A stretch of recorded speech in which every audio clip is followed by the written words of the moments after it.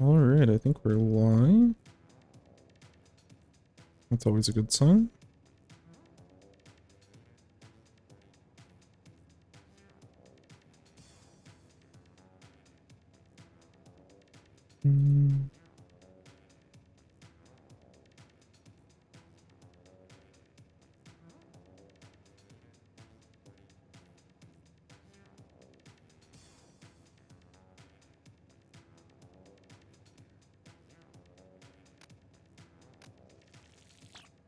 Alright, let me get to it.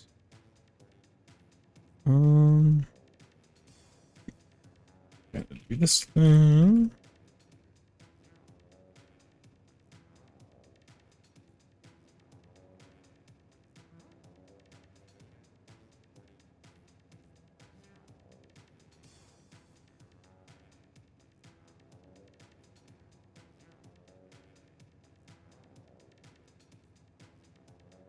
Alright.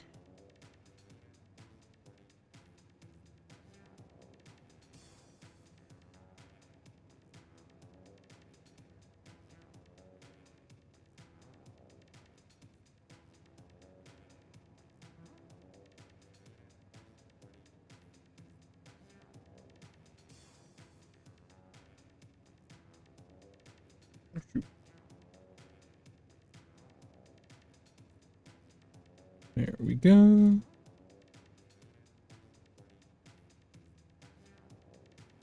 Alright.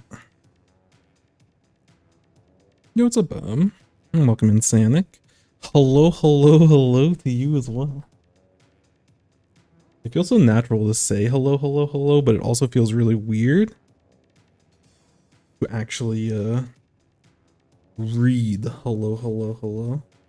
But I like it. It's not that it's bad, I'm just not used to it. We should normalize the triple hello as a proper entry tool. Alright, but welcome in, welcome in. Hope everyone is doing well. I usually try not to cut lines and stuff, but if there's ever something that's very time specific, I'll skip to it. And Sully is, so for those that don't know, Low Ink is happening this weekend. It is a, technically it's a skill cap tournament that's aimed for like newer and lower level players, but the people that actually win the tournament usually are still like, they're still very solid players. Anyways, there was a couple of people that I know that played day one, which was cool. And Sully's team, which also had Trig, so if Trig ever sees this, good stuff, Trig, or if Trig ever pops in. But they had a review that they wanted to go through from their game today, and because they play again tomorrow, it's imperative for me to get to it, so I do make little exceptions for some of this stuff.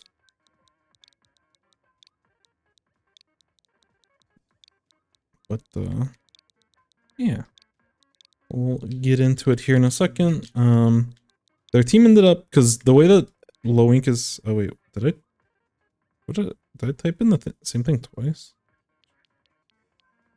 Oh, I just like, I combined two of the lines together. My bad. Clan Blitz Manta. So there's like 6 rounds of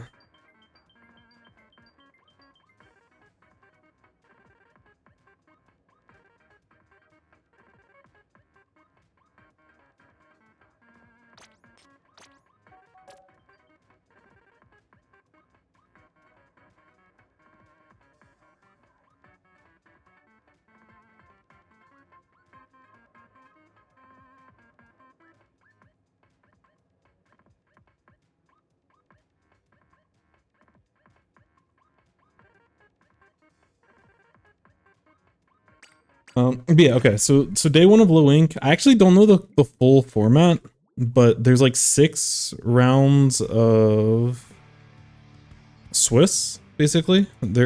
And Low Ink has gotten so big, they have like, I think they had 4 separate groups. That's usually been the amount of groups that they've had. And so I think they went 5-1 today, which means that they're and depending on how well you do on the first day, there's different brackets. I think almost every team, I think they make it so that every team is able to play day 2 if they can or if they'd like to. So like day 1's all pool stuff, and then day 2 is like the brackets and elimination and everything. But if you do really well, so usually if you go undefeated, or if you lose 1, sometimes if you lose 2, there's like some tiebreaker stipulation. So sometimes you make the top bracket, sometimes you don't. But you'll get seeded into different brackets depending on how well you do.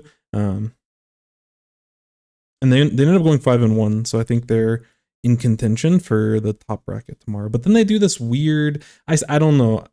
I know that there's like a bracket that happens before alpha bracket, which is the top level bracket. I don't know how that works. I'm gonna be honest. I never did the crash course, and I haven't done it either. But yeah, didn't know they're on a team. They're not on a team. The Sully's team, who we're reviewing now, which I need to swap that over. Sully's doing like a pickup for this tournament. They wanted to play in competitive, and then I did a little bit of retweeting when Sully posted on Twitter that like, hey, we're looking for someone that can paint so we can compete. And Trey kind of just jumped on at the end there.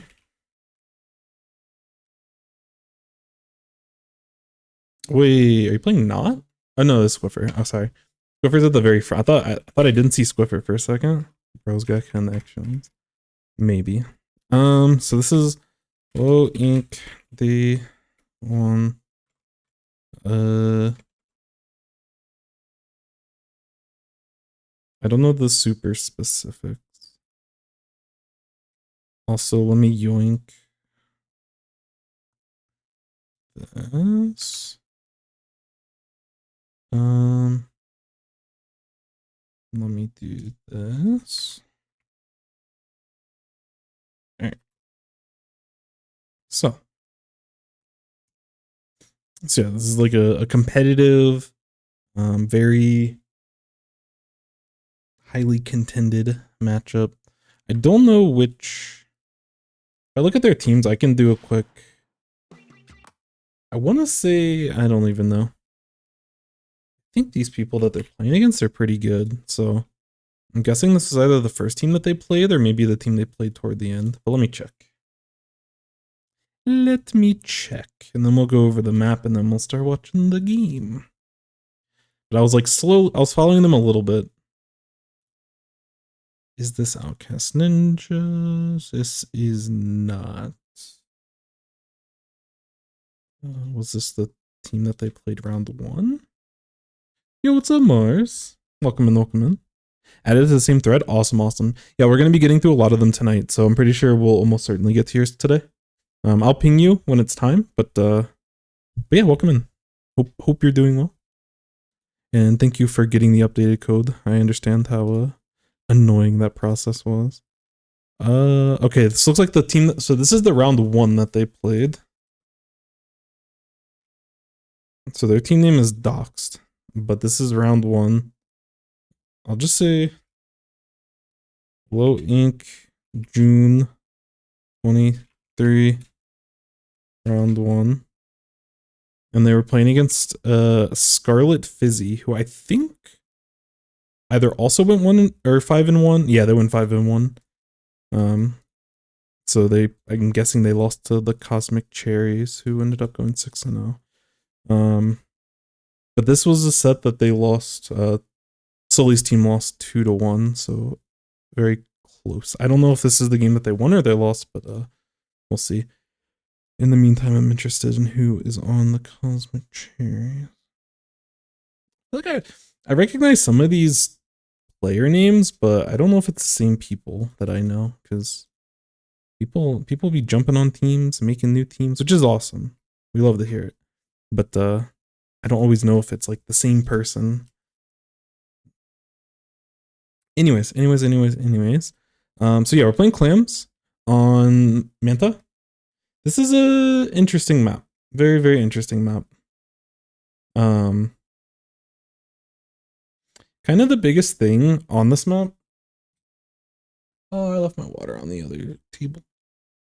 I'm actually going to get that in a second. I'm going to set the stage though. So claims on Manta, like fighting for bunkers is usually like the biggest part of the game. Both fight, so like we're pushing in this way. So I'm going to talk about us on offense. Like pushing into this bunker directly is important, as well as pushing around this bunker, which is arguably even more important. But it's almost like 2 layers to that push. Because you can kind of get bombs and stuff from mid. You can look to take fights if you have enough range. So like something like the Nautilus, probably something like Squiffer as well. They can probably play this top mast up here and fight for the inside of bunker and either force them back or they have to take fights. But these walls, for those that don't know, inside of this is uninkable. So you can't just climb back out. You either have to drop out this way or you like loop back around. There's also this really cute but important jump to get on top of this wall. And if you play like a shooter weapon or if it's painted in general, you can get to it without having to like go around and turn your back to them. You can jump from it from the top of it and immediately get up here. So pushing that is really important. In order to push it, you generally either need a special to push with. You need a team that's like very aggressive. So sometimes, like, because we play with like Tetra, sometimes we can get through with like a special and just having Tetra like roll through and like roll around and create space with their hyper mobility. But also being able to go over ledges is generally like the best option. So I really like Slosher. Tri-Slosh is another weapon that does a very good job of getting over those ledges. Blasters can like kind of do it. Like they can definitely hit certain spots really well, but they can't get the full coverage that Slosher weapons can get to the same degree. So that's one piece of the puzzle is things that can go over ledges, because there's a lot of ledges. There is, you know, this ledge to fight for inside the bunker. There's this ledge to fight for the outside of the bunker. There's this ledge going over cut. The most infamous ledge on this map is this ledge to spawn camp, effectively, if you have a weapon that's able to do it. So being able to go over ledges is really important. So both teams have it, which is good for both of them. The other really important thing on this map is if you have mid-range, like either mid-range or long range, because there's so many ledges and like weird elevation, leaders sometimes can have a hard time on this map because there's not as many open sight lines. It's still okay, but it's not ideal. But like splatlings are very, very good on this map. Something like a ballpoint, something like a heavy is really good because they can station themselves on top of this like top mid, and splatlings generally will run like their build will include run speed, like a lot of it. So they're able to move behind cover on this center mast and can move between these a lot faster than basically any other class. And they have the range, you know, a ballpoint or a heavy. If they push into mid, like it's very common to see splatlings get into mid. Oh, sorry. If we're pushing this way still, they'll push on the top mast. They'll sit like right here. And then they'll look to start moving forward if they can. And a lot of mid-range weapons are definitely able to do that. So Nautilus can definitely do it because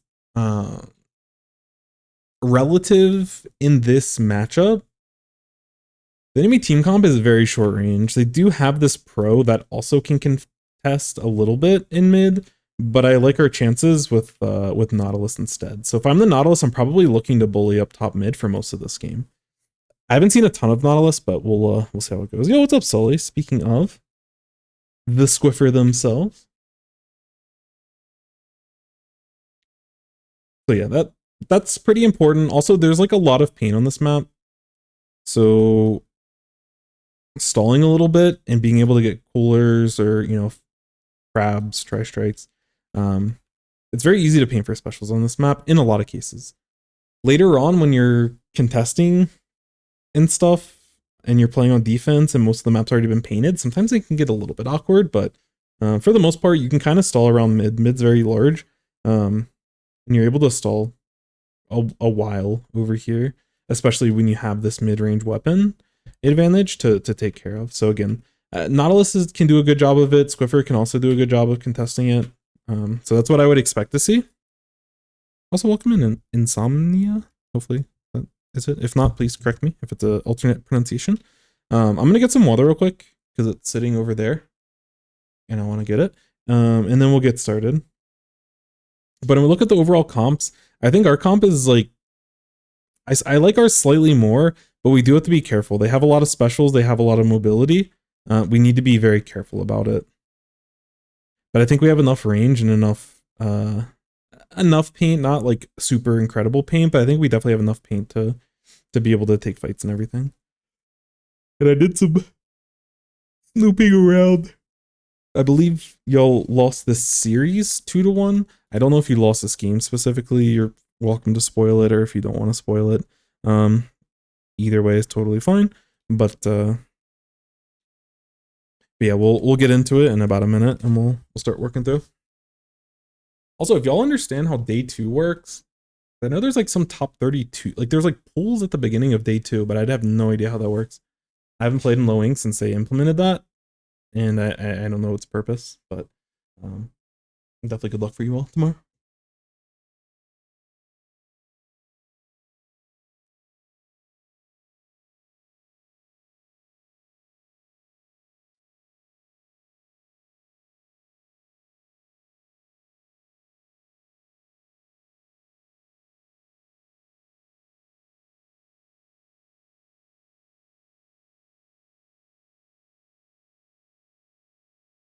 All right.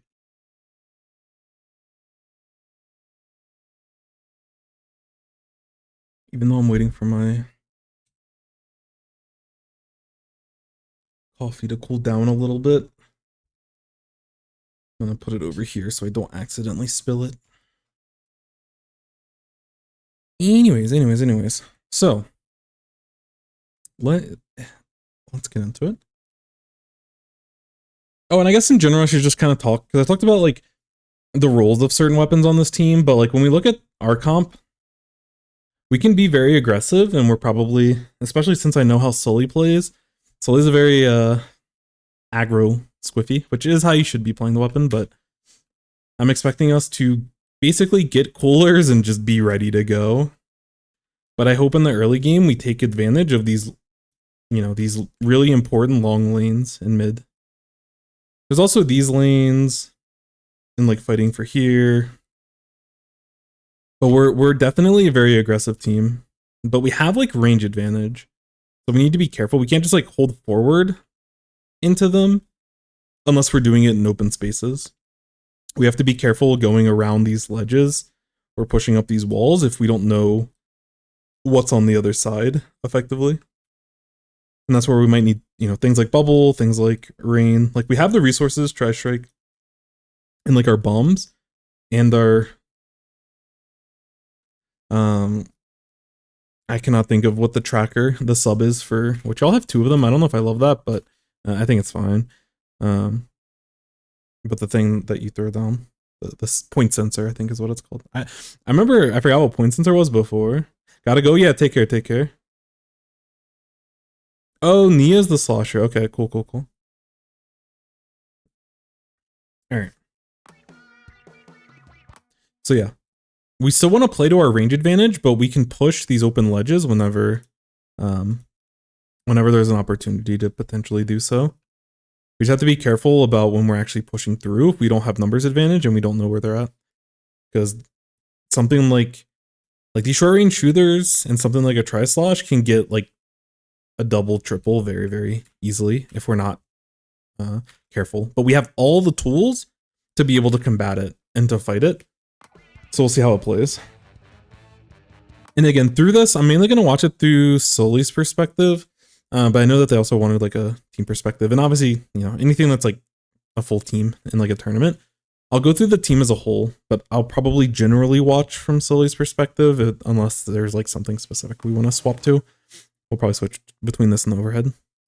But Nia, if you have anything specifically as Slosh, or if there's any specific parts of the match that you wanted to point out that you really wanted to get an in-depth look on, just let me know.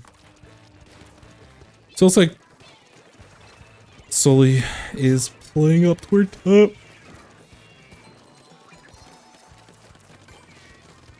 So we opt not to fight for top mid at all. But it might have just been because we're waiting for our special at the beginning, which is valid. Nice shot. Yep, and again, just like little small things. The fight in mid's a little bit scary at the beginning. Like taking these kinds of fights, but because they're marked and everything, I'm okay. And plus, like, we waited for cooler at the beginning, so like all this entire opening makes a lot of sense, and I'm okay with it. And you have support, so overall I think it's good. But you know, with this person here, just going back to like the range, like Sully plays it very wide until they see this person retreat, then they start taking space. And I like this little pattern. Ooh, I don't know what happened behind. Nice shot. I'm gonna go back to that in a second. Yeah, we're okay.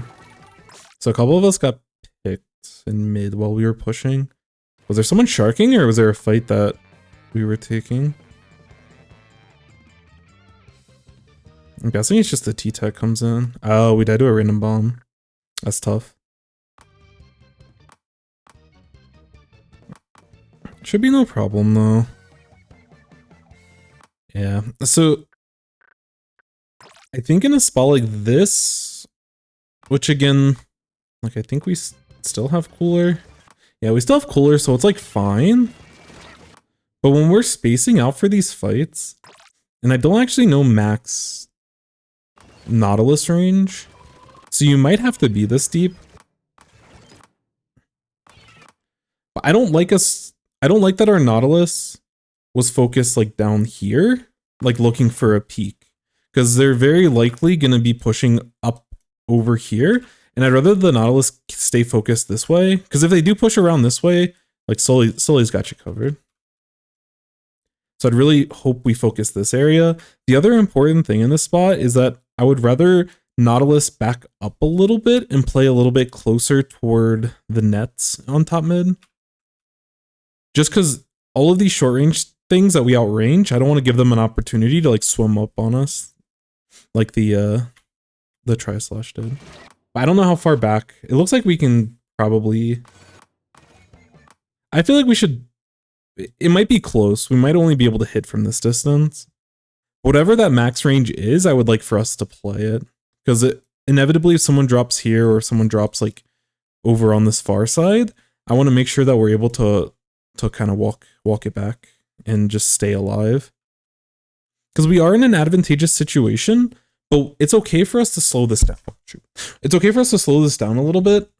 We don't necessarily need to like take all of these fights immediately. Like, let's give time for Trig to come in and like keep painting, throwing bombs.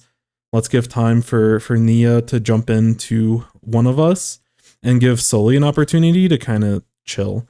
So like as a knot, I just want us to hold down this position. Again, the way that they played is fine, but I would rather us have an opportunity, because like if you're playing ballpoint or heavy, you can just like sit back here and you can like go behind cover and you're basically always safe from anyone dropping. But you have to take a little bit more risk as not, and I don't know what that max range is, but I would prefer this person avoid getting in themselves into a situation where they can get picked. Even if that means sacrificing a pick on top of that wall. Because we just want to play for control, wait for our teammates to come in. Because the two people that aren't taking this fight, because like right now it's kind of like Sully and sorry, I didn't Swagsworth. I'll probably just call them by their weapons and stuff.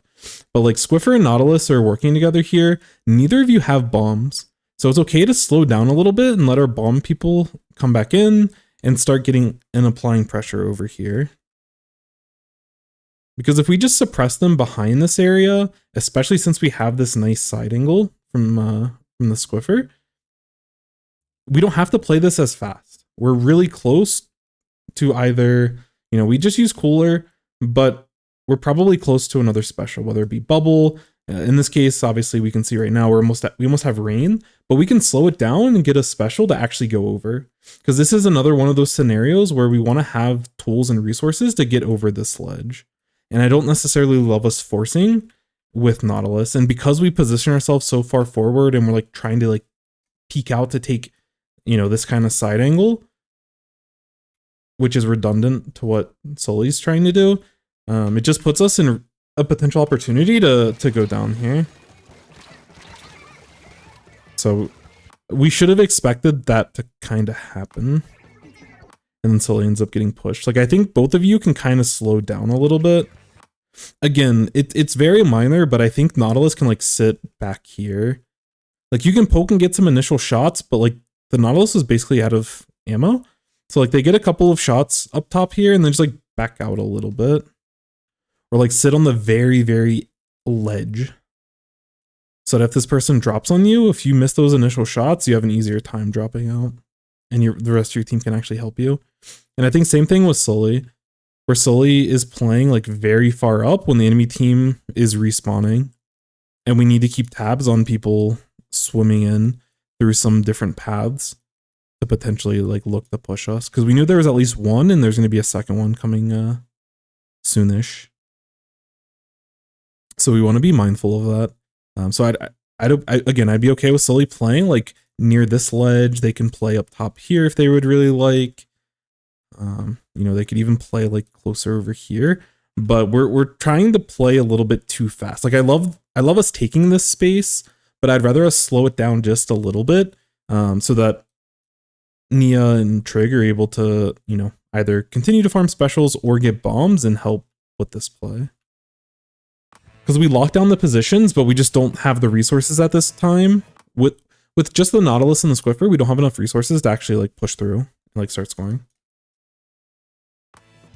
But I understand the argument for momentum and wanting to play off of momentum, but I think there we take space quickly like we did, but then we like slow it down a little bit. Just make sure that we don't die to random threats. Are we gonna have some? Okay, I was gonna say we need someone to take that right side, but slowly waiting for Nia to come through, which is great.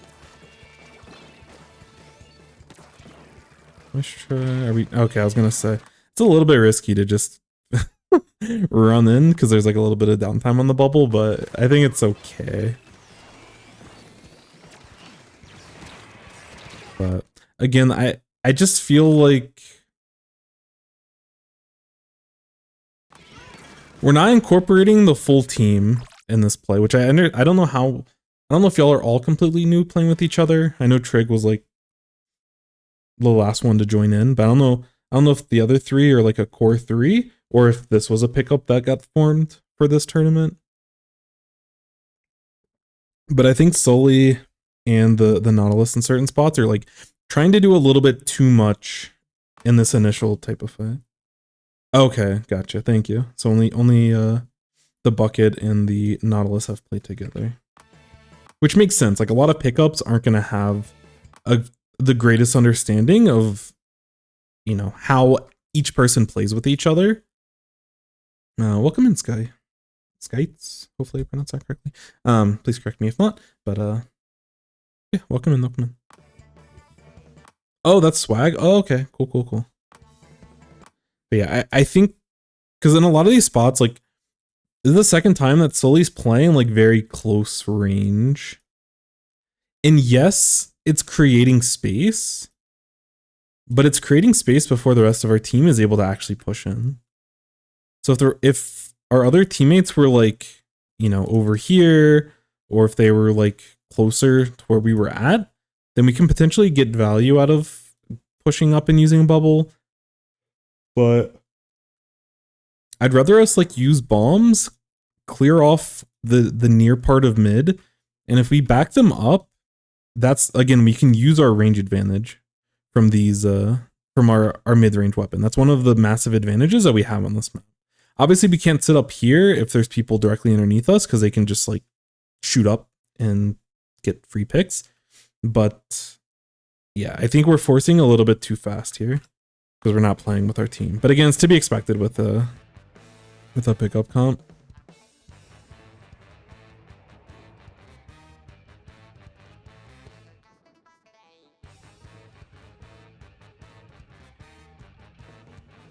So we have a tri-strike to be able to push out, which is good.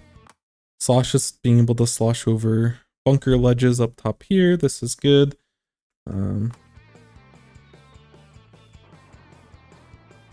That's a pretty solid try strike by them.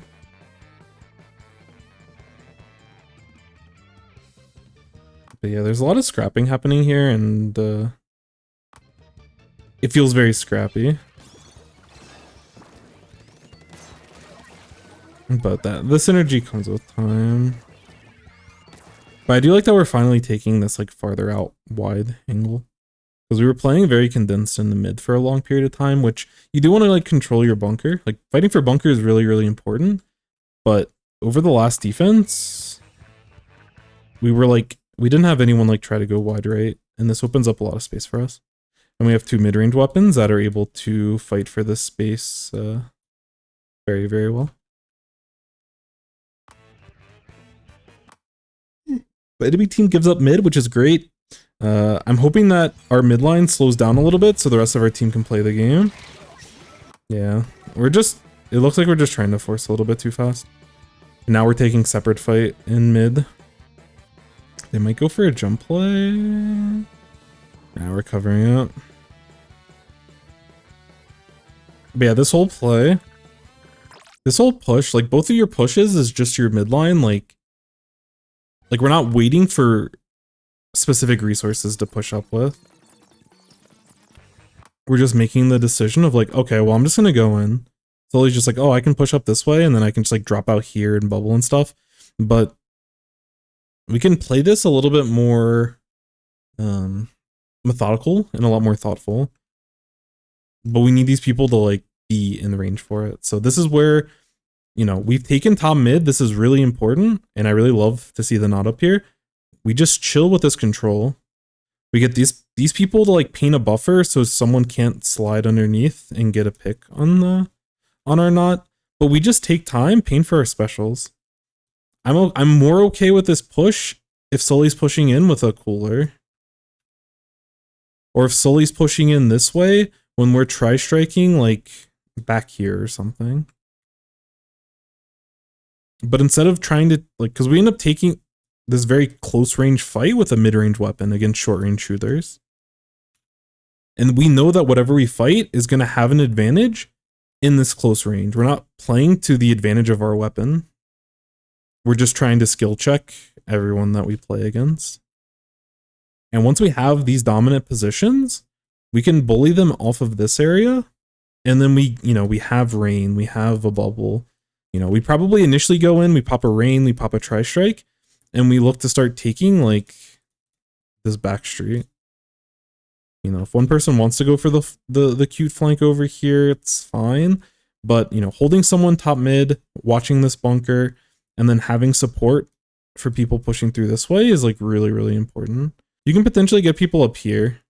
But I just want to see like during this time when we've taken control of mid, I want the people in front to be calling out that like they're backing up. Let's take space. Let's paint. And then as a team, we need to figure out, okay, we've won mid at this point. How do we get to a position where we can score? And that's pushing this back street. How do we push this back street? We use specials. So we find our specials, which we have them basically ready right now. And we try to push with that. Sully just gets a little too ambitious, and like the rest of our team's like trying to consolidate paint while we're already taking fights, and that's what's causing this disconnect. Because like this rain is good, we can start pushing in with this rain, but we can't in a 3v4.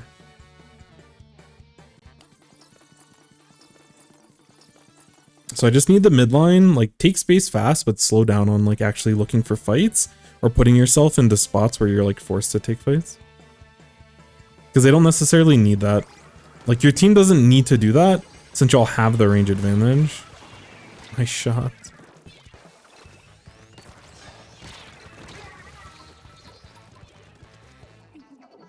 Yeah.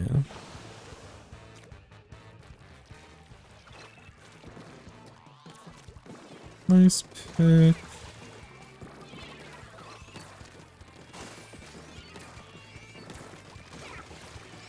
Alright.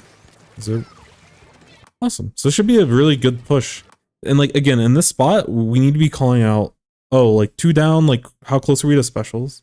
Or if someone's like close to their special, like if Trig's about to get cooler, I'd want Trig to say, you know, I'm close to cooler, like I can pop it in 2 seconds, or you know, if I'm close to rain, I'll rain over bunker, I'll try strike their back street.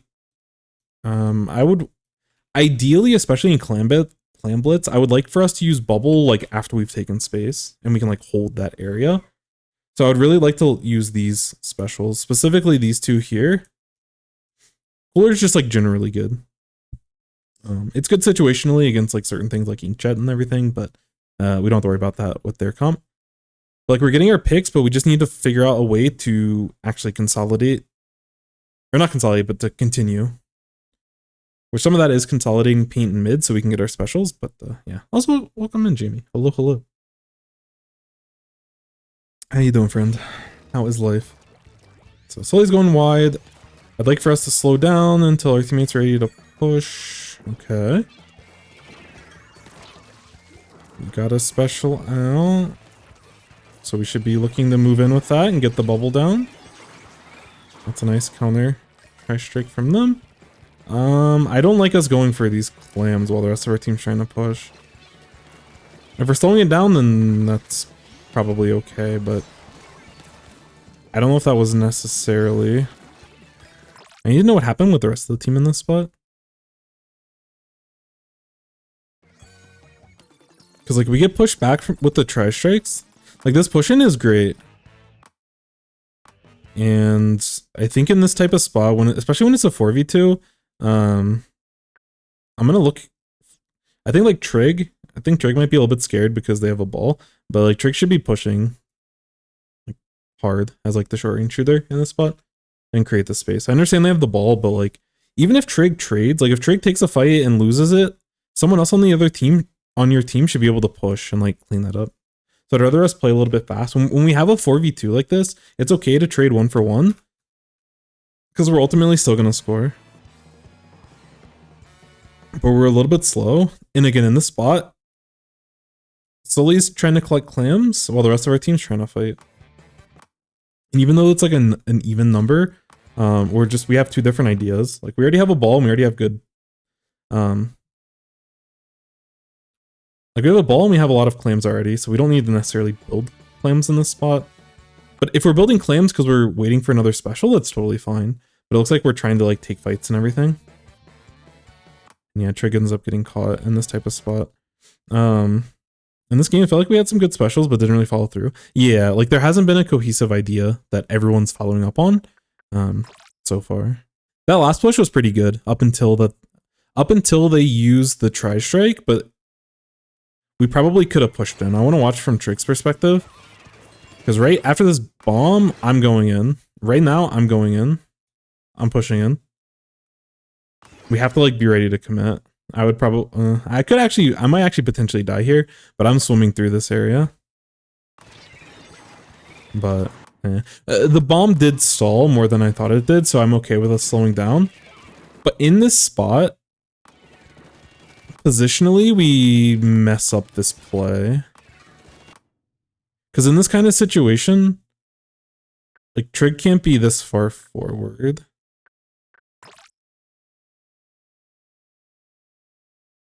Like depending on, because there's a lot of spots where like Nautilus is good here because they can start peeking wide and look in this open lane to take a fight. But they're also really good up here because they can keep all of these people in check and prevent them from climbing over the top. But I would rather see someone else on the team look to take up top. I don't love the Zap doing it. If the Zap is going to do it, they need to like respect the space. Like Trig's trying to get paint over here, which is like, is not a bad idea, but it's very unsafe in this spot. And we know that there's people that are like, we know there's multiple people over here. So it's really important for Trig to like stay alive in this spot. And Trig ends up positioning a little bit too far forward to try to help with the push. Trig just really needs to stay alive in this spot. We don't want to give them an excuse to be able to push us because the rest of our team isn't able to support us currently. And so this try slash finds a nice opportune time to stop it. But to be fair, like their tri-strikes did a good job of stopping the push. I think this push from you all was pretty good up until they used tri-strikes, and then after that we just kind of forced. I like the restraint from Sully. Okay. Now we need to start getting into position. Okay. Awesome rain. All right, so we should be able to push and score with this. Yeah, we don't do this. This is a signature. I'm getting into competitive. This is like the. And I don't mean it disrespectfully, but this is like when you watch Slow Wink, these are the types of pushes that people try to go for. I get caught. This is like when you're panicked, you're just like, I really want to score in this spot. We have to have more discipline than this. There's no reason for Sully to like play this as fast as they're playing it. This rain is excellent and it gives us a ton of space. Just slow play. We know where they're at. Let our machine get into a position to deal with this person. Let our bomb users get the bombs. I'd rather us slow it down a little bit. But yeah, we don't this is a big no-no. This is how we throw games at all ranks. It happens more often for newer competitive players because people value this going down more. Because even if Sully gets the score here, this is still a terrible play. Because it's really important for, unless it's like overtime, then, but even still, like, let the rain take its course and let's take space. If we slow this play down by like 2 or 3 seconds, then this is like a massive push. And you'll score a ton. Also, welcome in AI. What silliness are we getting into? Not as silly as the clip that you posted on Twitter a little bit earlier ago. The sheer amount of lag in that clip. But hope you're doing well. Because this stalls an otherwise like amazing push.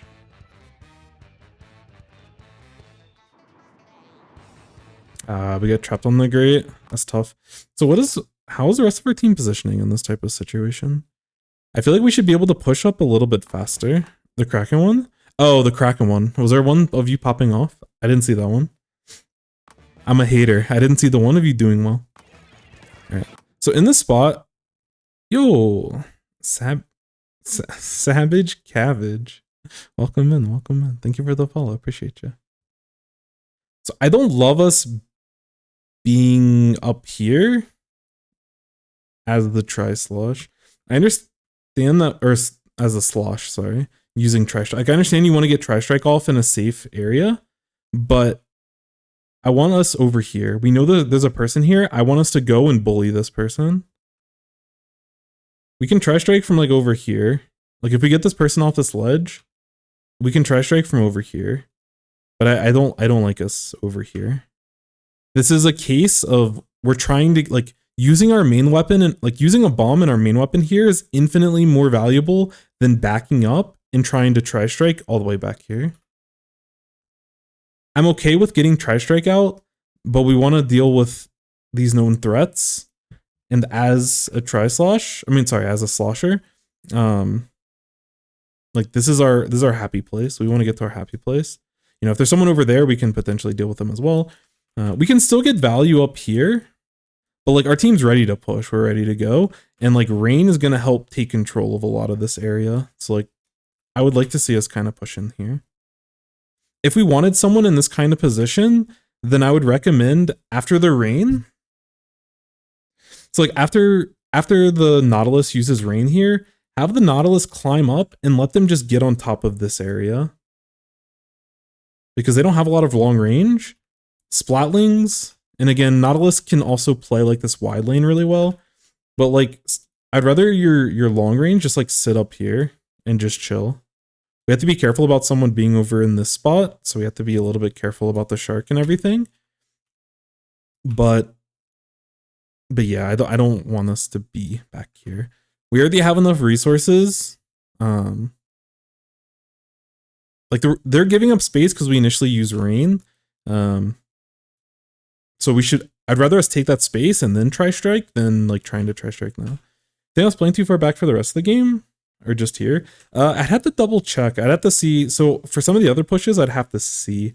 But most of your pushes so far have been stalled out because Like up to this point, basically every good thing that happened fizzled out because our midline was pushing up too fast.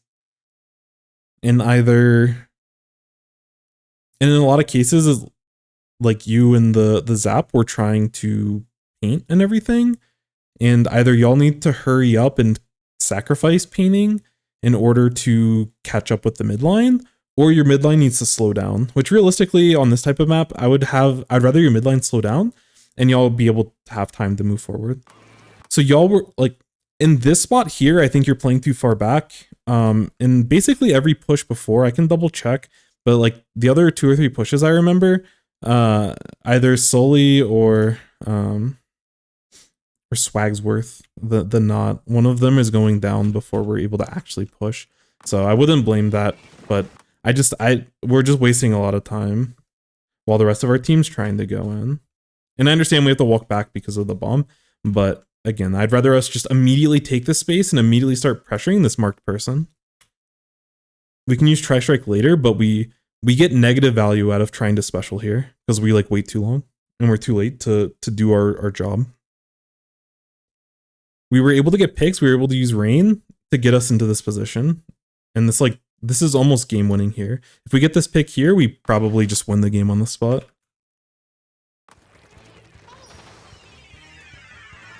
But again, I understand that you're trying to get your special off, which isn't a bad idea on the surface, but situationally, we already have enough of an advantage. We don't need a Tri-Strike to continue pushing in. We just need a slosher to deal with this person that we know is here over on the other side of the ledge. But I mentioned it in a previous review that like, you just want to make sure you don't fall into the trap of focusing too much on your special when your main weapon and your sub weapon are able to do as much, if not more. And I think you as a slosher is infinitely more important during this push than you as the Tri-Strike player. This is tough. That was honestly a nice sequence of Tri-Strikes from their Ttek there.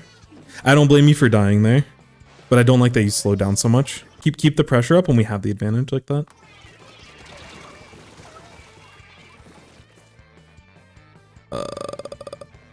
Okay, if the rest of the team's stalling, that's okay. That jump's a little bit scary, but we're chilling. Okay, we're starting to move forward here. Nice picks. Yeah, I was gonna say Sully's gotta move. Nice shot. Alright, so y'all are able to get that pick. Nautilus dies to something. This is getting real scrappy.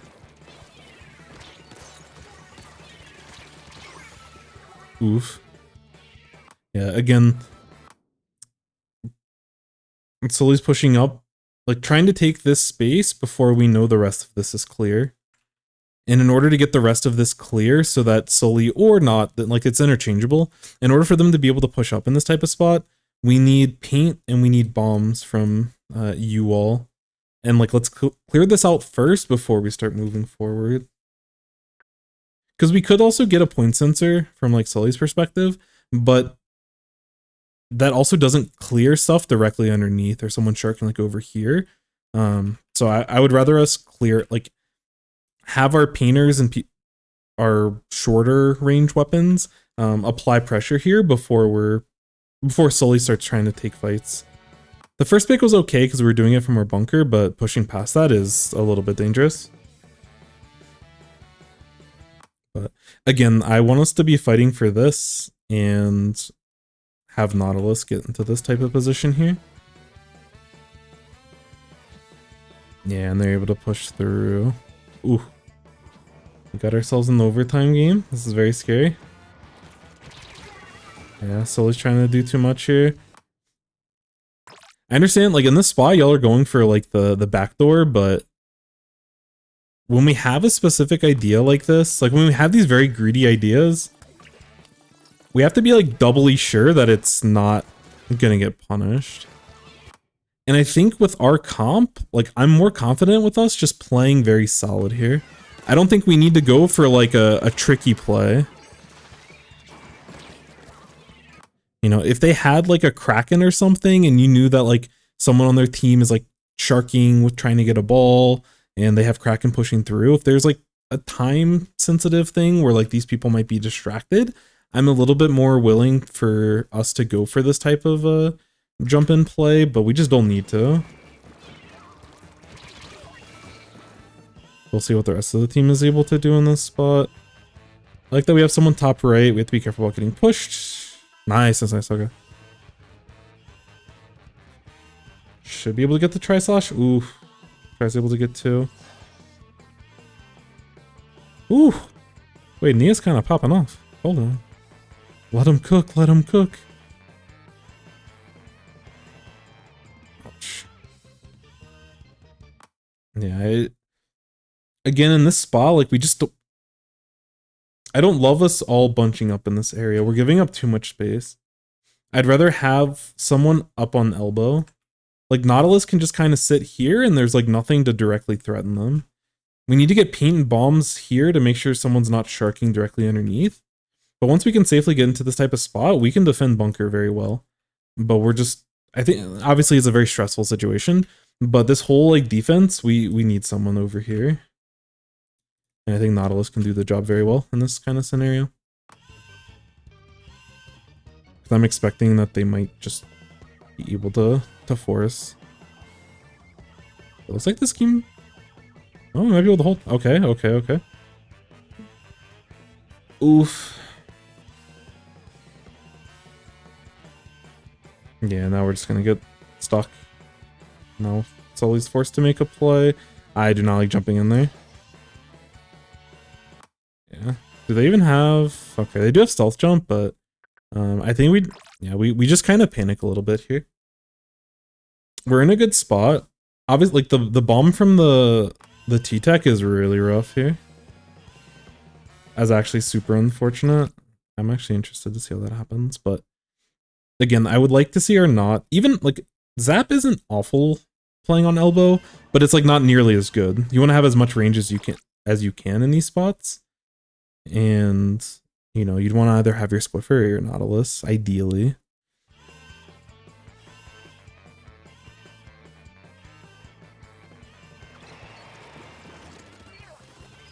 But yeah, like we're all looking for these types of peaks, and we're not taking like strong positions.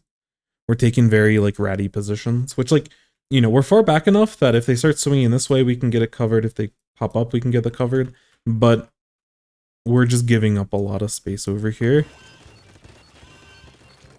And if we had high ground, like Nautilus could pressure that play in the lane a lot more.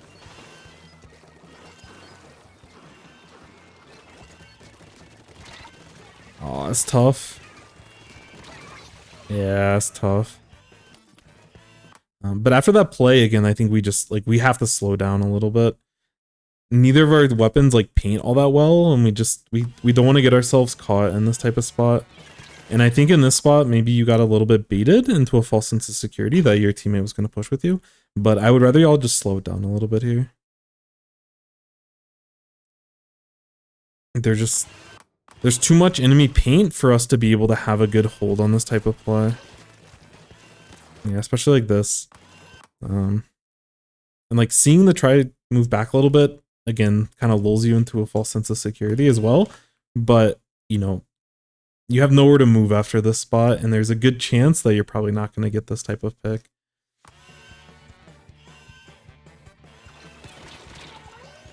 So, overall, I think y'all were definitely the stronger team of the two. They played it well at the very end, but I think the biggest thing that I saw from you all, like, we didn't synergize our specials, and in the spots that we did, and even in the spots where we had to hold defensively, we were too ready to make a desperate play, both in good situations and poor situations. So like at the very end, we're in a very tough situation, but I still don't like for our Zap and our Not to be sitting over here. I'd much rather our Nautilus get into a position. Like I'm okay with Zap doing it because like Zap can climb up this wall, you know, they can do a little bit of poking. I mean, they're very mobile, so they can kind of reposition pretty easily. But as a knot, I'd rather us just like hold this type of spot. Just keep this area clear. You have to trust that Zap and, you know, if a bunch of them push over this way, have someone else support it, like the bucket. You just have to trust that y'all can hold that type of situation. And like Nautilus can slowly like push their way forward or like push their way forward this way. Like Nautilus can look for advantages too, because you know this is like a very open area that they win all these fights. So they can fight for space very well in this type of area. But we just get a little bit too desperate trying to hold. But that wasn't the biggest part. Like when you're in those scrambles in overtime, I wouldn't be super critical because it's just like, you know, alarm bells are ringing. We're just very like nervous and everything. The biggest problem was during a lot of our pushes. So I'm going to do this mainly from a team perspective, but the first one is definitely a Sully specific thing. Midline. Slow down after initial pick. And again, if you get a bunch of picks and it's like a 3v1, for example, and you see the last person, you know, like if you get 3 of them down and there's just like a Ttek left and you see them like, or, you know, if they're here and they're like moving back this way, then yes, I'm okay with us taking mid and like taking these types of positions like we were. But it's really important once Not is sitting here, you know, once Sully's sitting up here, we need to formulate a game plan on how to just like actually take control of either their elbow, take control of their back street area. And in order to do this, this map is very awkward. And this is one of those spots where unless the enemy team really fumbles, Nautilus and Squiffer don't do a good job here. Because they can't really deal with like going over ledges all that well. This is where we need bombs and we need like Slosher to like have an impact in this type of situation. So like them pairing up, you know, Sully watching this, Swagworth watching up top, and like kind of watching this, like all this is like fine, but we can't put ourselves into a spot. Like I'm really happy with us pressuring in this spot, but we should never be putting ourselves into a spot where we're like taking fights. If they're taking a fight, like the only time I'd want us to take a fight is if we're like backing up and we're in mid and this person's like dropped in. But if we wait, like almost all these pushes, if we wait just like a couple of seconds, we're able to push as a full team. And their front line was like getting a little bit too bloodthirsty, and we're looking for splats a little bit too often. Call specials.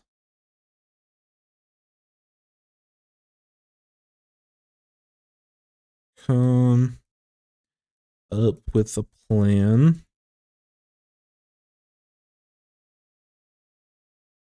And later on in some of these pushes, like, you know, not rains in this area and it moves over this way. This is like perfect. This is a great special. This is a great plan. But just because we use rain doesn't mean that, like, you know, we immediately try to like strike the basket or immediately try to take, you know, like there's definitely a lack of discipline or nerves happening. Like, I don't know if it's like, you know, because again, for Sully, if I'm from my expectation, or at least from my knowledge, I think they're like a newer to competitive player. So this makes a lot of sense. This is like solo queue brain of like, oh, it's time for us to move forward. So I'm just going to go in and try to take the first fight I can. And like that thinking is what allows them to just like play in mid and like take these fights against a marked player like very confidently. So like in these types of spots when we're looking for an initial play, I'm like more okay with Sully to go for these types of plays. But when the enemy team is like starting to bunker down in areas, maybe they're back here, I don't really know where they're at. We have to work as a team in order to make this work. We can't just skill check them at this point. We can skill check to get the small advantage, but we need to like play as a team in order to do so. To actually score and everything. So like just come up with the plan, and the easiest way to do it is to figure out whose special is next. And if you are someone with a relevant special for pushing, So like Sully, bubble can be important, but again, ideally we'd use these two specials to get us in position, which we did here with the rain. This was going to help us get into a position. And then once, you know, instead of you backing up in this spot and using your trash strike, Nia, if instead you push forward and I have confidence that you get this marked pick, or you like back them up all the way, either way is totally fine. But you take this space, there's no longer this threat here on elbow, and then your team's ready to push in. I don't remember if you had a bubble at the time, but that's when I would want us to use bubble. We use special, we get into position, we push them back, then we use bubble, and we're able to have this massive push. But it requires a little bit of discipline. What else? Because yeah, really just pushing in with specials is like really important, but I think the other thing, just individually, and it'll help as a team, is always look for positions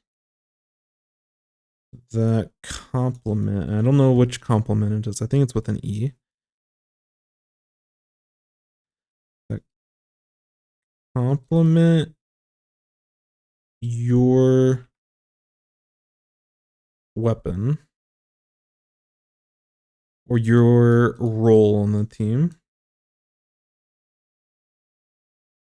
And like, again, when we use the special, we're ready to push here.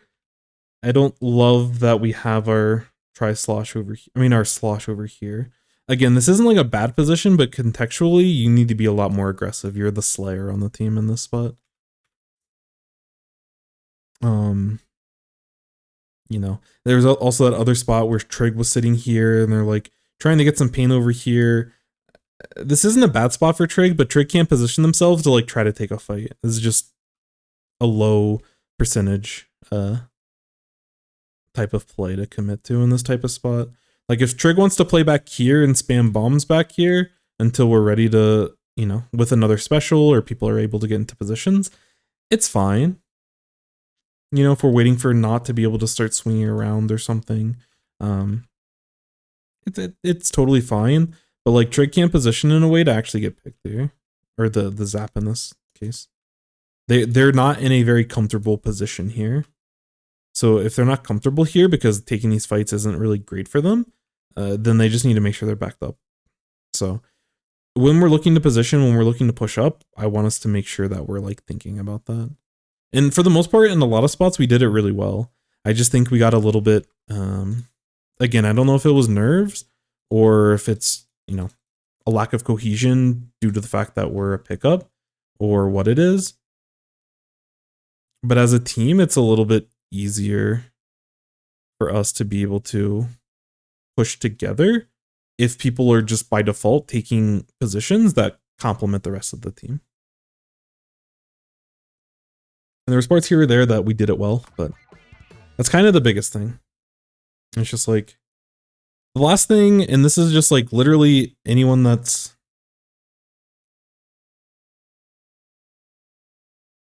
not a top team, work on discipline. We have no discipline, both in this game as this team, but also like just, you know, referring to myself as not a top player. We all lack discipline. Like map control is almost always more important than objective, unless we're in overtime or unless the enemy team, you know, is about to KO us or something. But when we're in these like slugfest of it's 100 to 100 with a minute and a half left, like we don't need to rush in order to get that score. We can confidently, like our team comp can confidently hold, once we have control, we can confidently hold this control in mid basically indefinitely. Obviously, if they use good specials and they push with it, then we have to be a little bit concerned. But, you know, we don't need to rush in and try to get a basket by ourselves. We don't need to go for like this backdoor play when we're still in control of mid.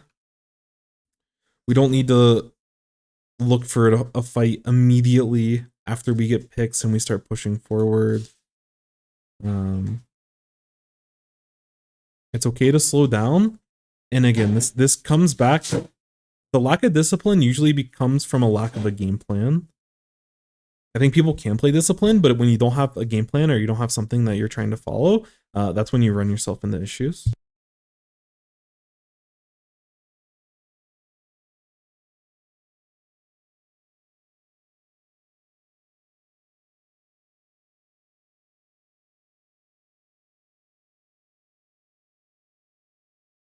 All right. So yeah, this is the bigger thing, but this is not something that you can, like, you can't fix this tomorrow.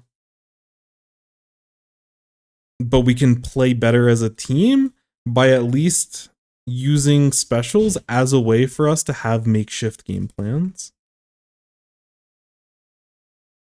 So if you have an important special, communicate that to your team. When your team gets 2 picks and y'all are ready to push, as we're pushing, as we're painting, as we're doing whatever, we need to try to keep the rest of our team in line and say, you know, I'm really close to rain, or I'm really close to tri-strike, or, you know, I'm gonna cooler, let's push in with it. Let's communicate like how we want to use our specials in these pushes so that it doesn't lead for people to want to like take these solo type plays, because we're just like, oh, we have an advantage. I know we need to do something, but we don't have any game plan, so I'm just gonna go ahead and just like move forward. I'm just gonna try something because, you know, I'm confident in my mechanical skills.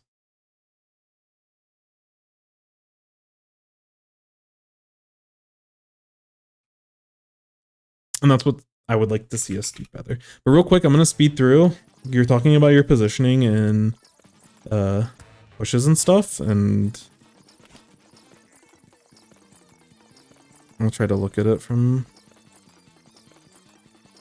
your perspective. I think for the most part, like, this is probably okay. Yeah, I wouldn't get too comfortable on grates. I'm okay with us playing around grates when we're near our bunker.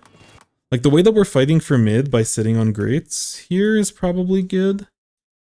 But, like, us pushing up on grate after, even if we don't die to the bomb, it just feels very slow. And probably unneeded after we get some initial picks. But we'll keep it going. Because, like, after we get those picks, if I'm in your spot, I'm either wanting to climb up their wall, which is faster if we just drop and like swim up versus like slowly walking across this mast and leaving ourselves open to people potentially sharking or people potentially, you know, there's a lot of spots where we can potentially get ourselves into trouble.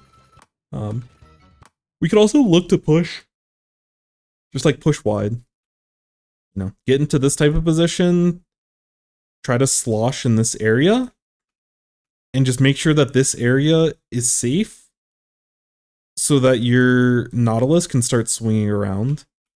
And then once your Nautilus, so like you slosh over here, keep this, well, not all of it, but you realistically can at least hit this much. Keep it clear while your Nautilus swings over this way. And once they can keep an eye on this, then you can look to push. If there's a fight to potentially go over here, then you can support that with the Nautilus. So like if there's a fight in this area, you can help support it. If not, then you just sit under this ledge and you just control this area. And the enemy team's gonna have a hard time pushing up and like being able to do stuff.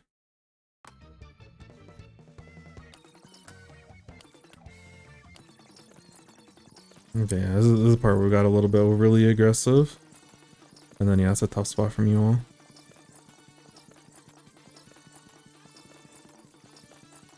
Some of these spots you probably could have just jumped out and reset. Because the only way that we let this game get out of hand is if we start staggering. So I don't necessarily hate the aggressive jumps that like our Nautilus is going for, especially since they have stealth jump. But sometimes I think we're jumping a little bit too much. But all that's contextual. All that's time and place. So, you know, I don't want to get too caught up on jump-ins and stuff because I don't want to prevent y'all from ever wanting to jump, because that's also a bad mistake to have. But yeah. Okay. So we're looking to move forward. That's tough. Yeah. And yeah, after our Squiffer gets picked, this positioning's totally fine. Yo, what's up, X-Ray? Nice job being able to reposition. More juice. Ooh, nice outplay. So one thing I would mention, which we gotta be careful about that when we're pushing up. This is minor. Well, okay, actually it's not that minor. This is actually kind of important. This is an important part of have your video on top of chat as if I'm watching an ad, but I'm not. Based. Bro's got the premium features. Also, welcome back, Sully. Back a little bit, we scrimmed them and not dropped the game. And they subbed in a slasher and we were not ready. Talked about the jump backs. We need to get specials for defense. Yeah, we also need to have specials for offense. The biggest thing that I saw here is that I'm okay with you fishing for picks as a Squiffer when you initially, like when you're looking for that first pick, I'm okay with you being a lot more, you know, because you do a really good job covering yourself with point sensors. And if there's an opportunity for you to follow up on a point sensor kill, like I'm always happy with you having the, like taking that 1v1. But once you start getting picks, at that point, you need to figure out, like, as a team, how do we use our specials to, like, push through? Some maps are a little bit more lenient than others, but this map specifically is just, like, it's a pain in the ass to push this area, and we almost always need specials unless we have, like, you know, 2 or more player advantage. Have the best blue 7, real. Oh, yeah, sorry. So the one thing I was going to mention, when you climb up this area, and when you watch someone like Kyo playing this, or you watch like, you know, a machine player, but it also should work with Slosh. In this spot, don't immediately drop. Like I would slosh this and just get this painted, partially to check if there's someone here, and like we might miss this person here, and if we die to this person because we don't find them in the shark, that's tough. They played that well. We could drop a bomb over this edge, but I don't know. It's whatever. Either way, regardless of if there's a person here or not, I don't care about this. What I care about, clear this out, but don't drop yet. Instead of dropping, walk up this and start painting over these ledges. In a spot where your team's ready to push up, the best thing you can do in this spot is to check these ledges while your team's trying to swing. Either push the enemy team back so that there isn't a close range fight your Nautilus has to take as they're trying to push into mid. Or, you know, if they're sharking in this type of spot, we can potentially like look to get a pick. But I want us to provide this little paint buffer around this area. And you're not going to be the one leading the charge, but you're in a really nice position. In this position, especially when you have high ground, use your sloshes and get, like, check these ledges right here. Is really, really, really important. This is important for every weapon, but a lot of times, like, as a slosher, you can, like, you know, check to see if there's someone on this wall and provide a little bit of paint for your teammates around the wall so that they're not going to get, you know, ran up on someone. It's not important for you to take space here. It's important for you to clear this area. So, there's probably other parts on this map as well that you'd want to do that. Like if you're dropping down here, for example, if there was a lot of, like if there's enough blue over here to where there's a chance there's an enemy, you know, checking over these ledges before you fully push up. But like try to use your max range slosh to check all of this spot. You know, there might be someone sharking here, might be someone sharking down here, there might be someone sharking over here. They could be on your walls. But this area, you have time to check this, and it's really important that we check this. So if I'm you in the spot, I'm checking all those things. If I'm you in the spot, I also probably die to this tri-slosh here, and I'm like, okay, this person's playing very ratty, so I'll make sure that I take some extra time to check for it. But it's a really important habit to get into the habit of doing. Again, especially as there's something that goes over ledges. And like, again, in this type of spot, we can also, I want you to get back up here, get up here, and just start checking these areas so your teammates are able to push. It prevents someone like this this pro from being in one of these types of spots. Because you'll see in this spot, like this person is just sharking. They're just waiting for an opportunity to like get a pick on someone. So if you're like back here, like hitting max range sloshes on this wall, they're not going to be able to have an opportunity to jump out and get a pick on you. So it's important to use your slosh to get over those angles and check it. Check for someone on the wall. Check for shark spots around the ledges. And also do it at max range. Like Nautilus could kind of do it. They can't confirm the wall as much. But like Nautilus can be up here and they can start painting and checking for those little shark spots that I was mentioning before. Where people might be sitting in some of these spots. Like Splatlings do a really good job when you're pushing out to like check all these spots before your team starts moving forward. And it's uncomfortable and awkward at first, but it's a nice, like it seamlessly just becomes part of your rhythm the more that you think about it. And every map has its own things that you need to check. I'm sure you know what those things are. You know, if you play enough and you get punished enough by stuff, you just kind of know. But just try to get some info on the ledges. Anyways, we're going to keep going through, because you were talking about your positioning during pushes.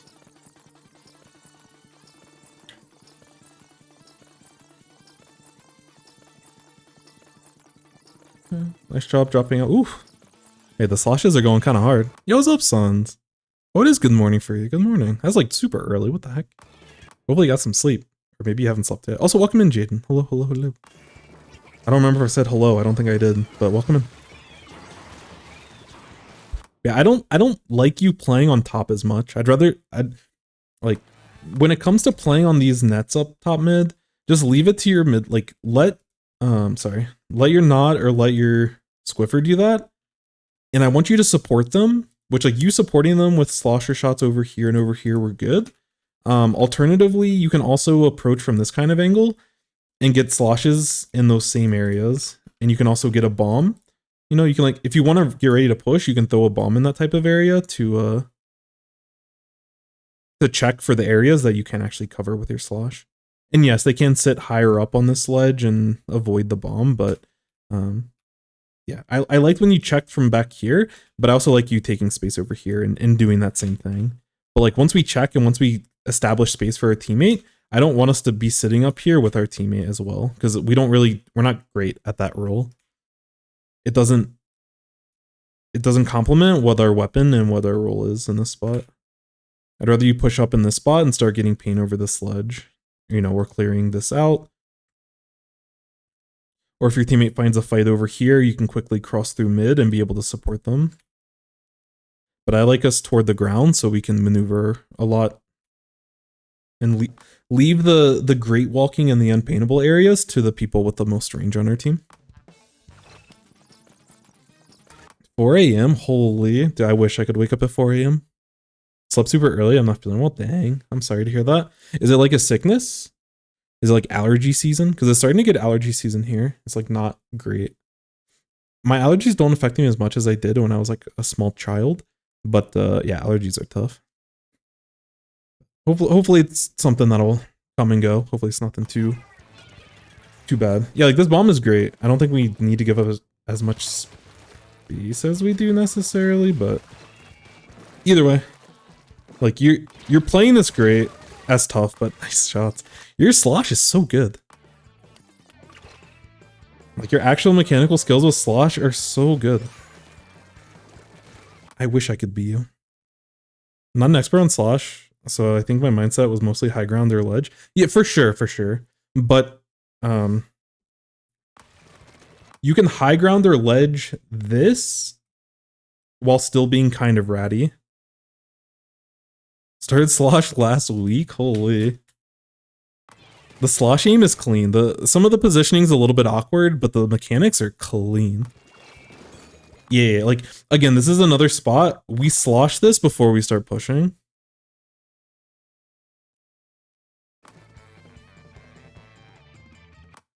Like instead of just like pushing up in this type of spot, I want to clear this ledge. Because yes, it was like it's weird someone's jumping in here. But like someone could be sharking right here, ready to punish you, or someone could be sharking back here, ready to punish you.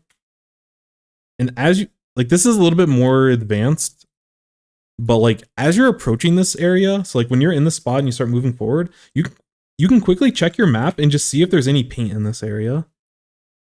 And then you say, oh, there's some paint over here. I'm going to focus this. I'm going to paint this ledge first. And then I'm going to throw a bomb. And then while the bomb goes off, I'm going to start climbing up here. I'll get back on the nets and I can slosh the rest of this. And it can be a very fluid motion, but we want to be very careful and methodical with checking this. Because they only have 2 people left. And generally they're going to back up. But in a lot of these spots, especially for short range shooters, because I do this all the time, in like a 2v4, if I can shark and be very ratty in this spot as the team with a disadvantage and get a single pick, it can like stop this push altogether. So you have to be careful about people being overly like ratty in this type of spot, especially if they're short range, you know, or if they're like roller brush, you know, they're always going to shark, which traditionally it's like, oh, they're going to back up because we have an advantage, so they shouldn't fight us, which they shouldn't. But in these spots, we want to be extra careful, which again, like throughout a series, you can kind of spot if people are going to be super ratty, because there's certain teams when we play against them, it's like, oh, this person's super ratty, or oh, this team doesn't play this way at all, and we don't have to respect it.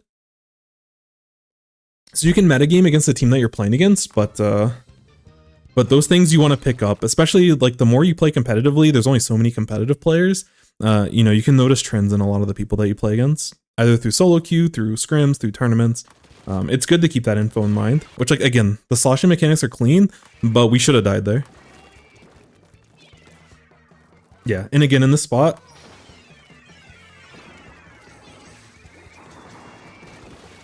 nice. Yeah, this is a little bit tough. So one thing I will say, because I was mentioning before, you want to get into the sweet spot here. But I do think after you throw these, like throwing this gives your teammates enough time to push. There's a good chance that there's someone on the other side of this wall. Like there's a good chance there's someone like in this area. After you throw those shots, voice crack. All right, after you throw those shots, max range, check all of these areas with your slosh.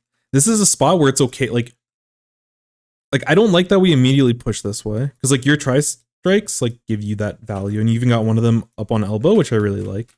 But like your team doesn't know if there's people here or not. In most cases, there's probably people over here, and like start sloshing and get this info.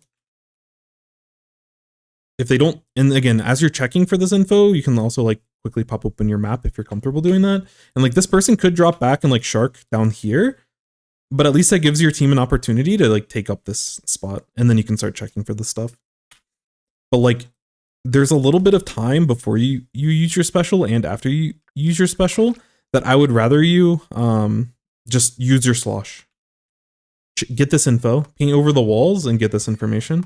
Like that bomb's like, okay, it's not going to do too much, but instead of just sitting and waiting, just be more proactive. Start checking these ledges before you get your special off. Get that information.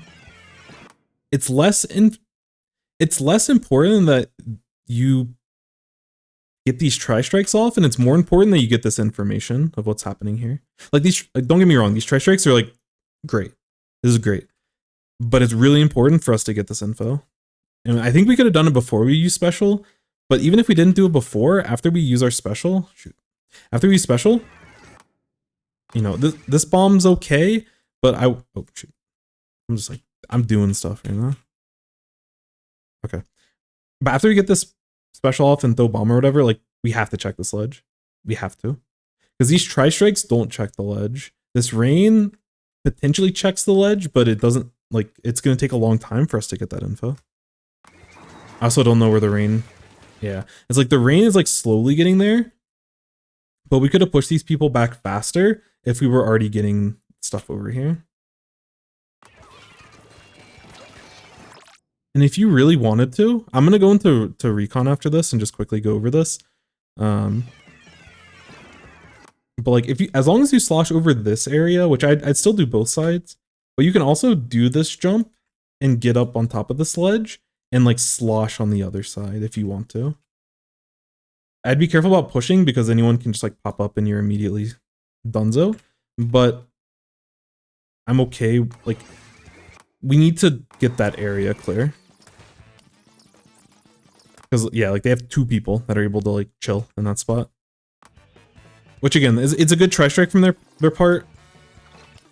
But I think this push is like perfect if you get those shots over and get that information. It still may not work, they still might stall you out, but it's just a good habit for you to build. It may not fully work this time, but if you get into the habit of doing that, you'll tag someone once, and sometimes you'll get picks altogether. So, you know, it just really depends. Yeah, and again, like, you can push up on this person. And start painting the ledge. Okay, this is awesome. Yeah, like, look at this. This is great. Yep. Okay, now let's go.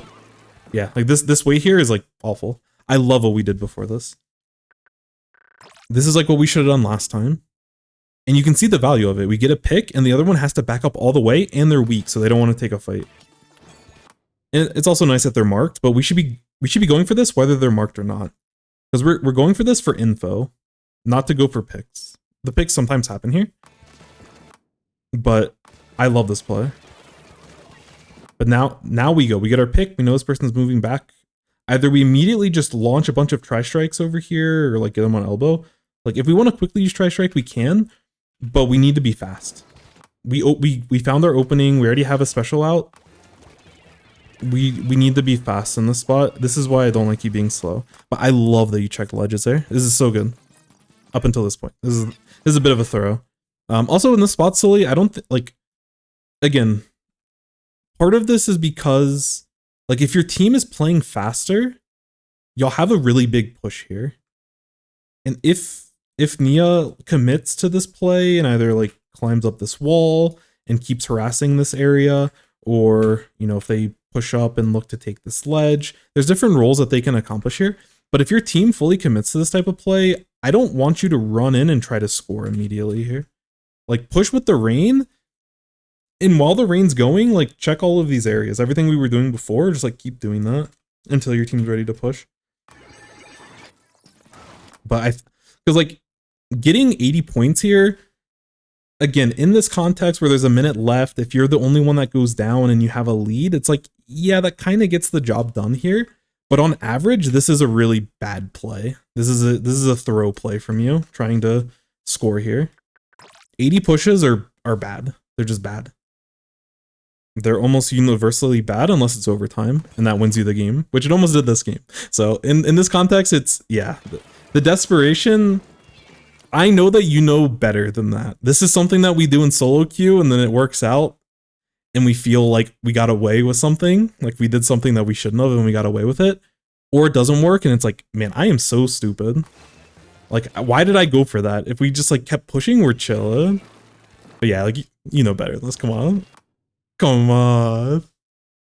But again, if you have your your V-slosh in position, they can check for this as well. But we need to know this information. So if you're going to go for something like this, at least get this type of info. Because if they're not here, they could also be coming in from like this far corner. We didn't fully check everything, and we don't have full information. But we're in a really good spot here. We don't have to go for this play. Even if it works in this spot, which it doesn't, but even if it works here, like, come on.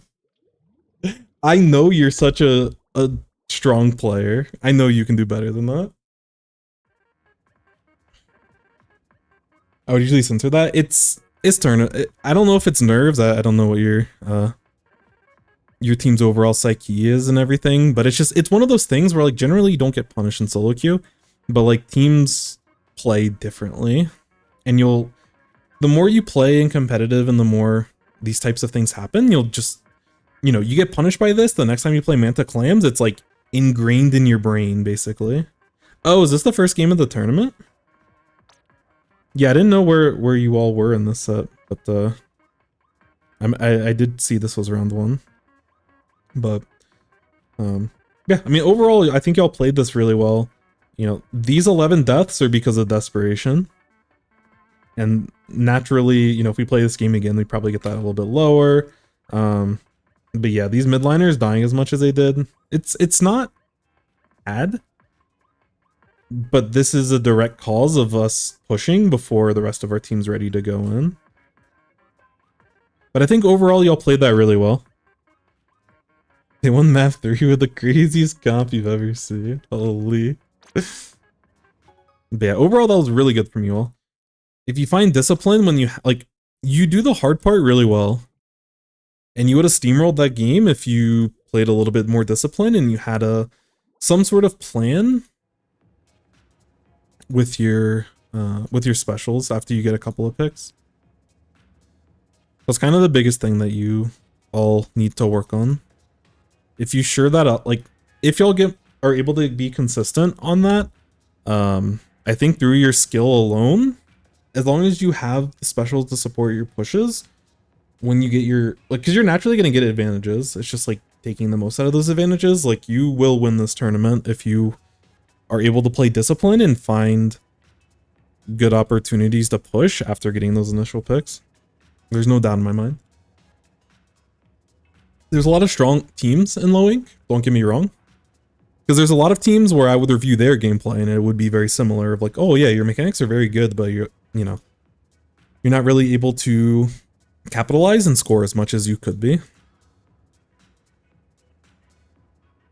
But if that's something that you're able to fix, then y'all will be super, super chilling. And I think y'all have a very deep run tomorrow. Undertow Tower, we played really scrappy.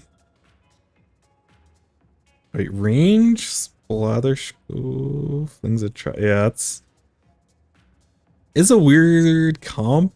Undertow's kind of weird, but yeah, the biggest thing for tomorrow is just like going into your stuff tomorrow. Obviously, make sure you get sleep. Make sure that you eat in the morning. Make sure that you're prepared. You warm up properly, so you're not going into your games cold.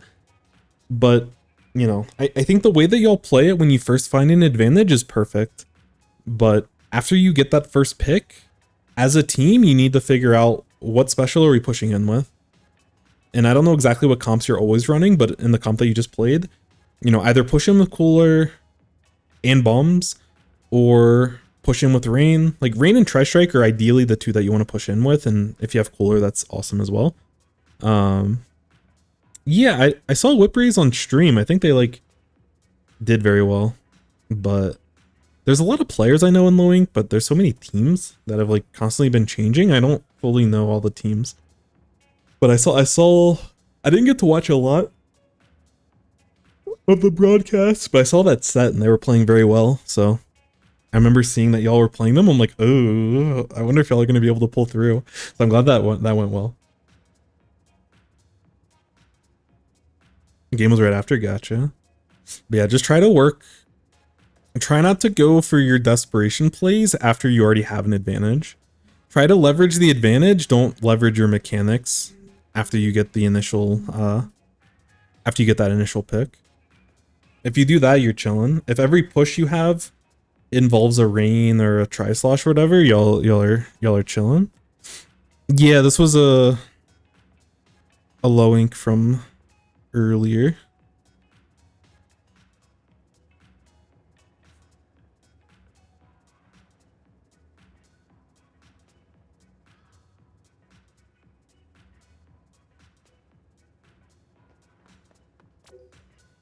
But yeah, overall good stuff. I'm very much expecting you all to make a deep run. I better see you all play on stream, so you're not allowed to get knocked out until you've at least played on stream. But I truthfully think that like you're definitely a top contender. Again, there's a lot of strong teams, but mechanically y'all are super chilling. But trying to find synergy within a pickup can always be a little bit tough. But I think what you demonstrated was really, really good. And that was also against a very good team that went 5-1 as well, so. Yeah, awesome.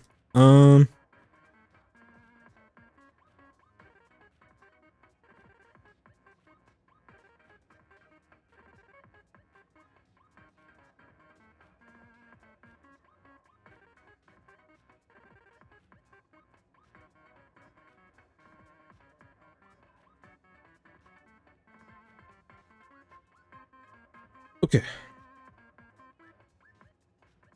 So next we are going to...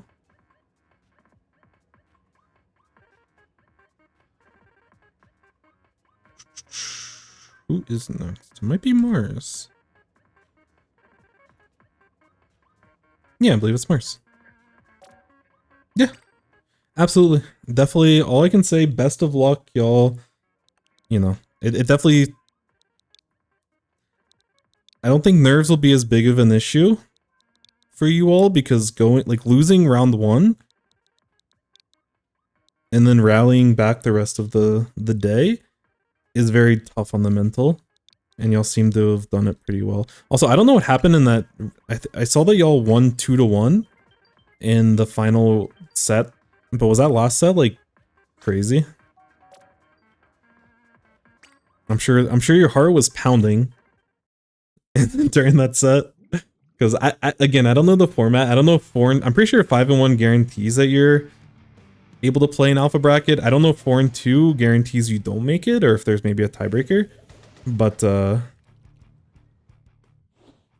yeah, I was just checking out the brackets and I saw it was 1-1, and I was nervous for you all. So I'm glad y'all were able to push through.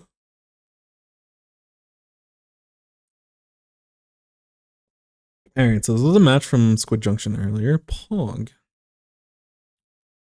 Pog. Welcome in, Mars. Okay, I can save the ping if you're here. But welcome in. So this was like a couple hours ago in Squid Junction, I'm assuming.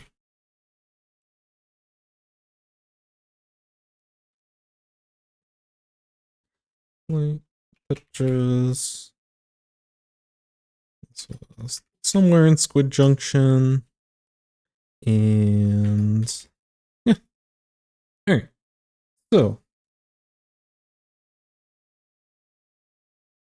this is, yes, has to be zones. I think this was round 1 probably. Yeah, take care. Definitely get some sleep. And I wish you all the best of luck. I will spam Twitch chat for you all if y'all get a set streamed. Later. Y'all killed it today. Wait, where did my epic go? Did I get rid of that?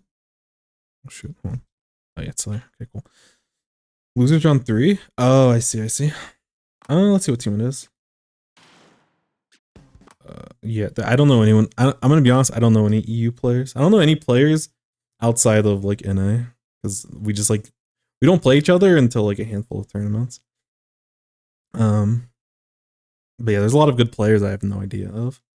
We played the #1 team, like the #1 seed in SOS on Wednesday, and I had never heard of any of those. Well, I heard of one of the players. I didn't hear of any of the other 3. But they had like Brand on their roster, like Starburst Brand. So like I'm assuming they're like good players. They 2-0'd us.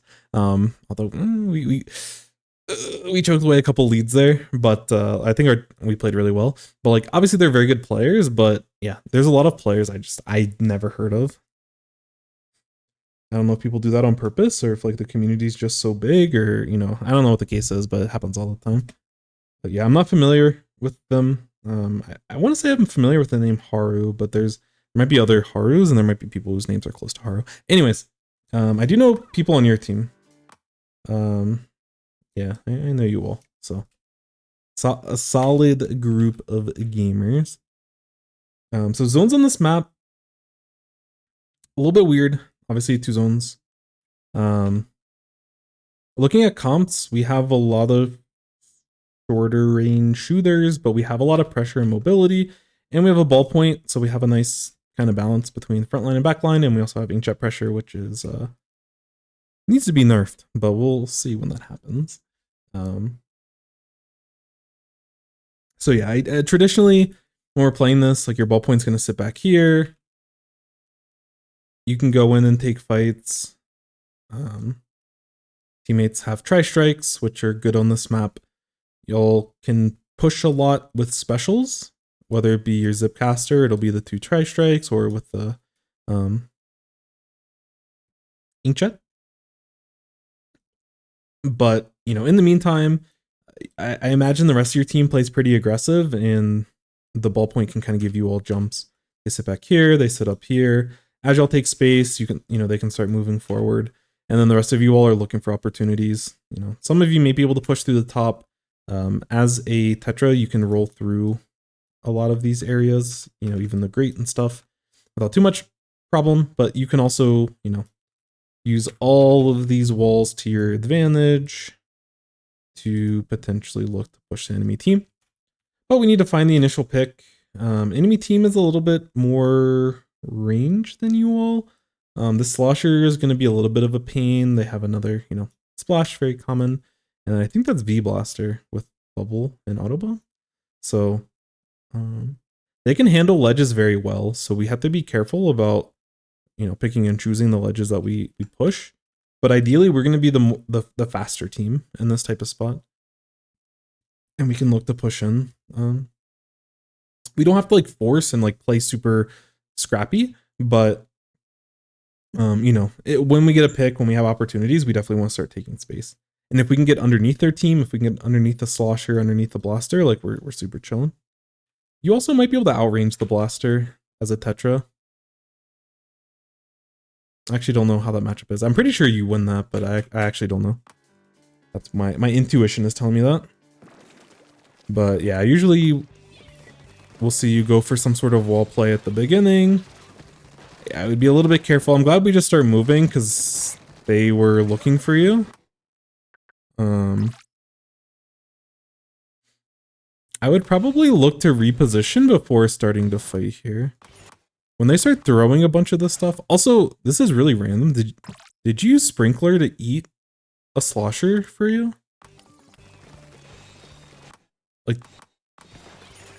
Oh, never mind. That didn't even happen because you were just in squid form. I thought you were using the Sprinkler in order to tank damage for you before it actually hits you. Which I don't even know if that's how Slosher works. I have no idea. But that would have been big brain if that's how it functions. But yeah, either way, I don't think we need to play as fast at the beginning as we end up doing here. I think when they start throwing stuff at us, I don't want to fully commit to this type of play. Which you didn't fully commit forward, but I don't think I'd want to push this forward. I don't think I'd want to drop out this way. I'd be okay just rolling back in this type of spot and look for more opportunities in a different location. Just because they kind of know where you're at in the spot. And they're already applying a ton of pressure. You going for these fights is good, but I don't like us continuing to commit forward here. Because I also don't think our team is trying to do that. I could be wrong. I don't know what's happening on the rest of the map. But yeah, your team isn't trying to push in this spot. And as the one thing I've kind of taken from playing with light Tetras is that they don't need, go in when you can, but you don't have to go full feeder mode all the time. And I think we can, I think we want to pressure these walls, but I don't think we have to fully commit at any point. And so, going up, hitting a couple of shots, and then just rolling backwards is probably the best you can do. Just annoy them and give time for your teammates to get their tri-strikes. Y'all can push with double tri-strike.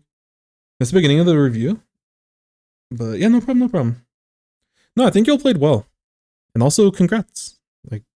5-1 is super sick.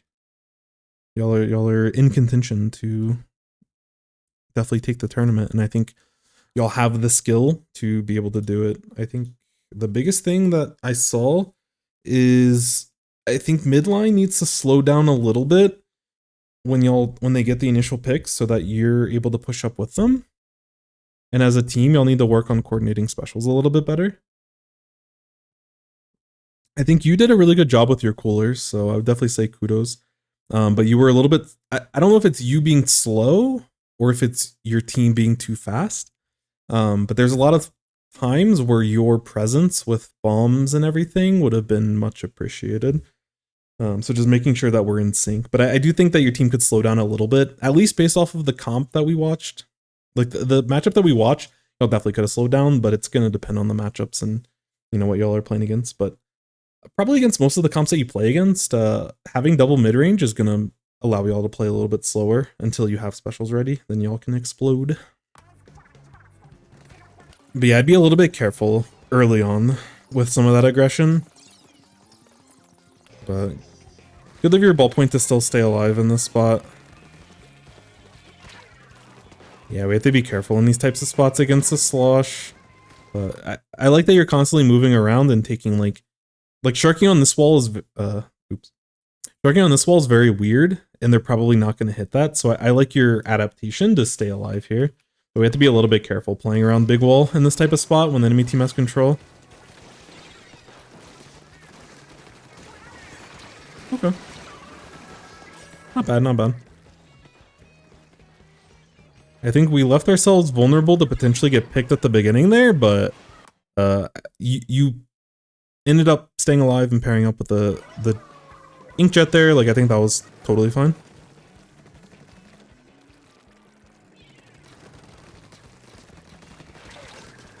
Ooh, nice fall off.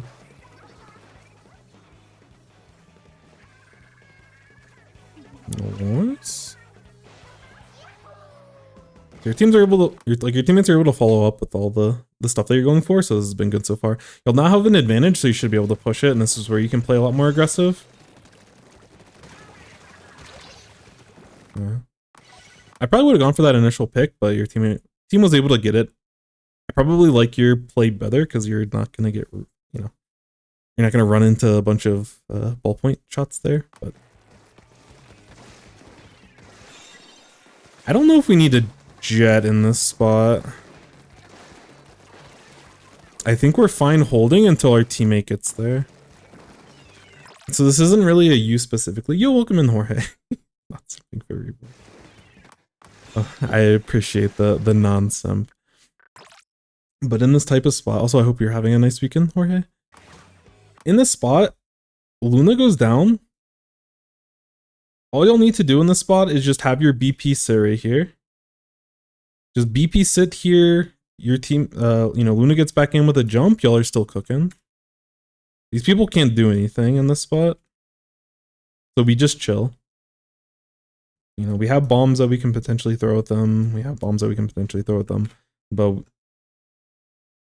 you know, I can understand, you know, oh, if we can get our inkjet out before they get their inkjet out, we can look for a pick. But, you know, we can just naturally just get a ton of points in this spot by just holding control.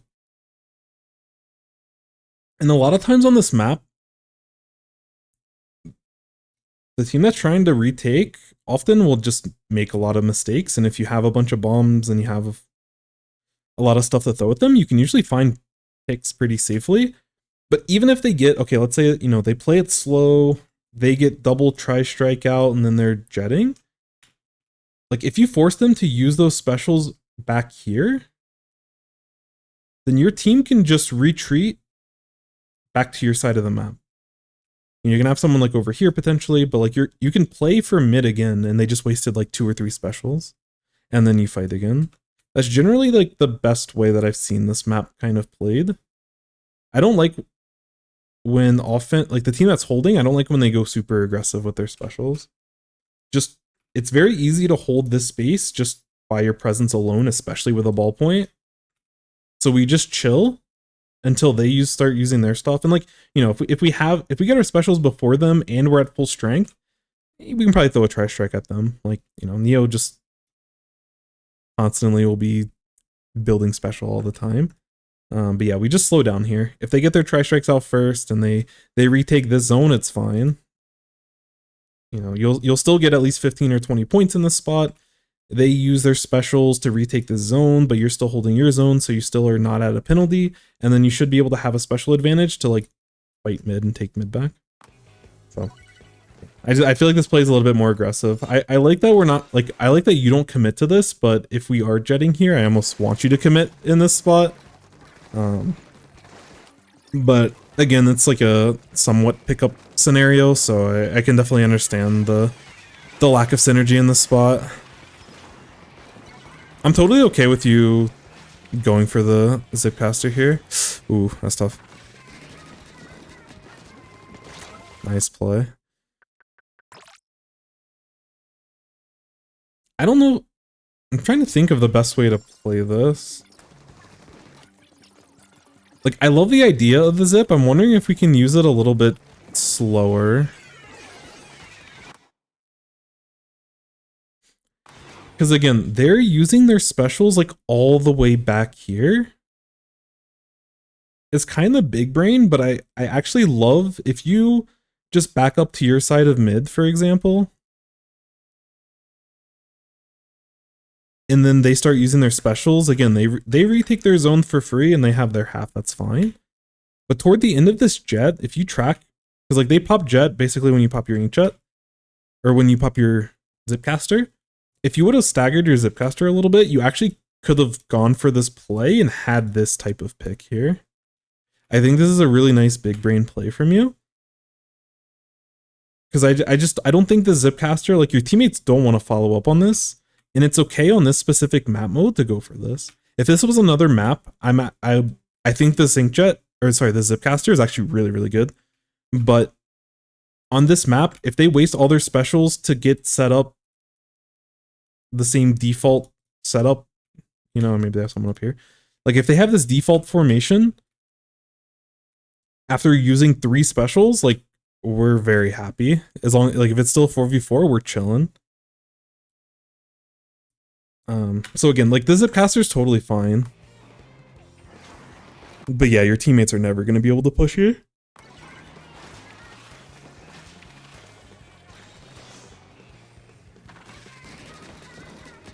But nice job getting a pick here.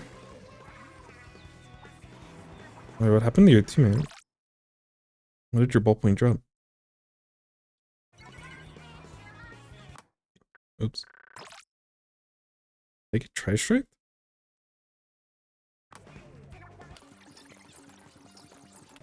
Because yeah, they use their stuff and the rest of your team plays it how I would expect.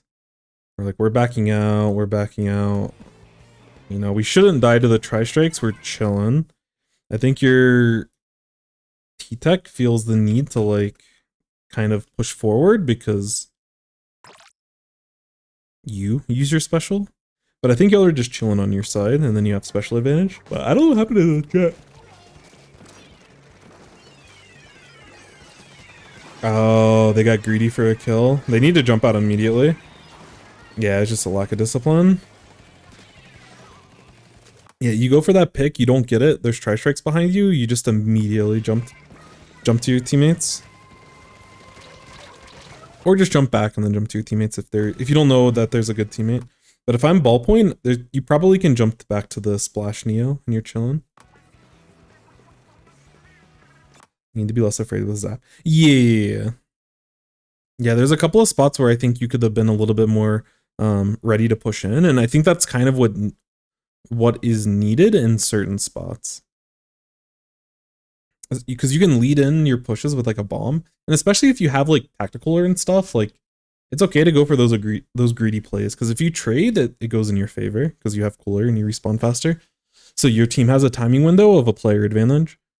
And there's just like certain spots, especially on Manta, where someone needs to kind of take the short range engagement before your long range can like either you or the slosh or like the use of specials is another way of doing it. You need to do something to dislodge them so that they can't take a short range fight with you. And once you back them off with your special or, you know, with you pushing in, then your Squiffer, then your Nautilus can get into position to like do stuff.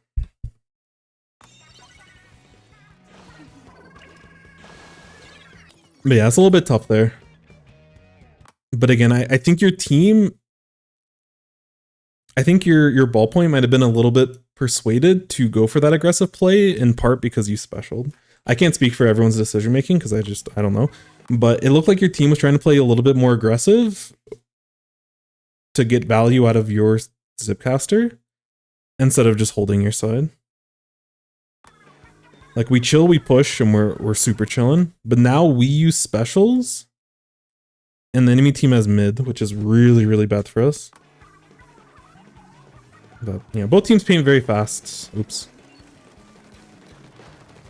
Yeah, and I like you helping out over here. Like, Tetras good in this type of spot to play in this range, and your ballpoint's able to get a pick. Nice.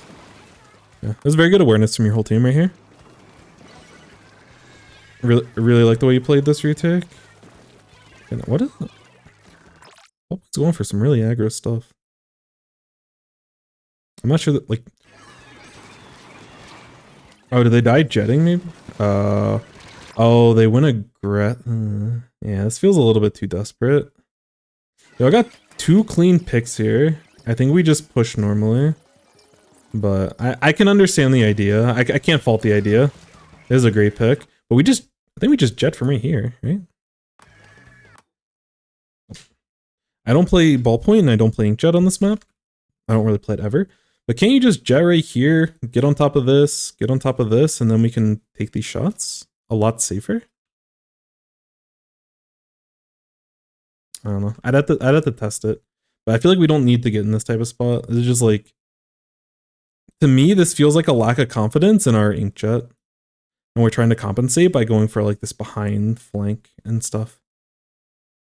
But all we have to do in this spot is just, I mean, truthfully, we don't even have to use our inkjet here. But if we wanted to catch them off guard, we just use this height and start taking shots around mid.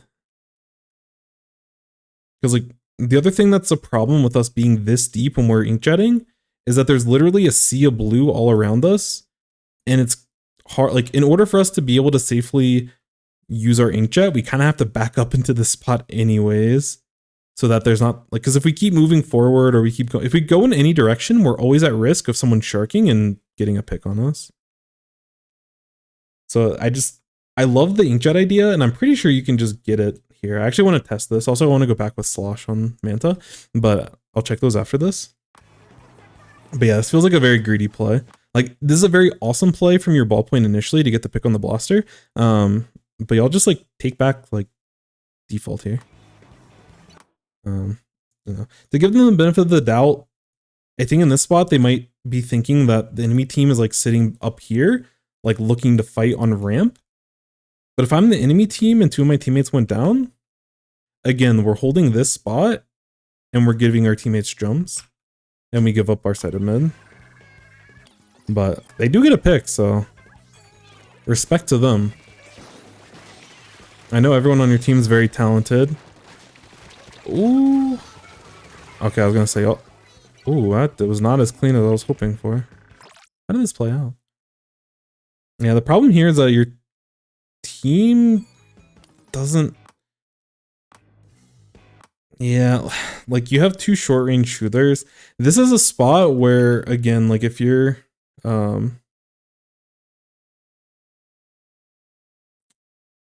ballpoint's still alive, oh, ballpoint's probably recalling at this point, so I wouldn't worry about them anyways.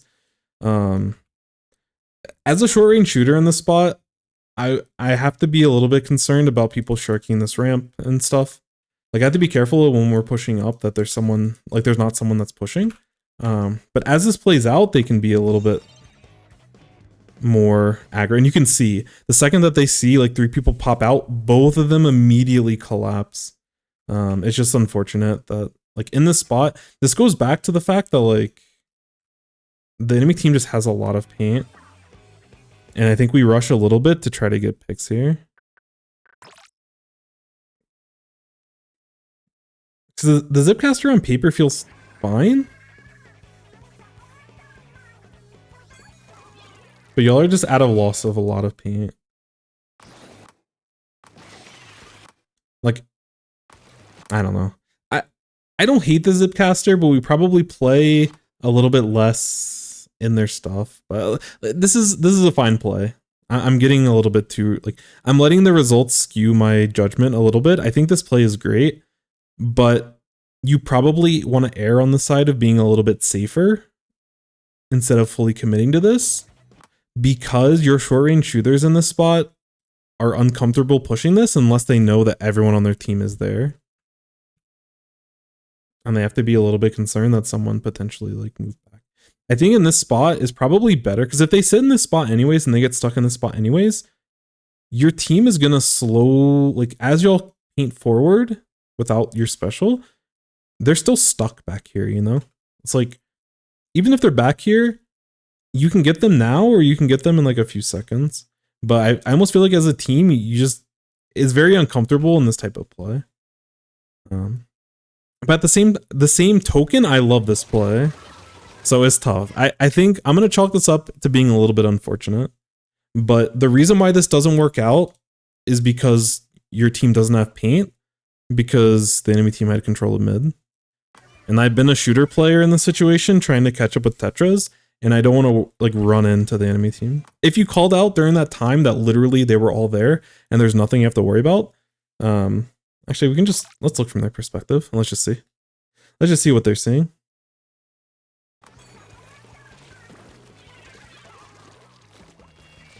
Yeah, because we saw at least one over there. Maybe technically two. And okay, so if you're super observant, I guess you know that they're all there.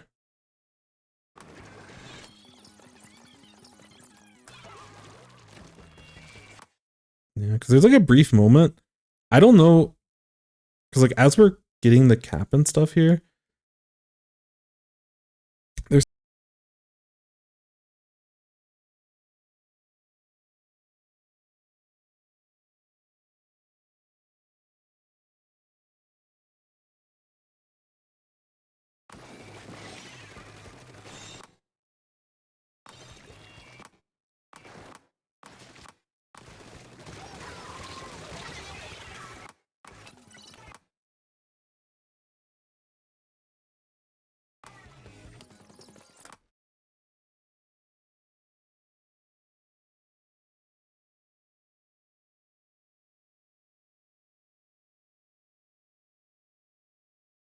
plug it back in and hopefully everything works. Thank you for that.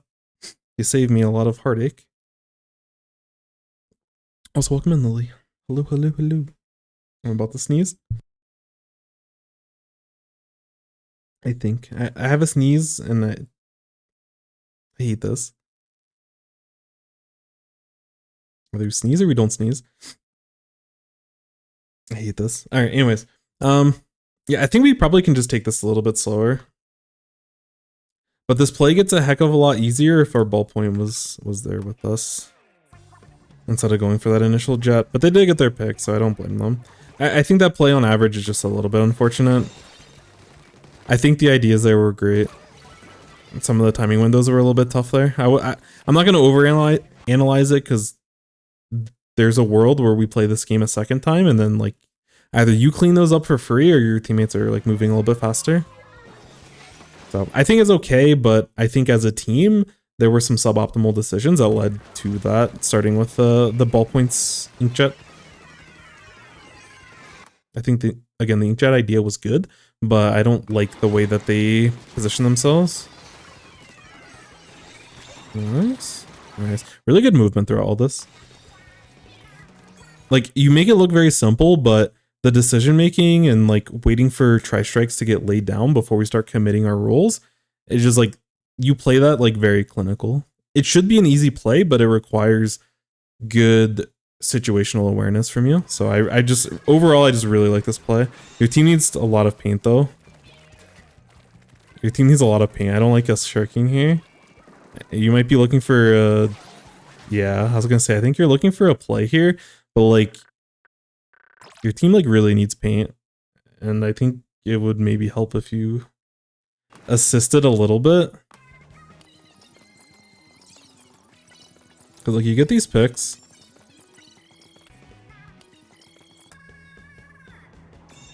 And you might be looking for this last person. But don't they end up moving? Or are they just sitting there? Oh, they just shark there. Ooh. Yeah. Maybe I can't follow you fully because they are sitting there, but like your team is in desperate need of paint. You'll need paint in this area. You'll need paint. You know, paint over here is like not bad. You know, just cleaning up certain areas. Maybe not that one, because that one like just happened, but you know, cleaning up some of these areas would probably be a little bit better than just sharking. But this person puts a lot of pressure on you by just sharking in this spot, and I think y'all know that they're there. You just don't know where. Like, you know that they're somewhere in this area, you just don't know where they're at. And it's a very uncomfortable feeling. But instead of you sharking, I would much rather you like be more proactive with painting and stuff. Because the thing that I would think about against a slosher, they need 2 shots to be able to splat you. So if you're constantly moving and painting anyways, it's harder for them to hit that shot than you may think. And if they go for 2 shots on you, your teammates should be able to like follow up on that. But in order to get out of the situation, especially when it's a 3 or now 4v1, the best way to get yourself out of the situation is just to paint. You have numbers.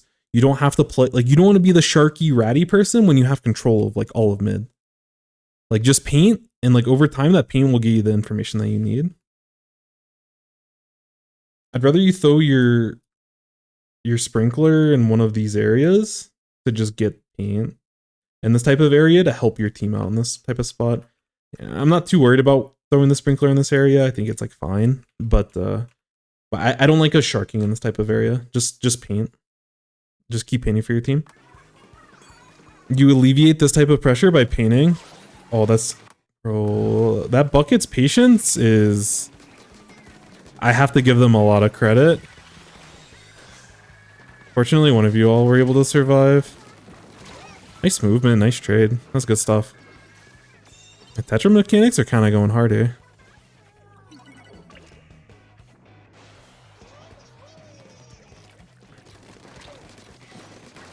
No. Uh-oh. This is scary. I feel like you... I don't know if you calmed that that person was there for your ballpoint, but... I feel like they shouldn't have gotten picked like they did in this spot. It's tough, it's tough. But yeah, I would rather focus on this specifically than go for the aggressive play. If our teammates weren't down, it's a different situation, but like... Either this needs to be calmed, then your ballpoint needs to like back up, or yeah, we go for this instead. I'm okay with going for this instead. That's probably the more disciplined play. If you feel confident going for something like this, then you know it's whatever. But you're practically dead in this spot, and there's a chance this person or one of these people looks to jump at you, so it's a tough spot. Yeah, I agree. I think the better play is rolling back on this person. Because if you start painting on top of the wall, you probably, like, they're probably just stuck. And they may still get a clean trade, or they might get a clean kill, and they might trade, because you're so low, but I'd rather us go for that play. Just because it's really important for your ballpoint to stay alive in these scenarios, and we need to protect the king, protect the queen, however you want to consider it, at all cost. Because the ballpoint's kind of the engine on your team, in terms of like getting out a lot of paint, in terms of like providing a very central presence, especially providing jumps in a spot where two of your teammates are down, is really important that this person is getting as much attention as they can. Either they get the attention or they're just like backed out. And then your goal is to just like slow the enemy team from like pushing onto your side. Yeah, we need to do everything we can to protect ballpoint in this spot.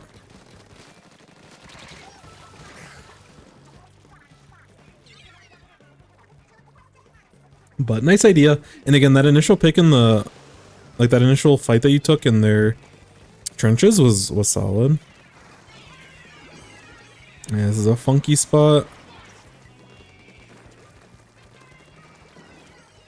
I like that you're trying to help with the paint and they're just using specials to stall. But there should be an opportunity for you to retake if they commit that many resources just to make sure they get some extra points. This is still a very stressful spot for you all, but you should be able to find an opportunity. Yeah, really well played by your ballpoint. Okay. Oh, that's tough. Wait, did the blaster get two? How did they get the first bit? Or how did your other teammate go down?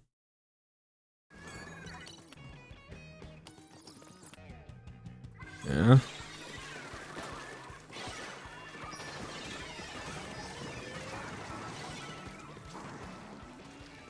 Oh wait, I guess I was just looking at your ballpoint. My bad. How did your ballpoint go down? I thought the splash is popping off. That was still a good inkjet from your... Oh, just bomb. That's tough. Yeah, that's very unfortunate. But you're able to jump to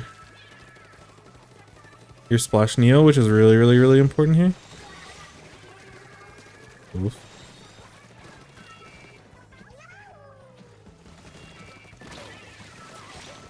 Yeah, just unable to find an opportunity back at the end there. One thing I would say, after they use their specials, so like they use specials to stall to just get more time because they had no penalty.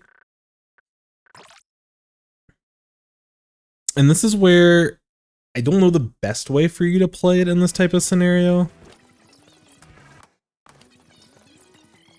But like you find the first pick, I feel like it would be a lot better for you to go in with your Zipcaster here. And the only reason why I say that is because we're taking the same path that our shooters, which at this point one of them trades.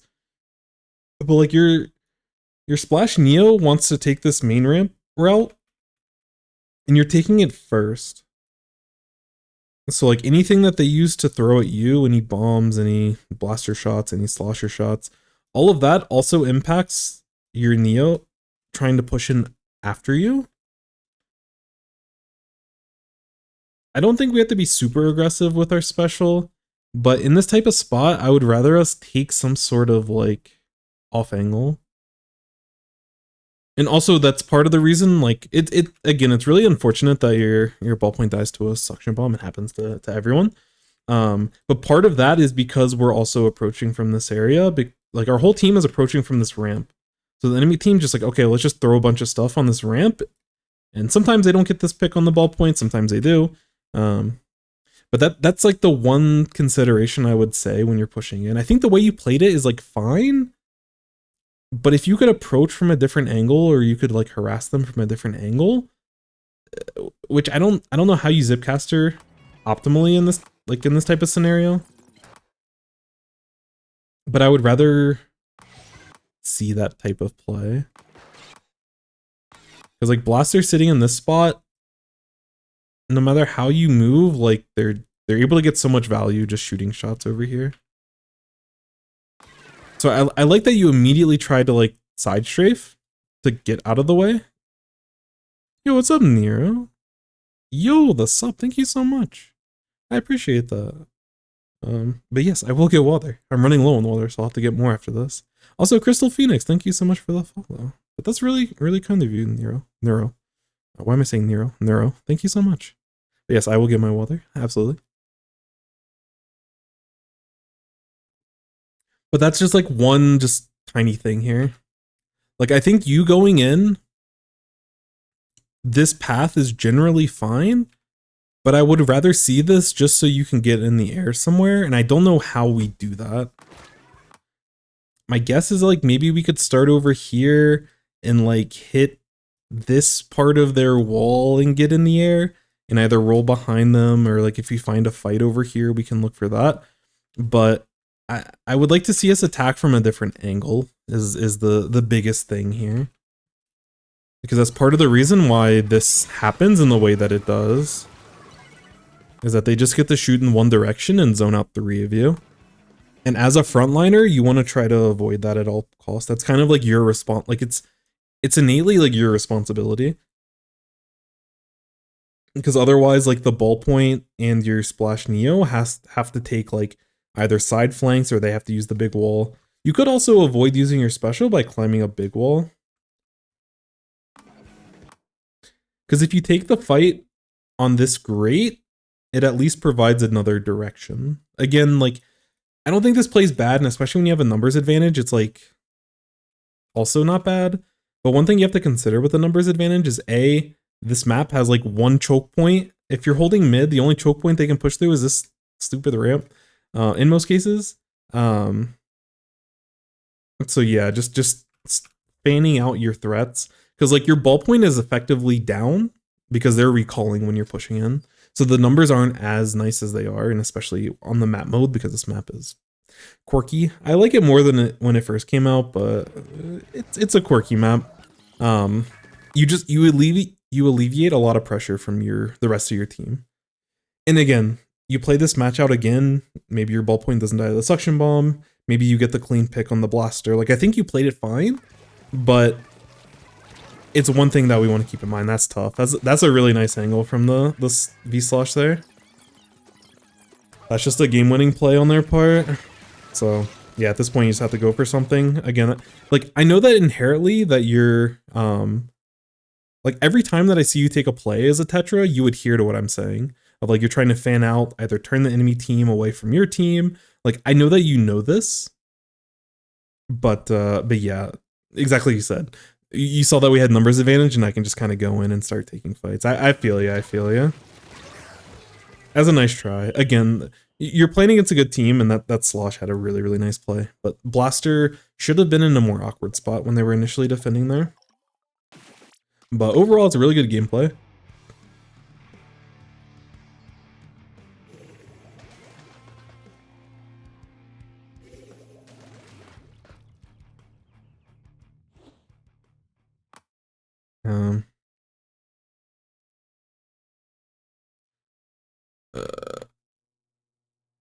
But I do have to kind of use it as a big talking point, because there's an interesting thing to dissect with all of this, where it's like, use tools to fit the situation.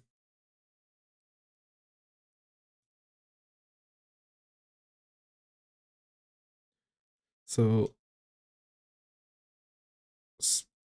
or I'll just say zip. Zip allow or leave it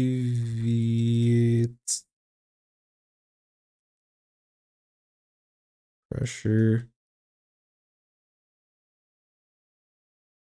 on team in or for retake.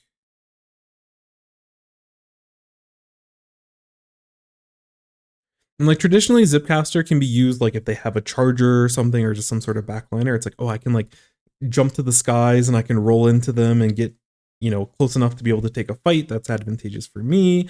You know, we can use it to get to locations that we shouldn't otherwise be able to get to. Like, there's a lot of uses. Like, the boxes that Zipcaster checks in these scenarios are like super, super, super high. Like, there's a million things that you can do with it. And sometimes you have, and some of them are more valuable than others. And using Zipcaster to reposition you to take a fight over here versus taking a fight over here versus taking a fight over here, that alone isn't like the highest value usage, but it allowing you not to take a fight in this spot specifically is the most important thing. Like, it's super high value in this scenario. And if the scenario was a little bit different, then it may be a little bit less good. And in certain cases, it might be better for you to run in and rush stupidly, as you very bluntly put it. But the biggest thing that I see here is that there's 30 seconds left.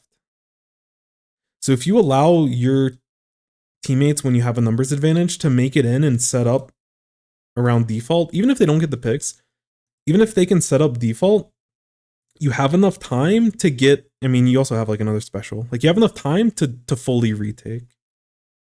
If there was only like, you know, 15 seconds, which even still I think it'd be fine. But if there was not enough time left, like let's say there was like 4 seconds left. So if there was 4 seconds left instead of 30 seconds, then I'm more okay with this type of play, because like, we need to run in, we need to find a pick on someone, and we have to continue to their side of the map to like find a way to paint, which maybe a Zipcaster would be better in that spot. This is probably an unwinnable situation if there's 4 seconds. But like, if we were on a time crunch and we needed to paint both zones, then I'm okay with us brute forcing as much as we were. But like, we have specials. We just saw the enemy team use a bunch of specials. We have a numbers advantage. Like, this is a spot where we can like play a little bit slower. And even if we don't take this zone and I recall, you know, you recall as the Zipcaster, it's still okay. You still have plenty of time, and you have a resource in order to take that zone back to, you know, keep being able to play in overtime.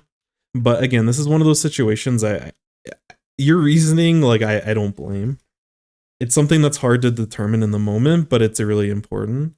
And sometimes, like, certain value that you can get at a special, like, sometimes I'll pop crab in weird spots just so I can sit in ball form and I can stall in whatever spot I'm in for like a couple of seconds. Like, me getting shredded and staying alive in crab for like a couple of seconds is like super valuable in that situation, because maybe I have teammates that are ready to push with me. And if I can just like distract the enemy team and just stay alive for just like a few extra seconds, that's enough value out of that crab for us to be able to flip the map, you know, and actually get the full overall game in our favor. But in like 99.999% of cases, you never want to use your crab to sit in ball form and just get shredded. Yo, what's up, Fizzy Bomb? Welcome in, welcome in. But there are certain spots where you can use your special in suboptimal ways and still yield like extremely high value. Because I agree with you, you don't need Zipcaster to get value out of this play, but your teammates could get a lot of help by you Zipcastering here.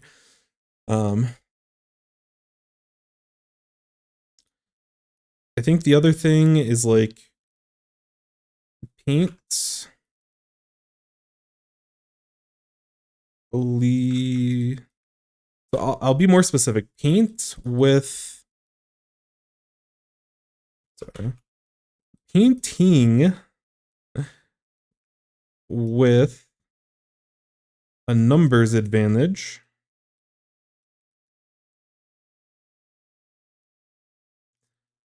alleviates, doesn't fit. I spaced out too much. My goodness, whatever. Alleviates pressure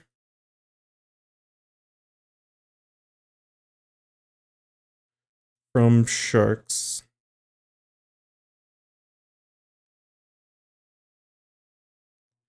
And like, again, their slosh played this late game super well. They were literally the difference in this whole game. Yo, what's up, Sage? Welcome in, welcome in. Hello, hello. Hopefully you're having a nice Saturday, Sunday, depending on where you're located. But happy to see you, and hopefully all is well. But in this kind of situation, when there's someone sharking in this area and we don't know where they're at, and we have like a massive numbers advantage, I never want us to just sit here and just like shark. Again, nothing's absolute. There might be a fringe use case I'm not thinking of now where, okay, we're at a 3v1 advantage. It's better for you to shark. But I would say in this case, that wouldn't be the case. And in most cases, that wouldn't be the case. As the Tetra, just paint. The less blue on the map, the easier that the rest of your team can breathe, and the more you're able to narrow down like where this person is.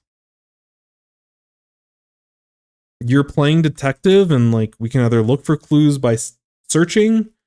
Oh, that got really big. Like we can look for clues on where this person is by searching this area, aka painting, or we can shark, and we're assuming that this person's going to give up their positioning and like look to pop out. But like realistically, if you're someone sharking in this like area, are you gonna pop out if you don't hear anything? If you like, if one less person is painting around the map, is that gonna incentivize this person to like leave their shark spot while 3 of their teammates are still like moving in? Because if I see that, I'm like happy. I'm gonna keep staying here because, oh, you know, there's less noise, so you know they're not painting as fast. There's an opportunity for me to be able to, you know, I'm applying pressure by just staying here, so I can continue to do that because it'll make it easier for the rest of my team. You know, but if they start seeing paint all around them, it might pressure them to be like, oh, like, you know, they're at some point they're gonna end up painting over me. Which again, they played hyper discipline here, and this situation may not have been fully turned in your favor by just painting. It still might have ended up with one of your teammates getting picked by this person, which is unfortunate, but just it's a good habit in general. I think there's a lot of times where your team was trying to push and you didn't have the associated paint around it. And if you knew the last person, like if there's one person left and you know where they're at, getting this paint doesn't matter. We can just crash onto this person. But if there's multiple people and we don't fully know that they're both here, then crashing onto this person is scary. Because instead of the other person being up here with them, the other person could have been sitting here, or the other person could have been sitting here, or the other person could be sitting here. And if we all crash when there's someone else in these spots, this is how we like throw games. And so is it just like a scary situation overall because we don't have a ton of paint? So I think there were certain spots. Again, I think your specials and like your pushes on average was just very, very solid. I think it was totally fine. I wouldn't nitpick too many of your plays specifically, but there were a couple of spots where your team never fully took control of the overall paint situation on the map, which caused the rest of your team to hesitate. But that's not necessarily your fault, if that makes sense. That's just like a reaction that might happen. I have to go now. Gotcha. Yeah, we're about to wrap up here, but yeah. The last thing I would say is that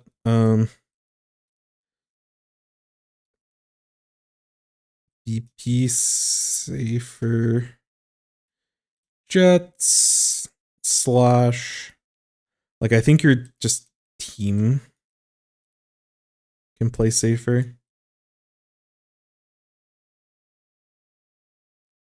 Slow down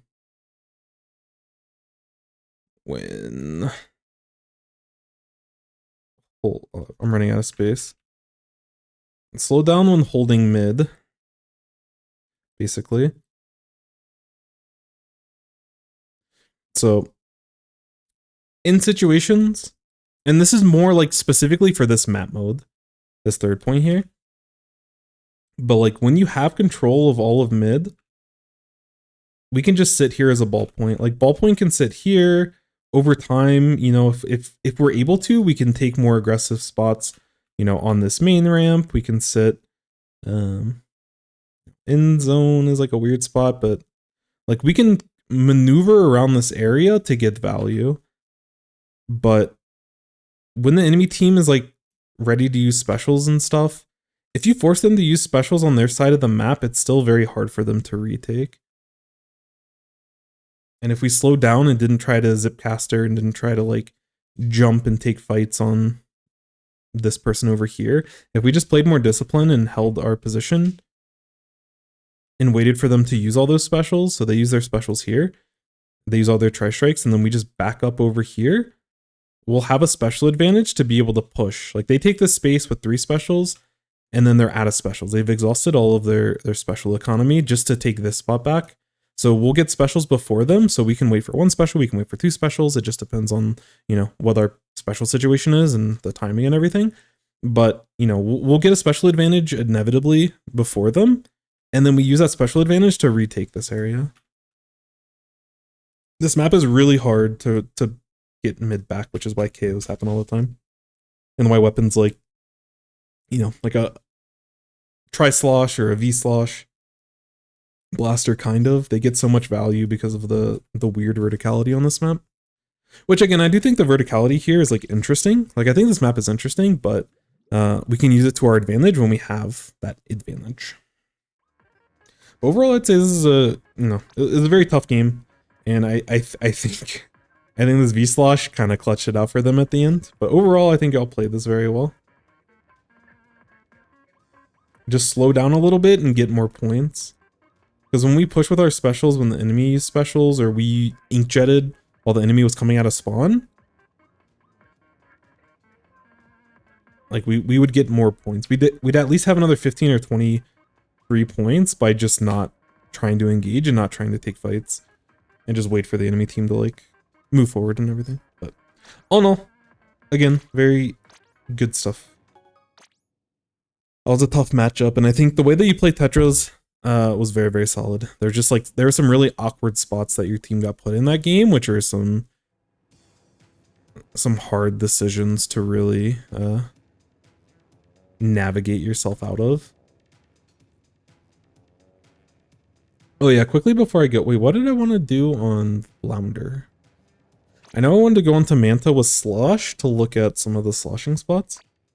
But there's something I wanted to do on Flounder. I don't remember what that was. Surely I will remember it and not completely forget about it. What happened that game? Oh, we were looking at how do we zipcaster. Honestly, it's probably, I don't know if that's a great answer I could give you on like how do we zipcaster from our side of the map in order to give us another angle. But I did put some emphasis on it, so I'll at least give it an attempt. But the first thing I'll do from the first review, there it is. we'll go into Manta and we'll check this out real quick. Oof.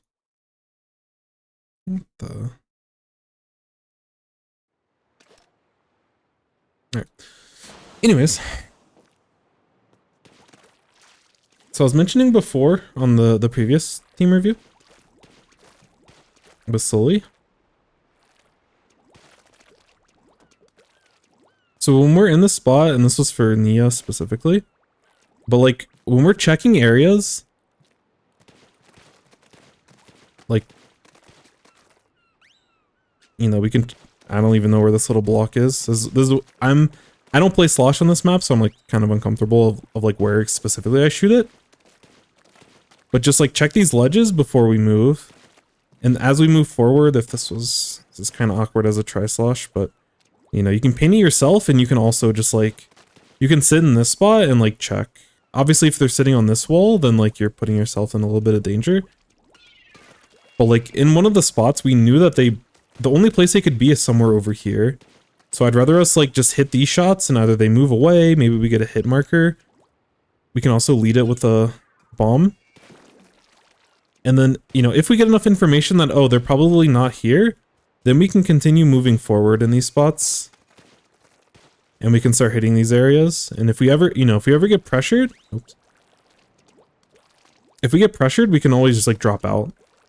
But this extra height gives us a lot of leverage with, you know, whatever game plan we're going for in this spot.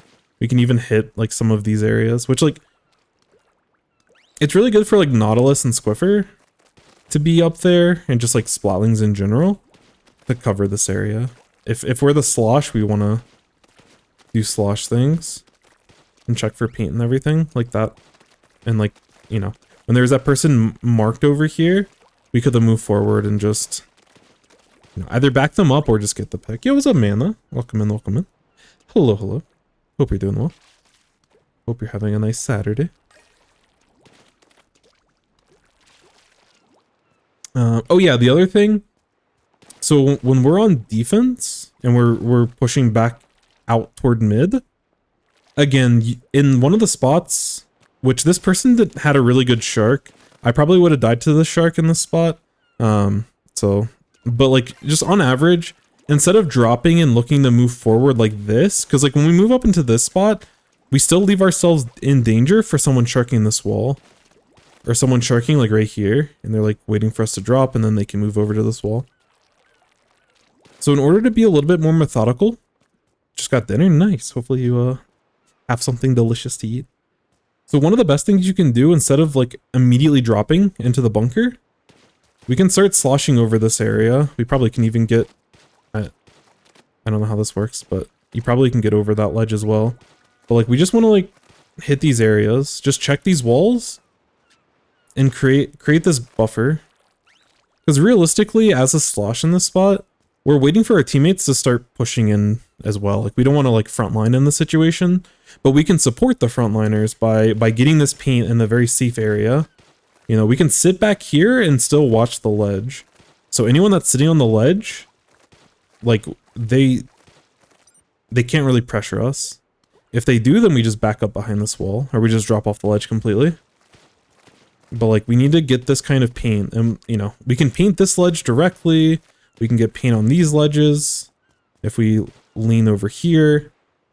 But yeah, we can also get paint toward mid and like paint over here. Like we can get paint on this little wooden block right here.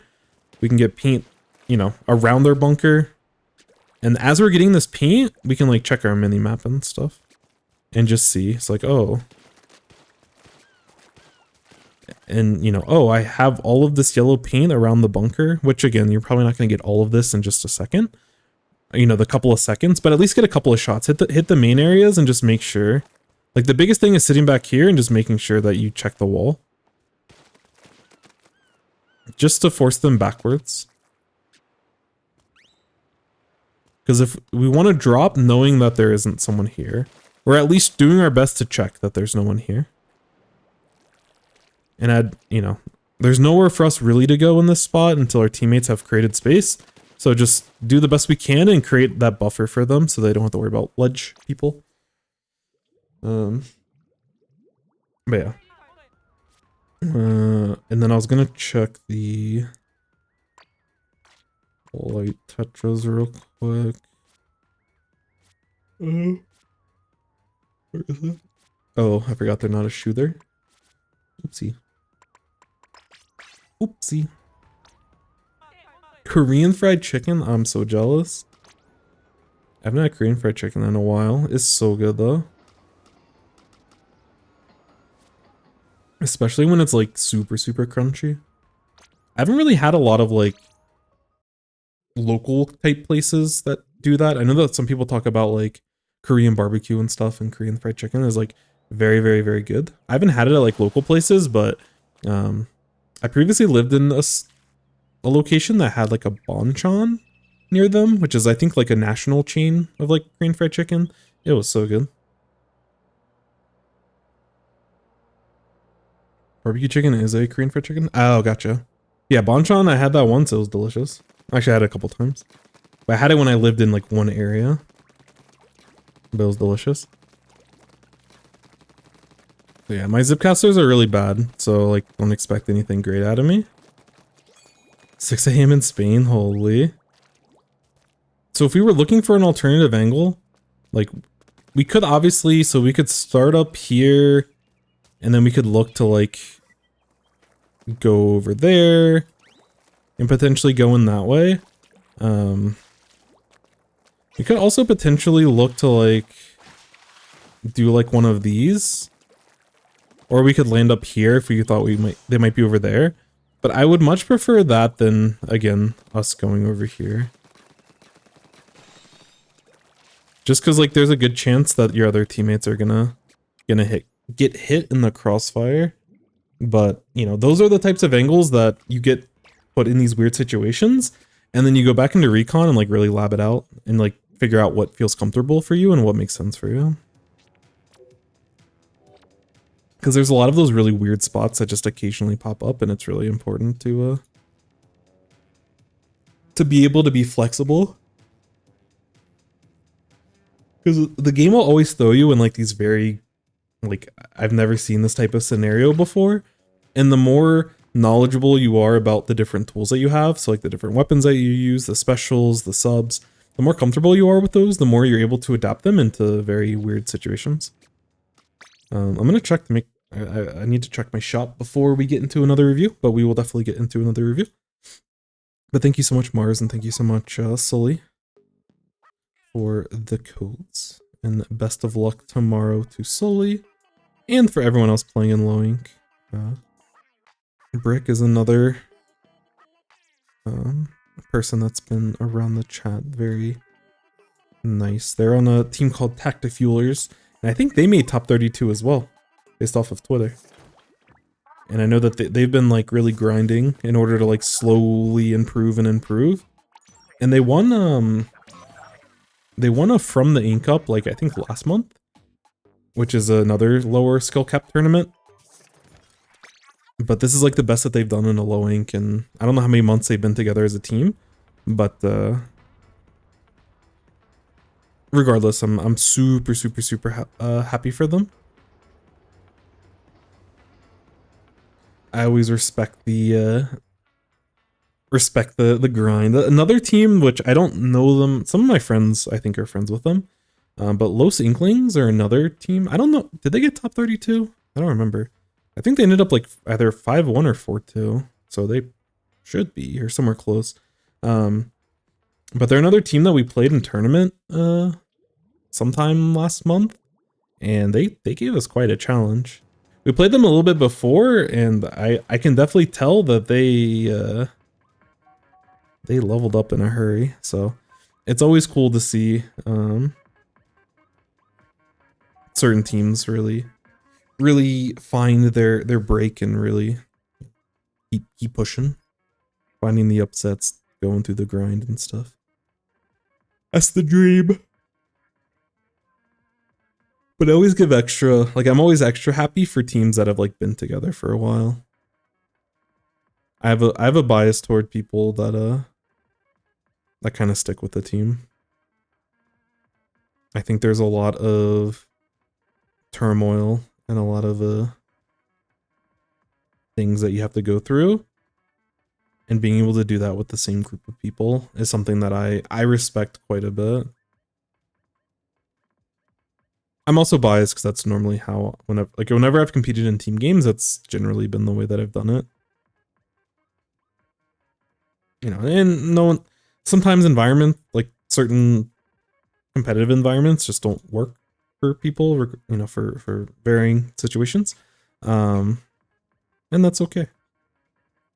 But I do think that it would be, it's just always cool for people to,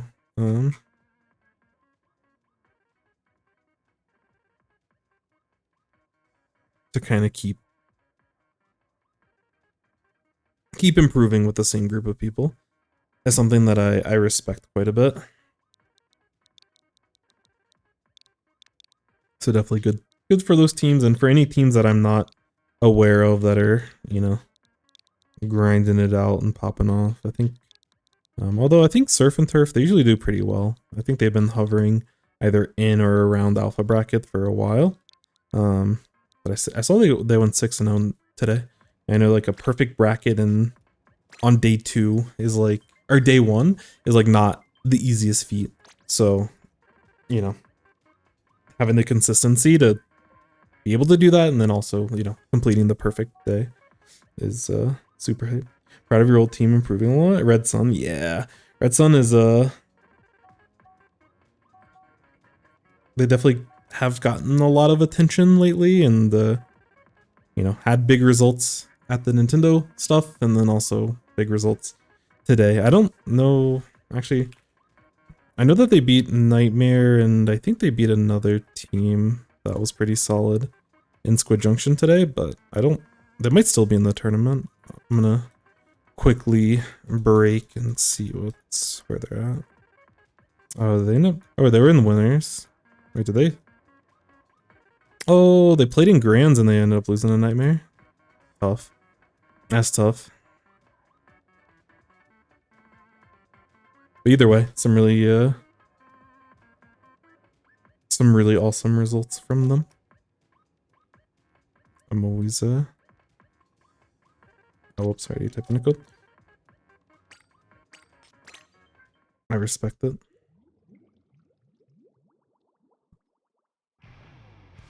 Anyways, let's get over to the next review. We are looking at Kenn. Did they? Okay, X rank. So about 2200. So Kenn. This is sBlaster. I don't really know how that's abbreviated, but that'll work. I think some people call it the 92 as well, because that's when the Super Scope came out. But sBlaster works for me. This is X rank, and they said they're around 2200 right now, or at least when this game was played. And they're just working on overall game sense and awareness. So they're just looking for another perspective. A silly blaster, yeah. I forgot that I too have become a silly blaster, but I'm not playing the cool blasters. I'm playing the safe blasters. Although I need to get more games on the normal rapid blaster. I hate that it's inkjet costs 210. That feels miserable. Why is rapid blaster 210 for a special when ballpoint gets it for like 190 or something? Unreal. I'm a blaster main though, so I can complain about it. Alrighty, so this is Clams on this map, which is it's honestly an interesting kind of map layout in the way that this plays out. Viper's 190 missiles, too real. Oh, BP's 200, gotcha. I think that sounds right. What an economy we live in. Alright, so as the blaster, obviously we have the different firing modes. There's a lot of like short range fights that we can find ourselves on this map that we want to be able to take. So let's start with our comp. We have a second blaster, which is very solo queue of Nintendo for doing for us. As someone that's been playing a lot of Rapid Pro, there's so many double blaster comps, and it always feels very awkward. It's not bad, but it's just like awkward.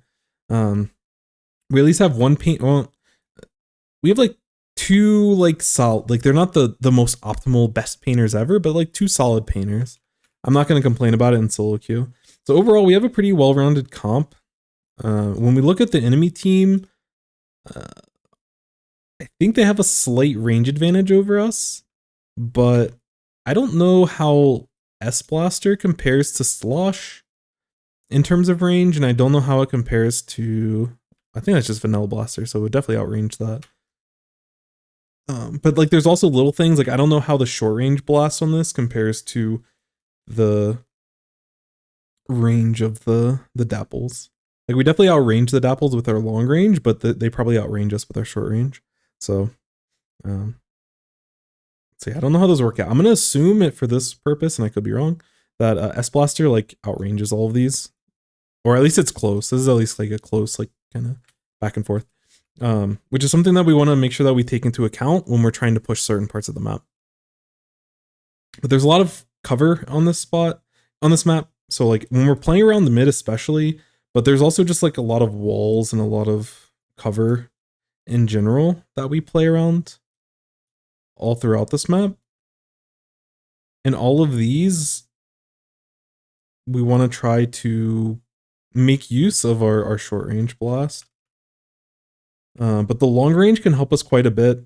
Like when we're pushing into mid, we can like get these like shots behind this pillow. When we're in mid and we're trying to push, we can also get shots around this back spine area that people often shark and play around. You know, from mid, we can look to pressure them off this area. We can pressure them off these ledges. So there's a nice mix of short range and long range for us to get value with. So I think I still haven't watched enough Pro Chara, so I'm still trying to learn this weapon. But I really want us to be focused in on the different matchups, because we have to approach the matchup against the Slosher different than the matchup against the Dapples versus the matchup against the Brella versus the V-Blaster. Like we have to play all these slightly different, so I want to make sure that we're mindful of that, and you know, using short range when it's appropriate and using longer range when it's appropriate. But overall, I don't know, both comps are kind of interesting. Both comps are also kind of weird. I can't really give one a nod over the other, but I kind of like some of the threats that we have a little bit more than also. Yeah. So I might actually give a little, this might actually be range blaster, not V-Blaster. Yeah, oh no, that is V-Blaster, I lied. Okay, so yeah, it is V-Blaster. I think I like our comp slightly more, but these are just two, like, there's not like a distinct advantage of one versus the other. Except I think we do have like more bombs.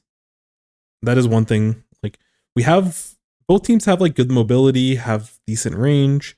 But we have like a slight bomb advantage that I think we can really work with. And you know, having Crab a lot of times when we're trying to push is like pretty good. Whale's also pretty good pressure. So we'll see how this goes. On this map specifically, usually we need to look for, like, obviously the basket's all the way down here, but a lot of times to start the push, we really need to take control of this area. Like, obviously we have to make sure they're off snipe. We have to be careful about them being back toward their spawn. But usually these pushes, like in order to push here, usually the best way to break open the map is, and this is us pushing this way, the best way for us to break the map is through the spine.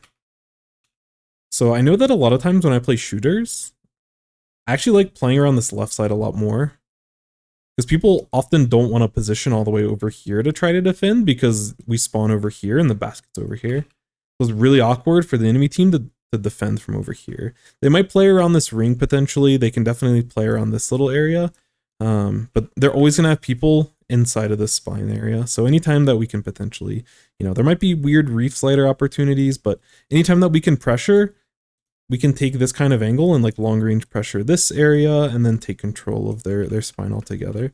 But generally that's how I see we break this map. There There are little bits of high ground here and, you know, high ground here. There's little places where we can get a lot of value out of things like crab. You know, bubble is really good for both teams on Clan Blitz once we have kind of taken space. But, you know, an enemy team, because Undercover has Tri-Strike, right? Isn't that its special? Oh no, that also, wait, that has Reef Slider as well. I was thinking of Splotbrella. Yeah, that one has, so they have double Reef Slider. Could be a little bit scary, but I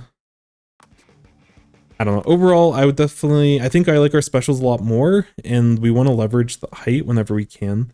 But if I'm the Blaster, you know, when I'm in mid, there might be opportunities, or if I'm over here, there might be chances for me to push snipe. But on average, I would probably look to play this left side, like work the left side a little bit more for the overall goal of taking this back spine area. That's the key to breaking open this map and having strong pushes. Because if you're able to get into this type of position as Blaster, then you can force anyone that's sitting up here in like all these spaces. You have to like demand their respect, and they have to back up. They can't play around ledges, which makes it easier for your teammates to score. Because either they have to drop into you, or they drop on the other side of the map, which they would never do because it wastes so much time. Or they have to like funnel through, you know, the few exits that you might not be able to cover from this spot, which makes the rest of your team's life a lot easier. Because if you have like a crab situated here, and you have a Blaster sitting down here, like you probably can rack up a massive push. But again, in my experiences, I think all that gets leveraged by taking this spine. So that's what I would pressure from specifically. But we'll see how Kenn plays it. Also, real quick, let me catch up with chat before I really start getting into it.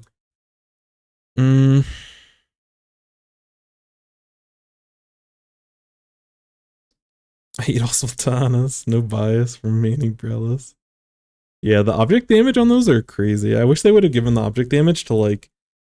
I mean, it's fine on the Splatanas. I think it's an interesting part of their kit. But like, there's no reason why Nova shouldn't have better object damage.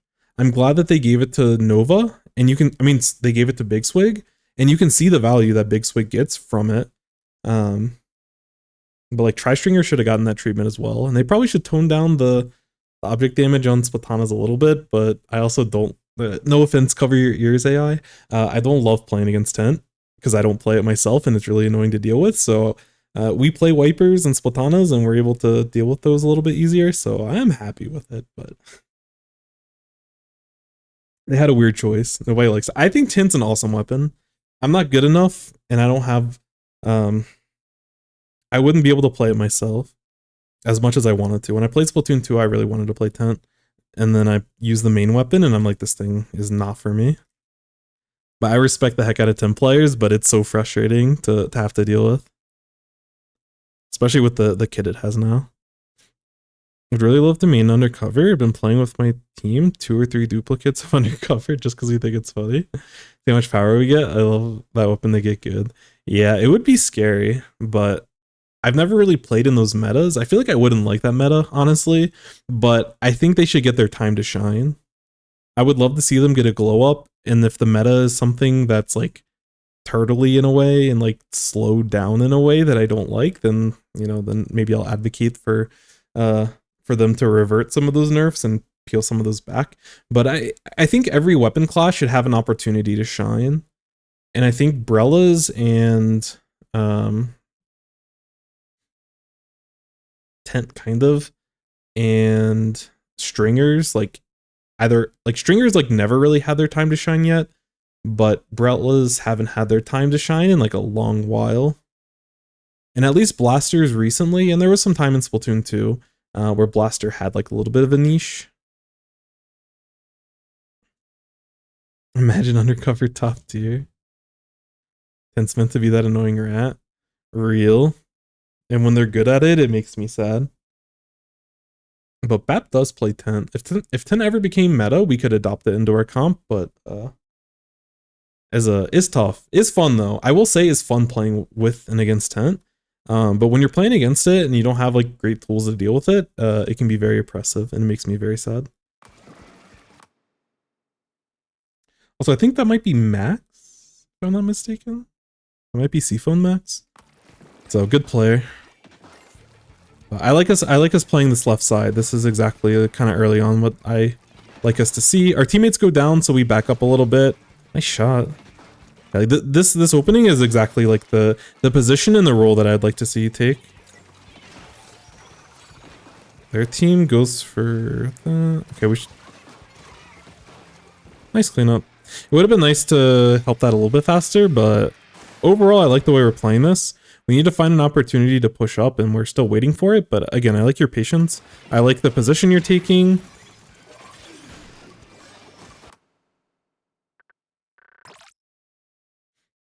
All right, this reef slider is super sick. I thought I was going to hate this reef slider. This is a really nice shot. I thought I was going to hate this. And maybe this is me underestimating reef slider users. I can't imagine that you expected this to land on the other side of this wall. The only reason why I like this reef slider is because you land in a very safe spot, and we don't know where this person is, so I don't want to just reef slider out in the open because we probably get farmed here. But like the positioning here, I'll give you the benefit of the doubt and say you totally planned this. But landing right here in this area is super, super sick. Just because we don't really know what we're going for. Yo, Bursty, what the heck? I didn't even see you stream. Thank you so much for the raid. And thank you so much for streaming. I should go back and watch that. I'm sure that's a fun time. But I appreciate it. Yeah, hi everyone. I'm doing review stuff. I'm not quite as good as Bursty or anywhere close, but thank you so much for that. We're currently just going over some VODs, some solo queue stuff. We went over some lowing stuff because that tournament's been going on today.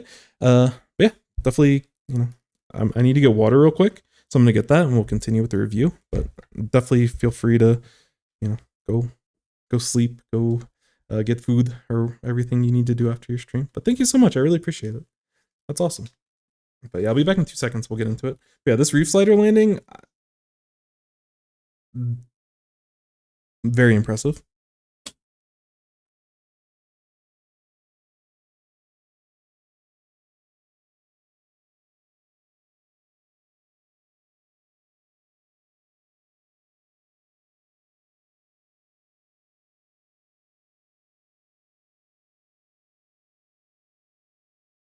Yeah, I think this opening you played basically perfect. Also, is it pronounced Schwepp?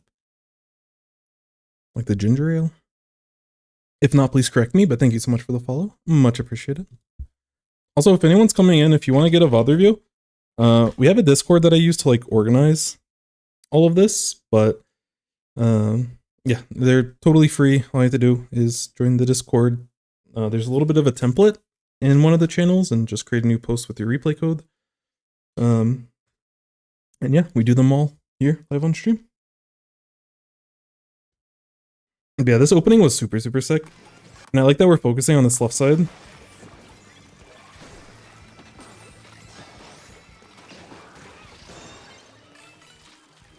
Right, your teammates rushed for a pick here, but it's solo queue, so we have to do what we can. But I like us staying disciplined after all of this. That's tough.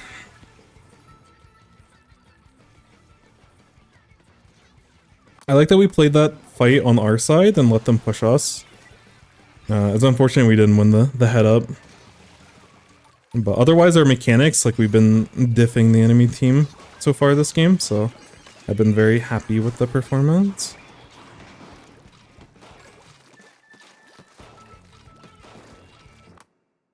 I have not coached Melon, but I have gotten spawn killed by Melon. And Kyo. That part is factual. Me coaching, not quite as factual.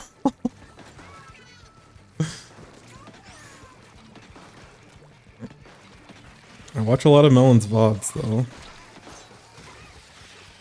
Yeah, enemy team's playing very aggressive. We're playing overall this entire game. We're playing very methodical, and we're just kind of letting the enemy team overextend, and we're punishing every step of the way. So I really like the way that we played this.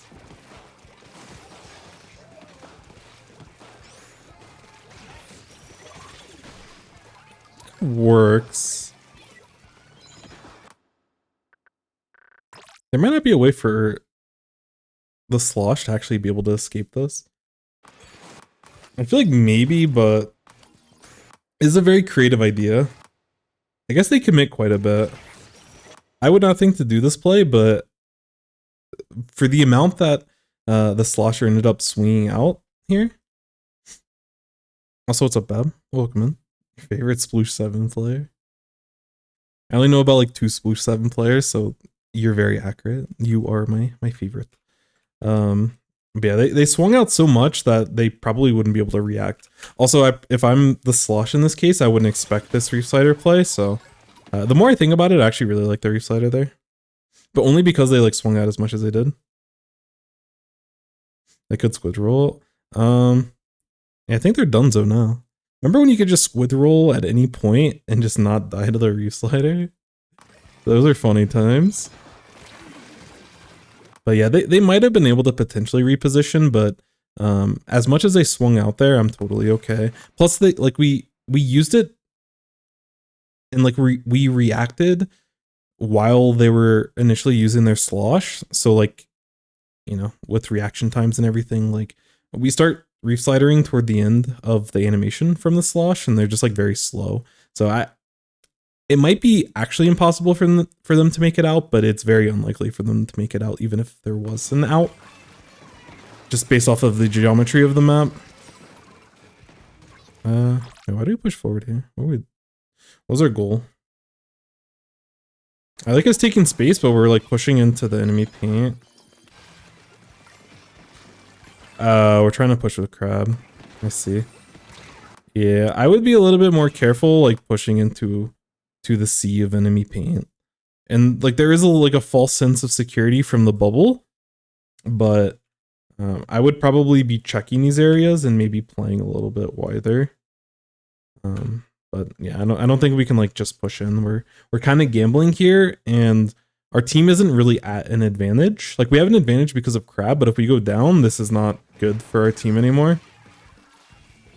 So even though we had the crab out, the crab is also in part just trying to stall a little bit for the rest of your team to get back in, because like 2 of your teammates, like one's sharking in and the other person is was like still coming off spawn. I'm gonna butcher this pronunciation, but is it Daisu Joe? Please correct me otherwise. But thank you so much for the follow, much appreciated. But yeah, I don't think we can go and start slaying with that crab. I think we just hold our position and we get to poke around a little bit in mid and get some more information.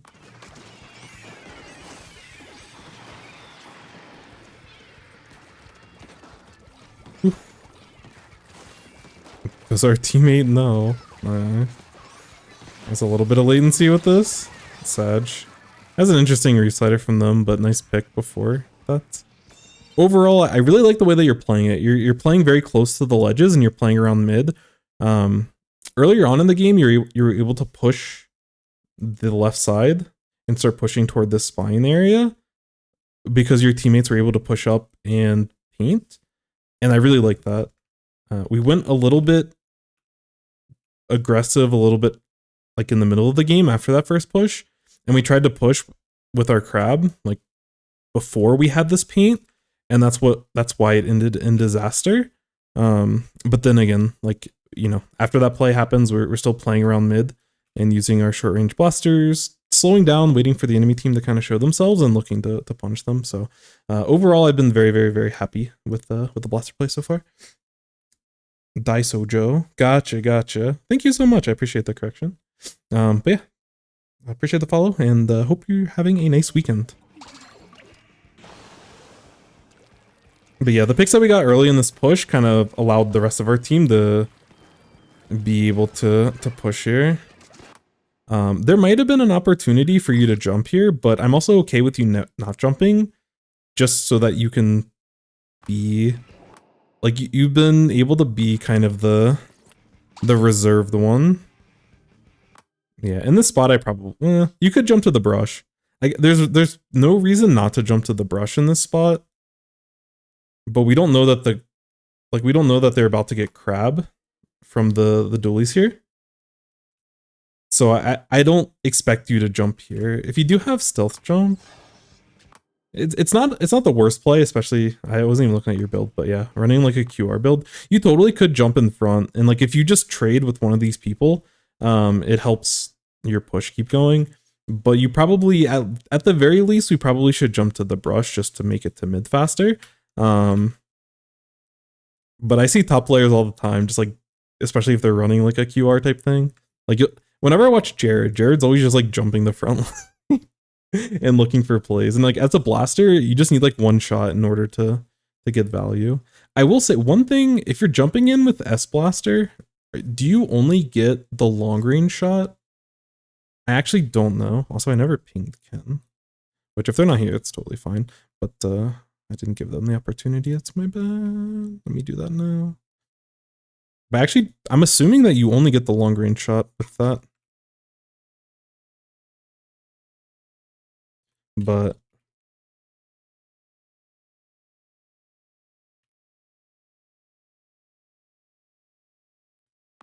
yeah, because we don't get to choose and we only get the long range, I think it still doesn't change your decision that much because you can still go for that direct. But it does give you a little bit less flexibility.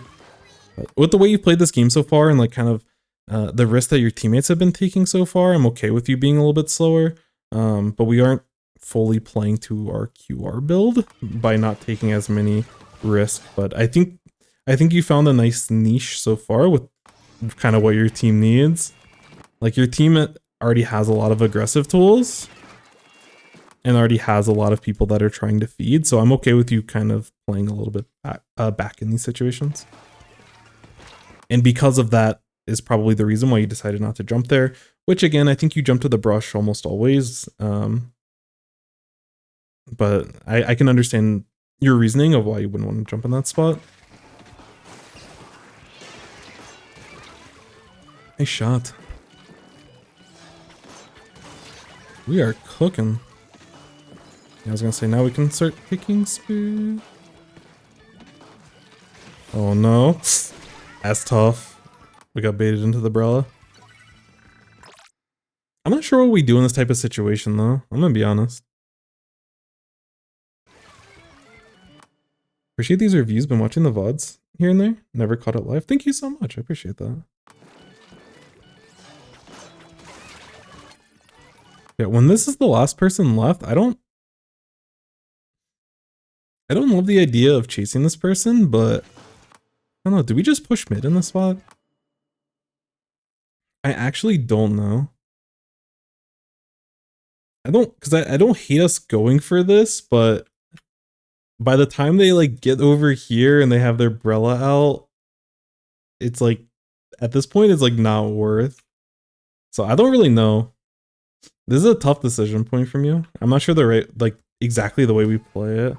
Because I would definitely... It's unfortunate that your dualies ended up going down here. Because I totally, like... In a different world where this person doesn't immediately get spotted, you probably find this person and can get the pick with your first shot. It's just tough that they end up getting into this kind of spot. And then, yeah, we couldn't really prepare for the reslide there. We could have played around, well, but even if we played around this ledge, like they can still go past it. Yeah, it's tough. That was a tough spot. Honestly, that was a really nice play from the undercover. I can't complain too much about that.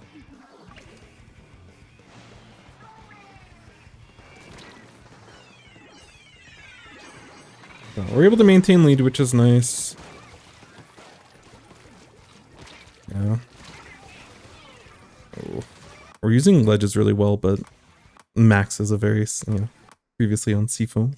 I don't know if they're still competing. Like I've seen them in solo queue a bit, and I want to say I played against them on a pickup in some random like weekend tournament, but I don't know if they're on like an actual team currently. But they're a very good player, obviously. I want to say they do TO stuff, but I don't fully remember. Apologies.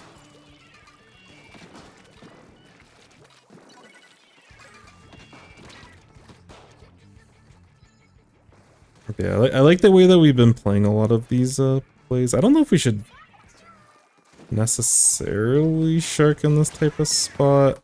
This play feels very awkward for a couple of different reasons. I don't hate it, and especially if you see the person that's above you, like you're kind of lurking and waiting for them to drop.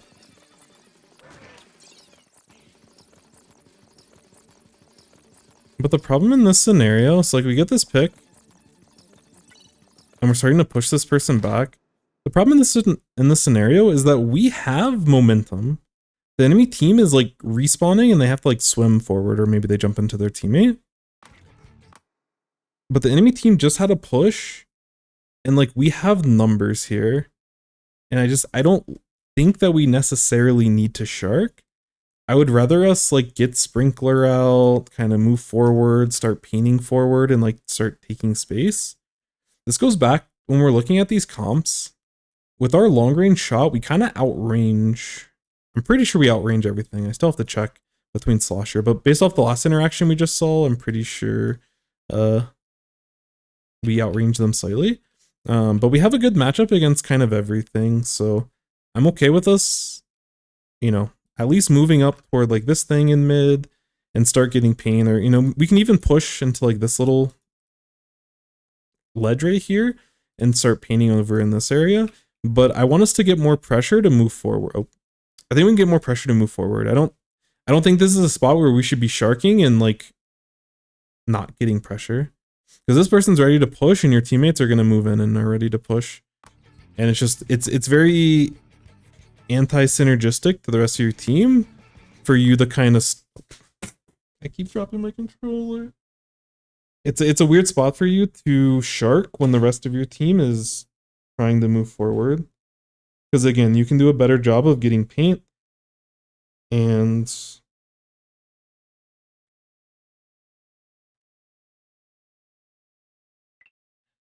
I think the more important thing is that you can take more aggressive positions. I think I would be less concerned if you were sharking like over here, or if you were sharking like over here or something, like in this little corner. But the fact that we're so far back, we just give up a ton of space, and like there isn't going to be a lot for us to really be able to shark. And like, yes, there's a non-zero chance that this blaster just kind of jumps off and we find that opportunity, but we could also contest them by just like sitting back here, and if we see them up here, we just outrange them and we just push them back and we can continue to paint. And it's like tough once you get this opportunity, you don't get the pick and you get directed like this. That's unfortunate. But the play just feels very awkward to what the rest of your team's trying to do in this spot. And you're also not fighting for paint, so your teammates are going to find themselves in a spot where y'all are having to try to retake with barely a lead. Like at this point, they just need a ball to take lead. Just any score. So I just want us to have more overall paint coverage. And like we can apply a lot of pressure as this long range, mid range option as the sBlaster here. Because like our brush can paint, our dualies can paint, but they're like relatively short range. And we can get decent paint and poke like important spots. Like we can poke up here when there was that person over there. We can poke around mid, we can poke over here. And if we shark, because we sharked over here, which is like away from the rest of the action. And like I said before, if we sharked in a more central location, I'm a little bit more okay. But we're just so far away from our team, and the likelihood that we find someone in that type of spot on the average is like losing us percentage points on the rest of the map. Oh, we have to be careful about the reef slider again. Okay. I don't know if we planned. I don't know if we space ourselves to plan for that or not, or if we just were able to react in time. But I would be a little bit careful. I'm okay with like pushing this person, but us moving this way, I think we're a little bit fortunate here. Because like we end up in this spot. I think we're just chasing this person and we're not thinking about this thing that we just got super punished for not too long ago. And I think we should be a little bit more prepared because they're running back with their special. So once they get enough space, it's very likely that they're going to go for this play. And even if we knew we were going to get over here in time, there's a chance they could actually like big brain it and like try to reef slider into this pit area. But you might be able to react either way. Like reef slider is kind of slow, so we might have enough time to be able to react to it. But I feel a little bit awkward and uncomfortable in the open here when we know that they have Reef Slider, and they went for this exact play not too long ago. But either way, nice job finding cover, nice job getting the pick after. Really, really good play, but I was very scared that could have gone south.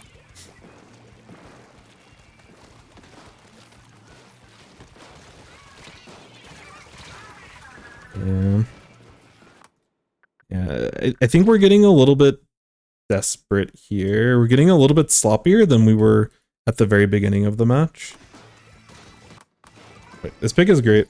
So like earlier on in the match, we were playing very tight corners, very disciplined. So we would like sit here, which at this point we probably can start moving like right here and start poking at mid. But like we see this person over here and we like overextend all the way this way to go for this pick while there's still threats here, there's still threats here, there's still, you know, potential threats over here that can drop on us. Like we have a lead and this feels like a very desperate play. And throughout the second half of this game, like the first half you played super solid, basically perfect. And then like throughout this game, like your team has kind of slid a little bit. And I can understand where the feeling of desperation comes from because it feels like this game is slipping away from us. But we also do have a lead right now and we just got a pick. So this is another situation where we push into the enemy paint and we leave ourselves open to like so many threats. We still, like this person's still a threat over here, even though we do have a range advantage. We don't need to play that aggressive. Just take these small battles that we've done very successfully this entire game and slowly push them away. Because the important thing with your extra range, if you check all of these little areas that people love sharking on the enemy team, if you check all of these for your teammates, then that's one less thing that they can potentially get picked by when they move forward and they start rolling around. I'm okay as a whole, like your team. Like I'm okay with your team going for this play, but it should be one of these, like it should be your brush or it should be your dualies, like your more hypermobile people. I'm not confident enough in this play for you to just like poke out like this and leave yourself vulnerable to so many angles that they very likely could be. It's just a very awkward spot you find yourself, and you end up seeing that your teammate's fighting over here, but you should have been able to respond to this immediately. We just tunneled too hard on this thing that's over on the left side, and we forgot about the bigger goal here. You know, like we can help with mid, we can help with this over here, and we got sidetracked by this thing over here. And I think some of it stems from this sense of desperation, but either way, we can't push through enemy paint like this. Because like we do get this initial pick, but there's no way that we survive after it. And I think we can do better in this type of situation.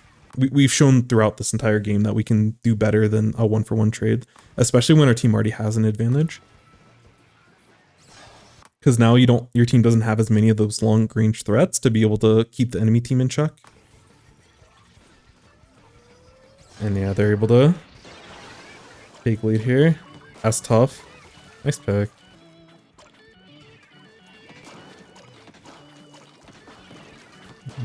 I do like that you're not playing desperate here.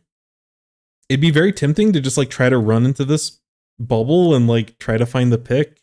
And you know, the overall goal is to like reduce the amount of scoring that the enemy team gets.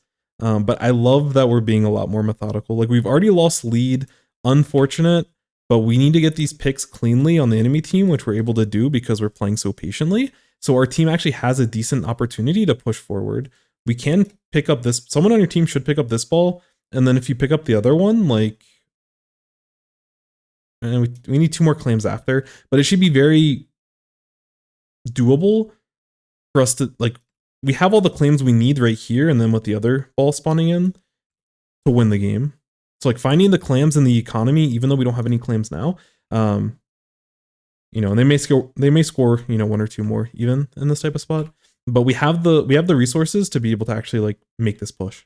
So I really love us being disciplined and not going for trades or going for, you know, I'm going to sacrifice my life so that they only get down to like, you know, 32 instead of 26. And, you know, people, and I've catch myself doing it as well. But I love that we're not being desperate in this spot. It could potentially salvage this game. I don't know if that's like SPL for Splatoon Ace games or if that's Splace games. But either way, please correct me. Thank you so much for the follow. Really, really, really appreciate you.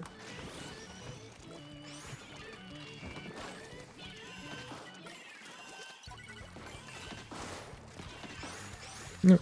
And now we're going back to that disciplined approach that we had a little bit earlier, which I like to see. We do need to find this initial pick. Oh.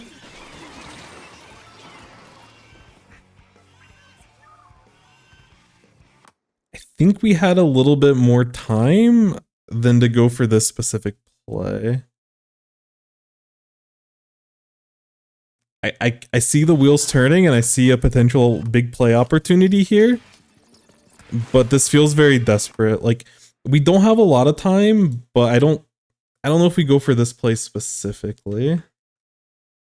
Like, if we wanted a reef slider here, we do have enough time to like reef slider this way or over here. And like reef slider to clear out this area, and then we can push with our teammates. But I don't love us reef slidering basically in the middle of the enemy team. There's a practically zero chance for us to survive after it. Tri-Strike did the reef dirty. That's actually true. That's tough. But, you know, we do get this pick, which is like, okay. But again, I think we're too valuable of a player on our team right now to like trade like this. And you might have potentially gotten like a second or third. Like there's a chance that this play happens and the enemy moves in a way for us to get like a double or a triple. But overall, this feels like a net negative type play with our team. And I don't know how much I love the idea. Like I'm okay with getting an early reef slider out to move forward and start forcing, but we can't just reef slider under basket and expect things to work in our favor. Because even if there wasn't a tri-strike there, there's like a million other ways that you get spotted in that spot for basically free. But this was definitely like a tale of two games is what it felt like. I think the first half from you was very methodical, very patient, you know, slowly checking all of these important areas as you move up. You know, checking here, moving forward, checking here. If you sit here, we're looking up here. As we continue moving, we're checking this area, this area, this area. We're very methodical with a lot of these plays. And I love seeing that. I think the opening was like a perfect demonstration of exactly how you need to play this game. And I think as the enemy team slowly started getting more scores, we played a little bit more desperate up until the very end of the game. When the enemy team scored and took lead, we played super disciplined, which was awesome.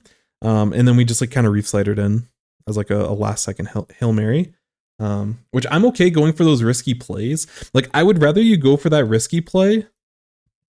Like this reef slider here in trading is better than just like sitting back here and just like poking and not actually giving your team an opportunity to, like, you have to gamble.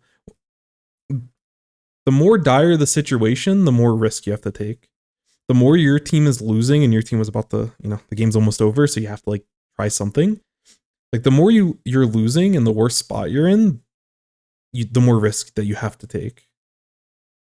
Because like that's just how things work, and that's the only way for you to get back into the game. So I would much rather you go for the play you did than like nothing. But again, I think we could probably reef slider to like hold control of this area.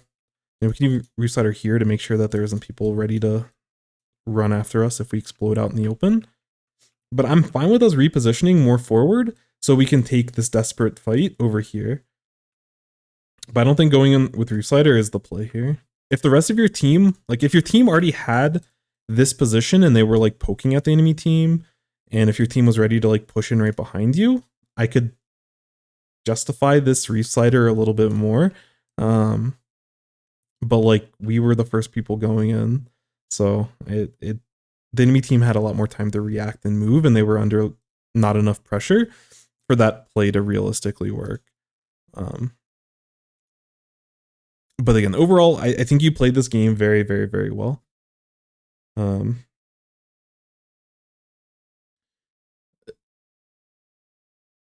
I think the biggest thing, I don't know the best way, because I don't know if it's necessarily emotions or nerves. I'm not sure what's happening, but we fall into desperation at a weird point in this game, and we start playing. We lose discipline.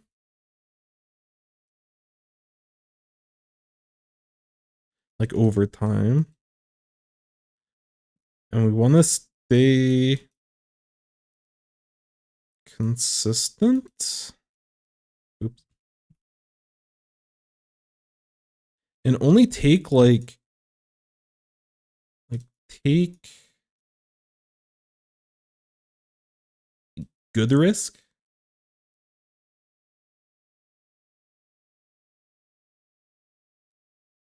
I think is important. And like understanding what good risk are requires a lot of like situational awareness. It requires like a good building of like your own intuition and like a strong sense of decision making. So it's not something that like, oh, just take good risk. Like it's something that you have to build over time. But some things to help in these spots, especially as a blaster, we like don't front don't frontline past your paint. We did this a couple times, which led to the enemy team getting nice solid scores that slowly let them take lead. But like there was this Dapples over here when we were in mid, and like there was someone over here, there was potentially someone over here. Like there was a lot of things that we could have looked at as we were moving forward. Like we needed to check mid and we needed to check this area before we can start committing left. But instead, we just immediately took this fight. Like we just sat out in the open here and took this fight. Yes, we did get a pick, but we immediately died after. And one of our teammates also went down. Or actually, we got the pick on, sorry. We got the pick on this person and then immediately died after. But that play could have gone better. Like there was no, because even at this point, we like had a lead. It wasn't a great lead, but it was a lead. So like there was no need for us to actually like take this kind of fight. But again, it felt like it came from a place of desperation, and we had to be careful. But there was a common theme of when we were desperate, we were the first one going in. We were playing in front of our brush. We were playing in front of our dualies, going for these plays. If brush is like going in and going for something quirky, then I'm okay with you going for this. You know, if your dualies are like rolling in for a play, which they end up rolling for a play in mid, and that's why you get that pick in mid, but we already compromised our positioning and we were like sitting out in the open instead of being right here and going for that pick, and we can get that pick cleanly. And well, it would be a trade for our teammate, but we would stay alive and we could keep the play going. But this caused us to get into a lot of trouble of like pushing past our paint and going for like these very desperate plays. Outside of that, like there was this weird situation with the Brella. Actually, it was over here on this side of the map. But like Brella got back here and like re-slidered and stuff, and we had to be careful and those types of things of like, you know, they tried it again here, but we were able to get safe and punish them. But yeah, I don't think that was like a big thing. I think the biggest thing is just trying to stay disciplined throughout it all. But I guess the last point I'll say is that we want to try and think about enemy. Or sorry, not think about enemy. I would just say try to think like the enemy.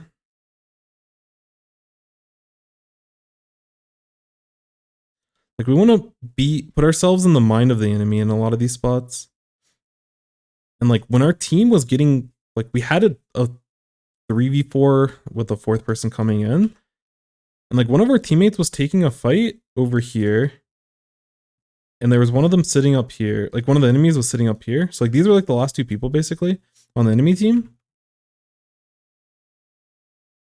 And we were like sharking like all the way back here while the map was like basically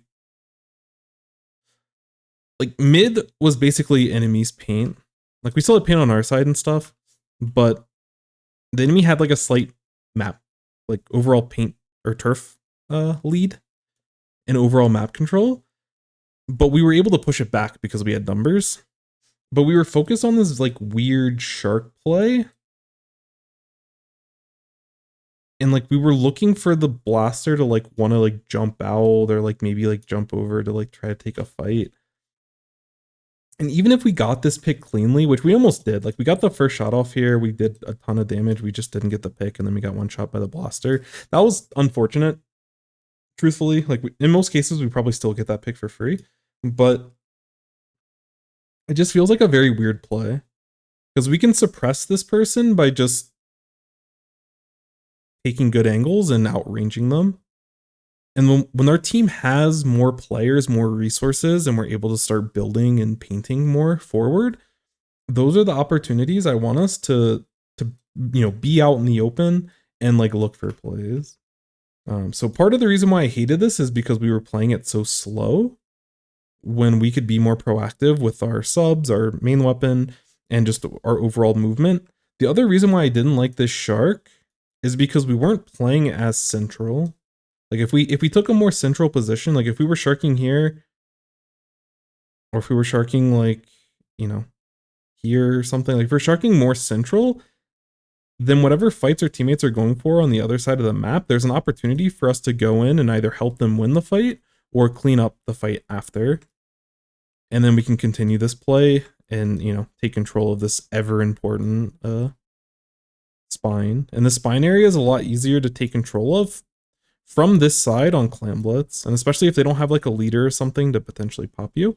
I kind of like us playing on this left side, but we played so far on the right side that it was basically like we were forced into this type of play, and we were not taking, we didn't take paint advantage in the small window that we had where I forgot who was still alive. I don't remember. I'm just gonna say like these two were down. Like we basically had like a 3v2 or a 4v2, and we didn't like take advantage during that time window. And again, most times we were not gonna get punished like this, but overall, this is still like I would like to see us be a little bit more aware. And you know, is Blaster really gonna drop in this type of situation? Which I'm surprised they even did this. I would have expected them to like use their bomb and just kind of hold this area until their teammates come back. But you know, try to be a little bit more thoughtful about that. Part of this is also with the reef slider over here, which this one was tough. This was a really nice play from the Brella. But this person, the Brella, was also running away here and got away at this point and had Reef Slider, and they turned it around on you, which you were able to outplay. But I think we were a little bit fortunate in that spot. I think that could have ended way badly as well.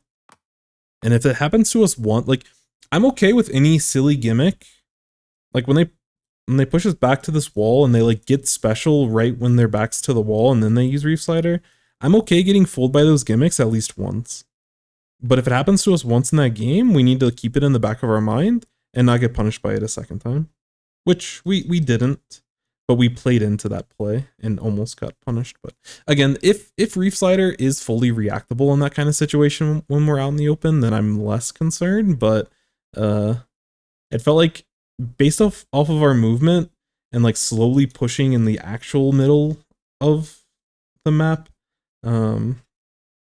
it felt like we weren't even considering that their Reef Slider was even an option. And I don't like that.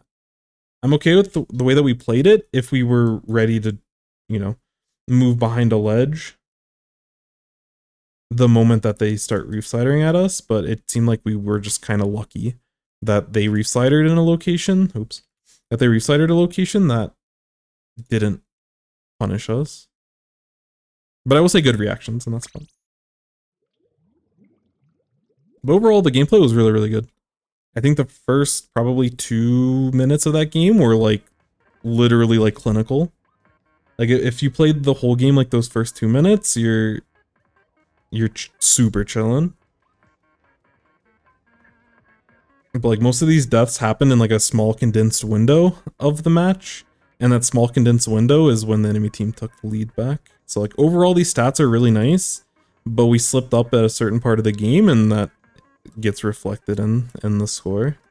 But overall, really nice replay against some solid opponents, and playing very, very well. I feel like every time I watch sBlaster gameplay, it like slowly turns me into a believer. Like over time, I'm like, you know what? Maybe Pro Char is right. Maybe this weapon actually isn't that bad. But I'm not playing that thing. I'll let someone else figure it out. If I had a different kit, I would probably be more inclined to play it, but if I want to play Blaster, Rapid Pro is a lot more interesting. Because me personally, I love the line marker. What's the rotation? TC? Yeah.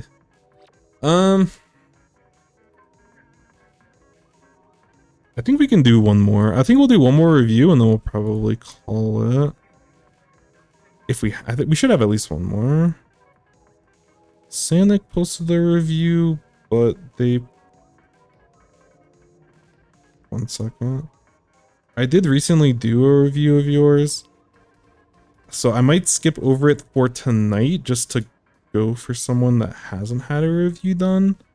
If that's okay. We'll get to it tomorrow because there's some duplicates in front.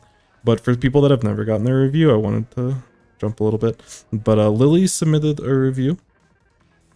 Another wonderful streamer. And I wanted to go over that one. So we'll do that and then we'll probably call it there. Because there's some Sindhu tournament in the morning that I would like to play. And probably get knocked out in a couple rounds, but it'll be fun nonetheless. I feel like people are always on their best behavior for Sindhu tournaments. They run so easily, so quickly. People never have like an issue with joining pools or anything. Everything seems to... People are on their best behavior when Sindhu runs a tournament, so anytime Sindhu runs a tournament, I especially want to make sure that I'm playing in it. Also, the level of competition. People show up. Like, top competition actually shows up for that tournament, which there was Splatomax today, so I don't know if more teams are going to actually show up, but we will see tomorrow. Also, the tournament feature on Sindhu's site is so sick. I'm a big fan. Anyways, so yeah, we'll get into it. Oh, I need to update the stuff, and then I'll go over the everything. This is... Okay, so this was a scrim. Okay, so we're gonna look at this in the context of the full team, with this being a scrim. I don't know how... Maybe we'll just put their entire name.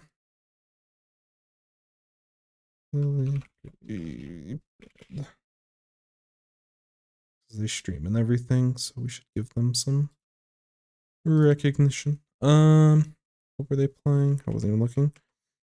Ttek.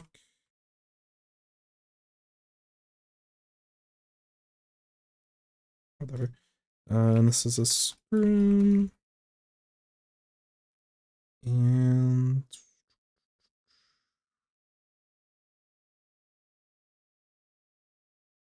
this is around like lower level-ish scrim.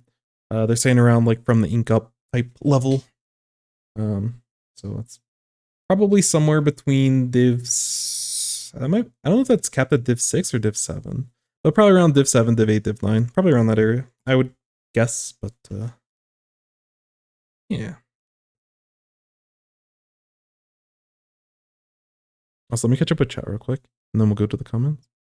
I don't think I like Baller too much in 2, but those two. Rip baller where you could just walk in and let the enemy break the bubble. Yeah, that was a fun little like mini game though. Like stopping the, basically just like annoying the baller. If they wanted it shredded, then not shredding it and then killing them when they try to score, or you know they're trying to get in and you like shred it and they immediately get popped. Like if they're like going for a jump, like trying to give their teammates a jump and stuff. I missed that. But yeah, baller was a, I don't know. I never really played a baller weapon. It was never in the meta when I started playing competitive. So yeah, I don't know. It was a fun little mini game. The only time it was bad was in solo queue when your teammates would just always opt to shred it, even if shredding it wasn't the right play. That's the only time it was actually a problem. Yo, welcome in, Nightmare Life. Hello, hello. Right, but it's hard. I don't use blasters. Yeah, I'm not gonna lie.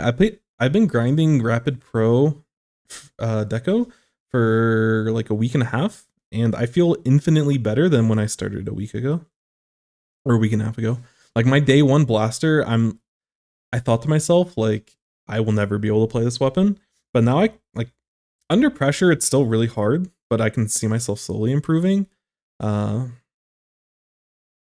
But when I'm able to get into my comfort zone, I'm like super chilling. I just have to work on my positioning so that I don't get ran down by a 52 or some short range thing, or like a Tetra or something that just like runs into me and I don't know what to do. But usually that's caused by poor positioning because I'm used to playing short range shooter. So my positioning's not ideal in a lot of these spots, but it's super fun. And it's just one of those things you get as you understand the game as a whole better, it's a lot easier to learn other weapons. Is kind of what I've seen.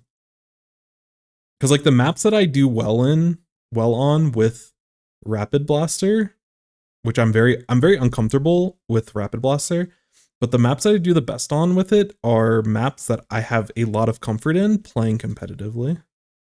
Like they're maps that I'm like, I know like what positions and what parts of the map are important to take, what weapons do the best at taking those areas, and like how to go about it. And I don't think that's a coincidence. I definitely think it's a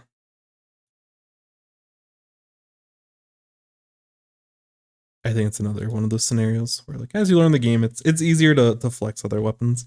But I've been having a good time. It's been a lot of fun. The only thing I hate in solo queue is that if I don't play a painting weapon, I feel like I lose a lot of agency in the way that the game turns out. And I feel like I have to take a bunch more fights and be a lot more aggressive with not a lot of paint, which in a solo queue environment actually stresses your mechanics in a way that makes you a better player. But as someone that's like trying to win and trying to grind and stuff, and like if I'm playing Splash, I want things painted in a certain way. And when that doesn't happen, it feels very awkward as a weapon that can't paint for itself. But as I've gotten more comfortable with the weapon, it's become less of an issue. And as I win, I play against better people that like know what they're doing, so it happens less often. Or it's a comp where we're playing like we have like an E leader and 2 blasters, and we're playing against another E leader with 2 blasters, and it's just a clown fiesta at that point. My positioning needs work too. Short range weapons getting in my face. Yeah, it's awful. Like Rapid Deco and Brine Water. I haven't actually played on it in Brine Water yet. Anyways. Alright, so this is a scrim. So we're looking at the comps in the context of that. We are playing Ttek, so we have to be on this blue team, and I see us right here. So we are chilling.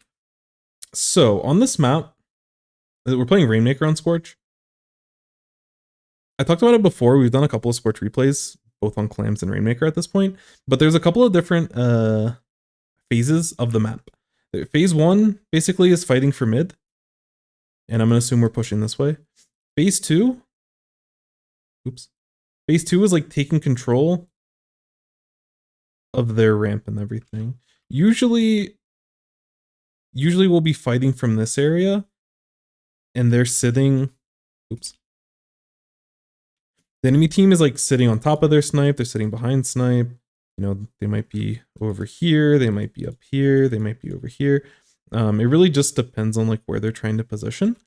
But usually if we take mid, we can often fight for this, like control of this area pretty easily. But like pushing past here, And for Rainmaker specifically, we usually can get to like here pretty easily. But like breaking in and getting this first checkpoint is like really, really tough because they have people ready. They're ready to drop on you here. You know, or they have range or they're sitting behind the podium. So there's a lot of different areas that we have to like really check and cover for. And that's what as a team we have to do. And when I start looking at our team comp, and that's like the hardest part of this map. After we get this checkpoint, like KOing is definitely difficult, but we can usually push it up to here without too many problems. Yo, what's up, Lily? Hello, hello. Glad you're here. Glad you're able to make it. So we'll talk about getting the first checkpoint, and then we can talk a little bit about getting the second checkpoint and how that relates to our comp and how we actually approach doing it ourselves. So in this scenario, Inkjet is going to be one of our catalysts to be able to take this. So Ballpoint should, in my opinion, doesn't need to pick up Rainmaker. When I'm looking at picking up Rainmaker, like if we wipe the enemy team and we can just take this, then it doesn't really matter who. But in a situation where they're, you know, like they're fully set up, we're fully set up, and it's a 4v4 for the first checkpoint. Having Ballpoint Inkjet in somewhere on this area and taking this off angle on the left is like really, really good in a lot of spots. And normally we want to pair it up with these people having to like back off. So whether that be another tri-strike, whether that be Blaster pressuring, because like Blaster's good at pressuring this snipe area. Both Tteks have bombs that they can throw, as well as the Ballpoint has a fizzy bomb as well. But we want to like combine all of these resources together. So if I had to pick who takes first, some people may think it's the Blaster, and that kind of makes sense because we're able to paint and everything. But I kind of would prefer one of our Tteks to take it, just because I think like Inkjet is enough value, and it's almost like required to get a clean push when the enemy team's at full strength. But I think Blaster has enough value poking all around this snipe area and being able to poke over ledges, poking behind ledges. I think it can get a lot of value, so I don't want us to not have that. But it's tough. It's tough either way, because we also have bombs that we can work with. But so that's generally how this initial part will play out. Once we get the first checkpoint, in order to continue the push, is really good for us to hold basically this entire left side. This is really important for us to get a deep push. And a lot of times after we get the first checkpoint, or even if we get the first checkpoint and we take more pushes later on, a lot of times they'll have someone over here. And the person that's holding this spot generally is going to want to be like a mid to long range weapon. So all of your weapons do an okay job at holding it. I'd probably elect for your BP to kind of be over here. They can also potentially be on top of snipe as well. But generally they get more range and can hit more things from over here. And there's also the benefit when they have their inkjet ready, they can inkjet from like over this area. They can also inkjet from like over this area as well. There's interesting inkjet spots all around this map for the Ballpoint. But yeah, holding this spot allows your team to kind of chill in this area and like find a pick over here, find a pick over here. You know, make sure that this area we can contest it so they're not sharking in these types of spots. But you know, when we hold this area and we're ready to push, usually we'll want to wait to have like a special, like be able to push with some sort of special. And all of our specials actually do a really good job. Like Reef Slider, unironically, has a lot of really interesting use cases in Rainmaker specifically. I think it's actually, like, I'm not going to say it's strong, but it complements and supports pushes in a lot of ways. Like, it's not the primary special you'd want, but it actually has a lot of, like, as this kind of fourth special slot that it doesn't really matter, we can actually get a lot of really interesting uses in terms of getting pops in terms of like creating space. So if we're like, if Rainmaker's here and it's ready to push, if we have like a Reef Slider that happens before that, it kind of also gives us space as well. There's like, you have to be really creative with Reef Slider just in general. But there's some interesting use cases for it. But yeah, that's kind of the biggest thing, is that when we're trying to get to this first checkpoint, we need to get them off snipe. And we can do that with our Tri-Strikes. We can do that with our Splat Bombs. We can do that with Inkjet and Fizzy Bomb. We can also do that with the Blaster main weapon. So all of these things are things we'll want to take into consideration. When we look at their comp, this VDS is going to be a little bit of a pain. Ballpoint obviously is going to be a pain. These other things are pains in their own respect, but when we're looking at overall range, VDS can bully the not ballpoint pretty well in a lot of cases. They're not going to get splats, but we have to be, like, they may hold space for the rest of their team like pretty well. So we have to be a little bit careful. And then obviously they have really big, like, their team has the big play potential basically. They have like Sharking Octobrush that can splat 2 or 3 people if you don't check for them, and they're able to shark in like a lot of weird spots on this map. So that's something we have to keep an eye on, is that we have enough paint, which, you know, we have enough paint to be able to deal with it. We have enough range between these two and enough bomb pressure to be able to like keep an eye on them and make sure that the brush doesn't get that kind of value. And then Trizuka is another thing where if we are lazy on our positioning and we don't fan out enough and we get too clustered, you know, like there's definitely a lot of spots on defense. If they're pushing up Rainmaker and trying to score, it's very easy for people, or like if you're contesting pop after, it's very easy for people to bunch up and all start shooting this, like shooting the pop or trying to stop the Rainmaker. And it leaves us open for opportunities for the Trizuka to get a lot of value. So you have to be a little bit careful about that. Yeah. And then the other thing is, like, for pops, I think they get opening pop because they literally have 4 bombs. So I think we can seed pop at the beginning, but between Reef Slider and all of our bombs, like it's very situational, but both teams have an opportunity to like take pop. And again, if we have a Reef Slider and we can plan for it, then like we can contest pop under certain circumstances. But at the very beginning of the match, I would probably focus on just painting, getting our Tri-Strikes, getting good just general cover of paint on the map, and have an Inkjet ready for making a play. But we'll see how things go. But it should be a pretty even matchup either way.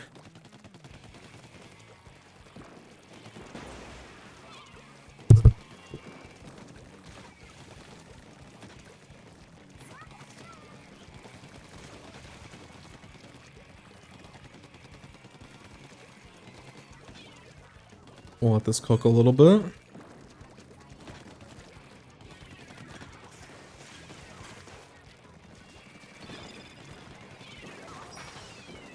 Nice bomb.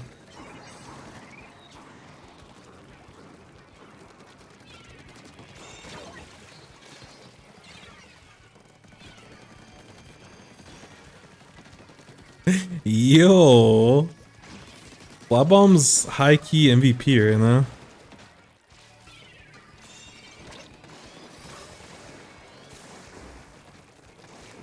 Inkjet coming in at basically the perfect time. Alright. Alright, so we'll stop there. That's a pretty solid opening. I do think that we should be contesting for mid a little bit harder at the beginning. I think we're playing a little bit too passive and we're giving up a little bit too much space. So like when they get the pop and everything, we have a lot of painting weapons, and I want to see us getting good paint. Like this Ttek over here is doing a lot of sharking. Like we're, you know, like rotating over here makes sense for you, but there's like a lot of paint that we could be doing. Like we already know that the enemy team is going to get pop at the beginning because we've like determined, like when we're going into the match, we see, oh, they have 4 bombs. We have 3 bombs. There's a decent chance that like they're going to get this initial pop. I didn't check builds and everything, so yeah, they're running Object Shred and we're not, so there's a good chance that, like, you know, we should know and we should make a decision as a team if we're going to go for pop at the beginning or not go for the pop. And if we decide that we're not going for the pop, instead of just sharking in these spots, we need to be painting. We just get, like, they're wasting their time getting this pop, which create, like, until they get the pop, it creates a small window for us to be able to get a lot of paint. And we need to get paint down as fast as we can. So, like, we can paint over here, like this Ttek, and instead of this Ttek sharking, they can paint this area, they can paint this area, they can paint this area. And once this pop happens, within a couple of seconds, they can have special. Same thing with you. Like, there's, you know, again, these areas can be painted, but if one Ttek is watching and painting the right side, then, you know, you can start painting like the left side. You also, like, as you're moving into mid, you can like paint all of this better and then move out this way. Because this is normally, like, we usually, if we're giving out pop and Rainmaker, we usually choose like, okay, one person get like build special on one side. So we divide the map into like two halves. There's like a left side and a right side. And we, okay, special number 1, you paint right side. Special number 2, you paint left side. And we designate who that is. So, like, you know, oh, let's have Ballpoint paint for their inkjet, and let's have one of our Tri-Strikes paint for their special. So, you know, Ballpoint will say, you know, I'll paint right side and I'll get paint over there, because it goes on my, like, if I paint over in this area, it allows me to very easily get into position up here where I want to be, and I'll be close to special. And then the person on the left that's painting for special, a lot of times as a shooter, which is where generally you position, I want to be fighting for this ramp and contesting this ramp. So I'll paint this left side because this is the in spot that I want to get on. But if you wanted this Ttek to paint for that instead, they could. But this Ttek can also just, like, you know, once they're in this position, there's a ton of paint in front of them and to their side, so they can still get special pretty fast. But, like, we're not focusing on special. We're focusing on, like, we're, like, waiting for the enemy team to get the pop before we do something. And just as a team, we wasted a lot of time, especially at the very beginning of the match. It's, like, very precious time for us to want to get special. And yes, with this pop, they might get special just slightly, like, whoever gets the pop might get special slightly faster than us, but we should be under no threats before we have 2 specials. And those 2 you can decide as a team. I think it's very reasonable for, you know, a Blaster's not going to paint for special, so they're out of the equation. But I think 1 Tri-Strike and your Inkjet is pretty reasonable. Oh, you said, I think I was basically looking out for where Clem was to try and at least help her push in. I wasn't sure of the best position to do to take that. Gotcha. Yeah, and that's the other thing with openings is, even if you don't know and I think you ended up in a good location, but this is something that you should have determined, like, before you get into the match. Obviously, you know, there's a lot of map mode combinations, so I'm not saying, like, oh, you can't get into a match before you know this for every single map. But, like, before you get into this match, like, during the 90 seconds or whatever that you have to pick your loadout and everything, this is where you want to talk about stuff. Also, if this is a team that you play with often, this is also something you would want to talk about, like, during practice, or something to talk about during scrims, and try those things out. But at the very least, even though we've talked about it a lot as a team, sometimes we make slight alterations, or we know we're playing against a certain weapon, so I'll change what I do slightly. You know, for example, you know, if I'm playing against a bunch of short range shooters, I can kind of cheat into mid and, like, play off the bottom of this ramp a little bit more. But if I'm playing against an E-leader or some sort of backline, or sometimes I'll play against Stamper and they have this really cute one-shot combo if I don't give it space. But if I'm playing against something specific, then I'll play a little bit farther back to make sure that I avoid dying to that specific combo. So there might be little things that I'll talk to with my team then, but at the very least, we want to, like, you know, figure out who's painting what side for specials so we can get specials at a good time, because building early specials is very, very, very important. And we're 15 seconds in, and the closest that we're at with special is like 70%. And I'm not sure what our inkjet or with our ballpoint died to, but they definitely could have built inkjet in this time, and we could have had a Tri-Strike at this time. But again, that the speed at which you do it is something you'll slowly build. Because I thought that there was a game, and the reason why I put a lot of emphasis on it is because we played against shoot, I forgot their team at this point. Whatever team 0 was on before they started playing on pickups and stuff. Whatever their like established team was, it was like a team of like top players basically.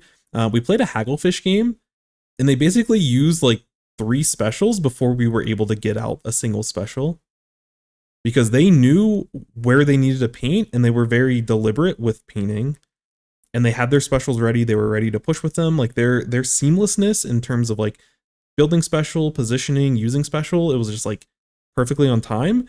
And we were just like, you know, we had the same amount of time. We basically were running the same comp. And we had like similar builds. They just were way faster because they're more disciplined, and they're just like, you know, they know what they're doing, and they're saving paint for each other. So like that happened, we reviewed it, and they're like, how do they get 3 special? I think they might have even gotten 4. I think they got the 4th one out when we used our first crab, because I was like double splash meta, which we still do sometimes. But it was one of those situations where like this should not happen. And a lot of it is just your deliberateness to it, and making sure that people are choosing different locations. So basically before every match, but part of the comms during that time is just making sure that we're going over, you know, I'm going to go over here. I'm going to paint for crab. This is what I'm going to do. I need y'all to stay alive. You know, we'll get crab, we'll get missiles out at the beginning, and we'll have our opening revolve around that play. And the more you establish it and the more you play together, like the less you have to like talk about it and be as detailed, because everyone over time, people will just know what to do because you've like played the map mode so much and you understand that. But yeah, it's definitely something that over time you'll get better at. But that's the biggest thing with this opening, is that we lose the paint super hard. Even though the numbers aren't that bad, the paint should not be this bad. You can also have one of your like Tteks or something, like you can drop behind. It was like map specific, but you can like drop behind this block, and like you're still not in the blast radius of this Rainmaker. So it's okay to like drop from your plat potentially too.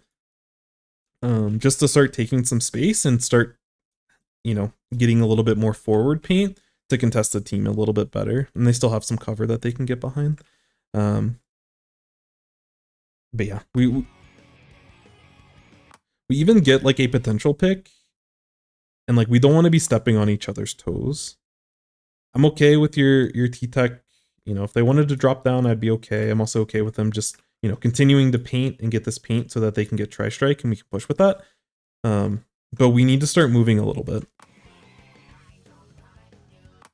Like there's just a lot of space that we're giving up when we have like a potential advantage here. Yes, our ballpoint went down, but we still have 2 painters in this type of situation, and we should be able to see that their ballpoint is like very far back here. But when you all end up moving, part of it you just pop off with splat bombs. So definitely kudos for all the like. I think you had like 3 splat bomb kills throughout this entire push. Like all this is super clean, but we want to be a little bit more consistent with us moving forward. And like I love the bomb to lead into this, using the ledge as cover, like all of the moment to moment you play really well. But we just give up too much space. Like we don't paint fast enough, and we just give up too much space throughout that opening. Like fighting for space is uncomfortable. So if we move it back, like before you use tri-strike, and thank you for the hydrate, Sage. I think we have to be a little bit even farther back. Oh no. Okay, well. So again, in like this situation, it's uncomfortable to fight for space, but like we need to. Like we can start getting some paint over here.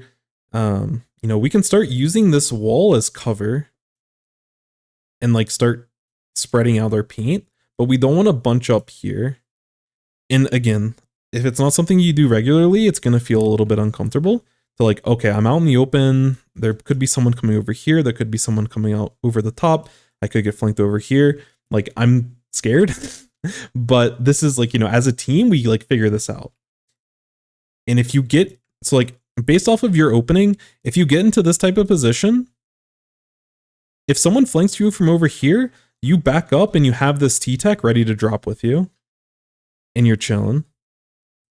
If you get pushed from this left side, you back up, you have your blaster there, you're chilling. But we need to like start taking a little bit of space, and we have to like trust our teammates a little bit. We can't be fully scared to engage always. And I like that we end up pushing up with our tri-strike. But like when we decide to use our tri-strike, to be fair, both teams could probably do a little bit of a better job like painting in this type of situation. But we don't have a lot of paint to actually maneuver with. So when we use our special, if we don't get those initial picks with the splat bombs, we probably don't get a ton of value here. But again, you have really, really creative splat bombs that put the enemy team in uncomfortable spots. So definitely, like, I don't want to dismiss the as well mechanically as you play here in putting splat bombs in spots that you can trip up the enemy team. But we want to be a little bit more mindful of that. Also, in this kind of situation, I'm not sure why we picked up Rainmaker here. Because we got the initial 2. But yeah, this person picks up Rainmaker and goes forward. This person should instead, if they want to pick up... So there's 2 things. One, if they're the farthest forward, they don't need to pick up Rainmaker. I want them to continue to take space forward. So we'll look at this from Yuki's perspective. So they get tri-strike, y'all got 1 pick, and then the second pick. So instead of them picking up Rainmaker in this type of situation,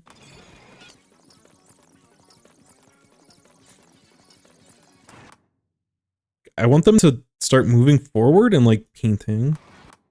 Because again, if we go back to what we were talking about at the beginning, in order for us to get first checkpoint, we need to control this area. So like most of the enemy team is down. Let's start moving into this spot. And like the enemy team's still kind of moving in, so depending on if they jump in or not, like we could potentially look to push past the Rainmaker podium here.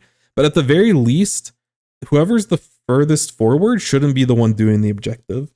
This is a common pitfall that happens with a lot of newer competitive players. And I catch myself doing it from time to time, especially when I play aggressive weapons. But like if you're the Slayer and kind of the frontliner on your team, like we need Ttek to like be mobile and like moving forward. And again, it can be a little bit uncomfortable to like move toward this brush, but we outrange the brush, I think. We at least don't lose to it in range, but it's kind of close. But just keep tabs on them and like, you know, force them out. If they start running at you, then, you know, we might be able to just win the fight outright, which I think we should be able to do. But even if the range was like close, you know, I'm fine backing up once they start pushing at us. But the rest of our team that's ready to move forward is going to be able to move forward and help with this play. But we want to start creating space for our team, because picking up Rainmaker, and again, even moving it backwards better than moving forward, because like we need to paint this area. But in general, I would much rather this person, instead of picking up the Rainmaker, I'd rather them just like swing around and start taking this space. That way y'all get these picks and y'all are immediately able to get into this position as well. And there's already paint ready for you all. And that helps speed up this process. Like it's a lot slower for us to pick up the Rainmaker immediately and then look to paint, versus this person already painting and moving forward.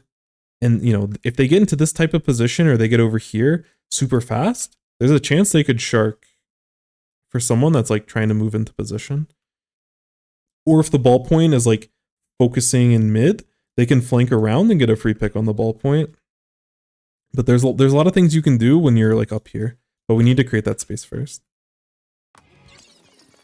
So I'm going to give them the benefit of the doubt and assume that because they saw this brush over here, but I'm gonna assume that they thought that they weren't there anymore, and maybe they just had like they missed something. But even in that spot, unless the enemy team is wiped, I don't think Rainmaker should ever be the one pushing forward like that.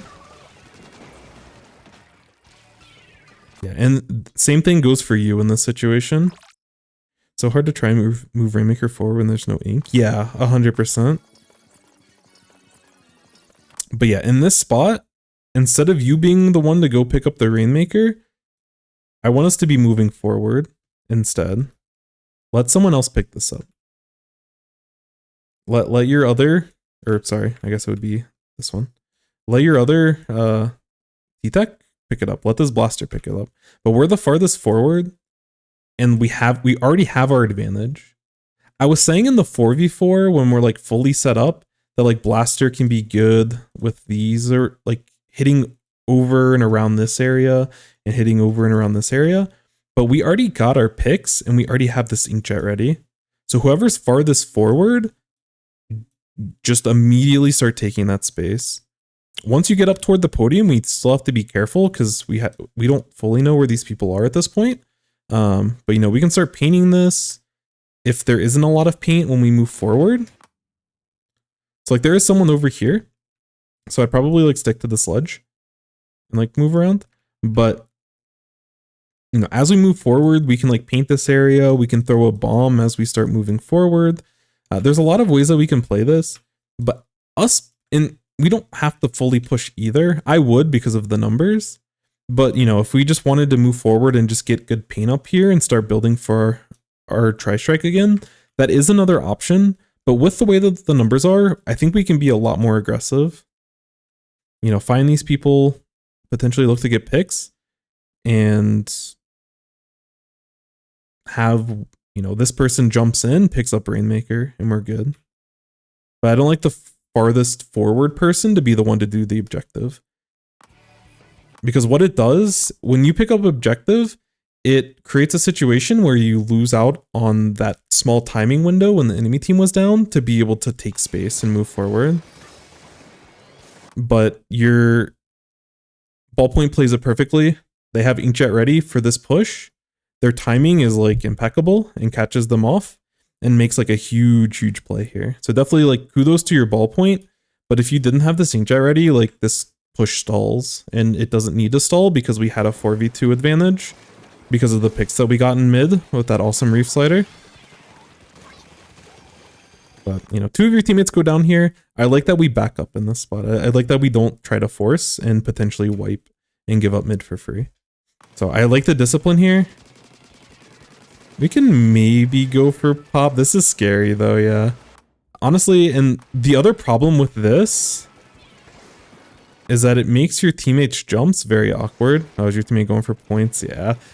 They're able to make it out at least. So, one thing I would mention. So two of your teammates go down. You're at about 60% the special. Instead of playing all the way up here, which is like, it's not bad, but I would like for us to be painting for special, and at the very least, I want to give our teammates jumps, because like, our teammates are going to look to want to jump. Like, we're in a good enough spot, and we have enough paint in mid, we can get jumps in, which we end up getting, and we can continue this push, but we need to wait and give our teammates safe jumps. So I would use this sledge, I would use this thing. You could potentially back up in the mid, but you probably don't need to back up that much. You could use this as cover. I want you to use one of these spots to give your teammate a safe jump. And once they start jumping, then you can kind of like reposition and everything. But we're kind of just like chilling anyways. I wouldn't worry. I wouldn't waste paint on this pop. It doesn't really matter who gets this pop. You can paint all of these other parts of the map. Probably focus on this side because that's where you're going to want to be. But get paint everywhere else and get your tri-strike ready. Because you're gambling that you're getting this pop here at a number disadvantage. Which, like, these people are still moving in, so technically there is a small chance you can get it before they get into position. But all the paint that you put into this thing, like, that's wasted paint special. If you got the pop, then that would be paint for you. But we're gambling at a player disadvantage that we're going to get the pop here. And we miss this window of getting a special. And we also put our teammates in risk of their jump in. But, you know, you all are all running either like drop roller or stealth jump. So That helps us be a lot safer. As soon as they're in position. Yeah, for sure. Like, this is where you have to slow down and get specials. And so, you know, as they're going for this pop, we can slow down and start getting our specials while this is happening. So that once this pop happens, once our teammates jump in, we're ready to, you know, oh, I have, you know, tri-strikes ready. We can start tri-striking and like fight for this space again. But like, we're fortunate that this person stays alive. And I think this person ends up going down. Oh no, they stay alive. But like, that should have been 2 deaths from you all. And instead of being in control, it should just be you left. And, you know, this person is probably rightfully scared not to jump because y'all didn't give them a very good spot to jump. But they should have jumped, but we needed to give them a better position to do so. But yeah, that should have been way worse after the first checkpoint. We're a little bit lucky that we all survived here.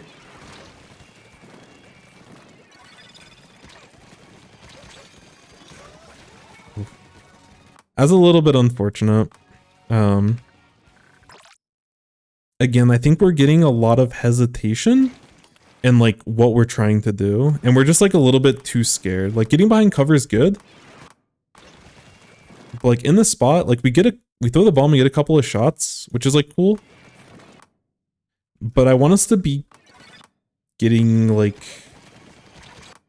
I don't know. I don't think we want to take this fight because they're like super mobile and stuff, but I want us to establish more paint in these areas and potentially look to get tri-strike out. Our teammate goes down, so eventually we're probably gonna have to push back and wait for them to be able to jump back in.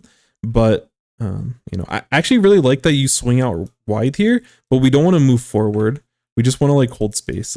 Honestly, it would be better for your ballpoint to swing out wide because they have the range and they can sit over here. And like this open lane, they can fight this VDS. Like you can't fight the VDS because you lose on the range battle.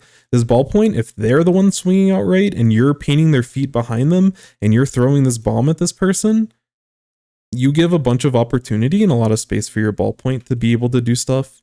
So I actually like this, like, I like the teamwork play between you and the ballpoint, but the positions need to be swapped.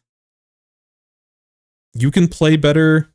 Because part of being in mid in this spot is also the fact that you can play on these walls and like this pillar, like all these paintable walls.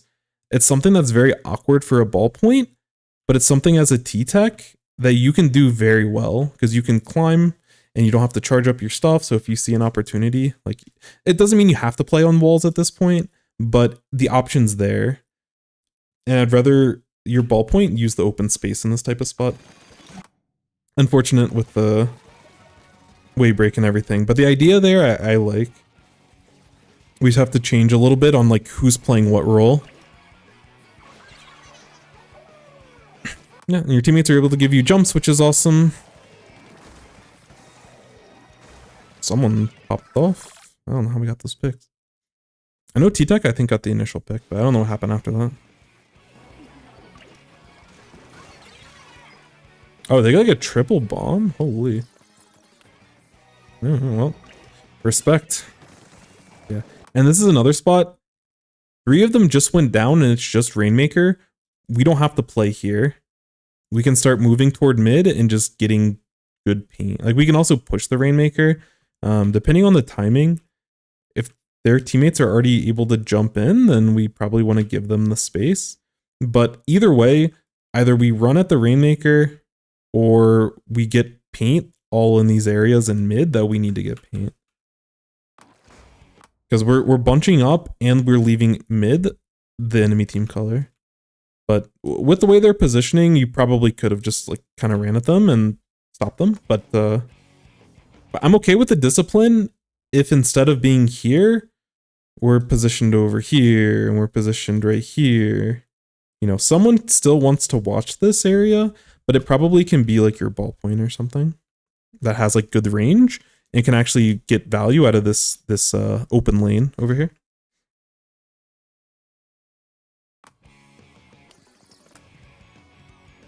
And like we had a 4v1 and it's just Rainmaker sitting in this corner. And now it's a 4v4 and the enemy team still has full control of mid. just because we were a little, like, we were just a little slow and hesitant to try to move forward. But again, the bomb pressure, moving up with inkjet, like, the inkjet value has saved us quite a lot. Like, the neutral paint game, we're not doing great on, but us pushing together with specials, we're doing extremely well on. So, like, part of your game you're doing very well with, but, like, the fighting for space and fighting for paint, using our main weapons, and knowing, like, where we should be positioning and how we should be playing it, and when to use sub-weapons versus using our main weapon versus, you know, who should position where, that's definitely, so far, it seems like a sore spot for your team as a whole. But once you have specials and you're ready to move forward, y'all excel so far.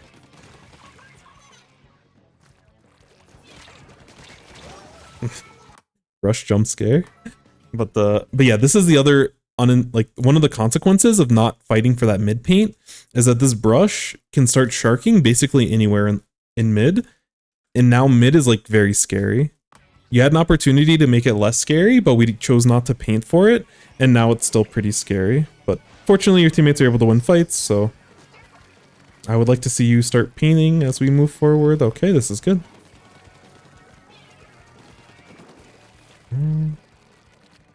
I wouldn't worry about, like, bombs and just, like, or sorry, the Rainmaker pop and everything. Like, this is happening basically in the middle of nowhere.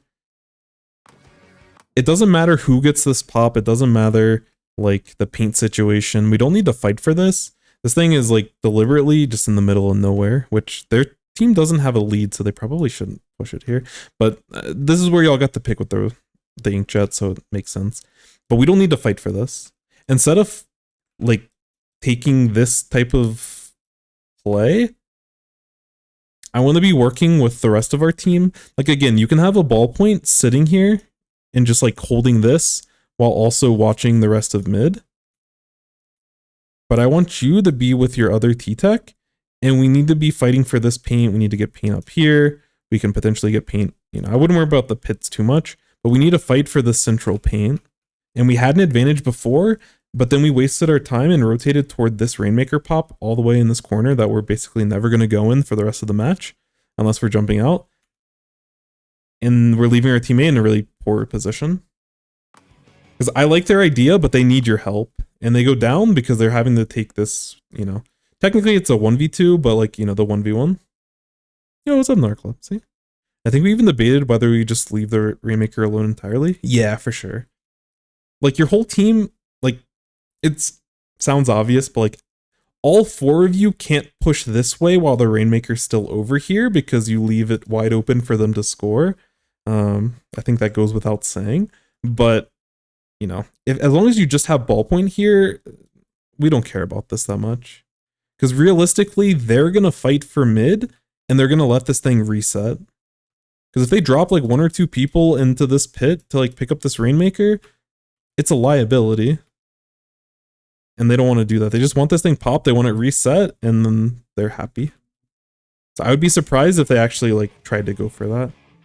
And then your teammate gets picked, and then they're able to reposition, and then now you're getting picked because we didn't help on that. Help on this right side over here at the beginning. Nice play by your blaster, but we'll see how you all are able to hold in this spot. And y'all are able to find some picks. Definitely kudos. Yeah, this is another spot. The enemy team just basically wiped. This is a soft wipe, but they basically all died at the same time. This is where we need to take advantage of painting all of mid. Don't worry about Rainmaker pop. Like, let someone on your team's gonna get the pop, but you don't need to have your whole team surrounding it.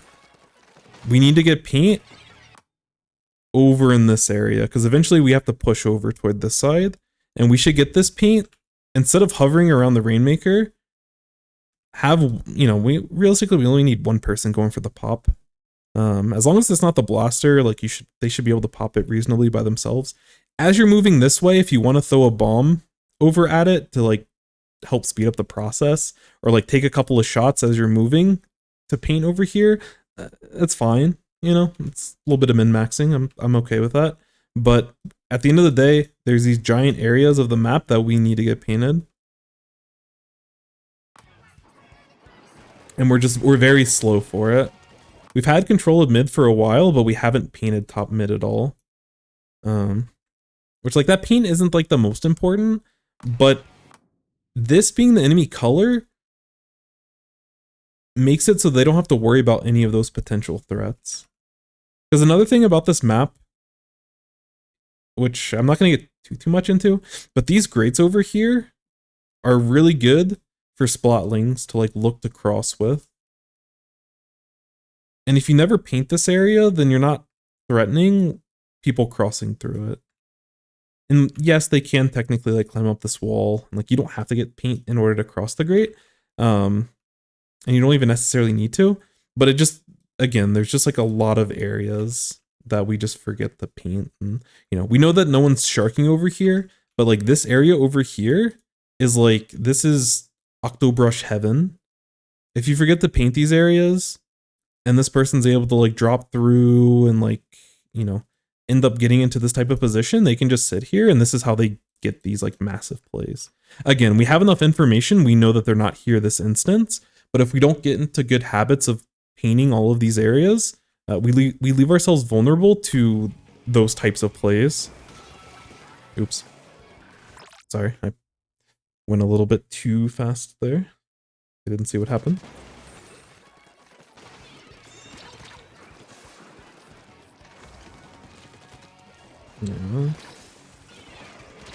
Yeah, and because we could have taken this space when no one was here, but because we went for the Rainmaker, they were able to move into this position for free.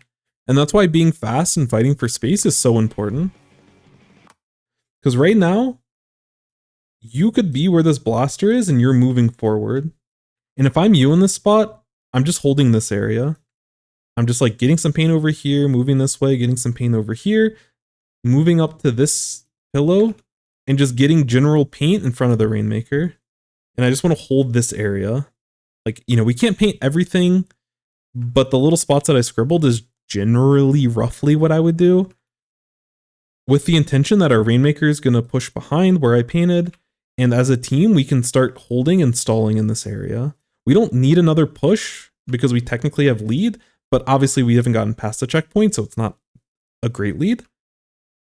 But right now, this area that we just pushed like 10, 15 seconds later is totally free. We get there before this person. Always, always, always. But because this blaster doesn't have paint, they can't push up into this spot very easily. And like y'all all just get sucked into this kind of irrelevant part of the map for right now.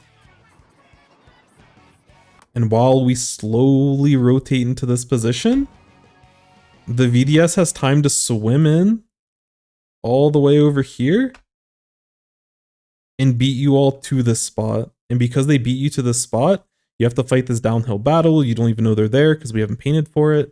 And this is what causes you to end up getting spotted in this type of spot. It's like this whole wipe, or what I assume is going to be a wipe in a second. Yeah. This whole wipe happens because we just didn't take this space. We were fighting over here, which doesn't matter when we should be able to take Rainmaker.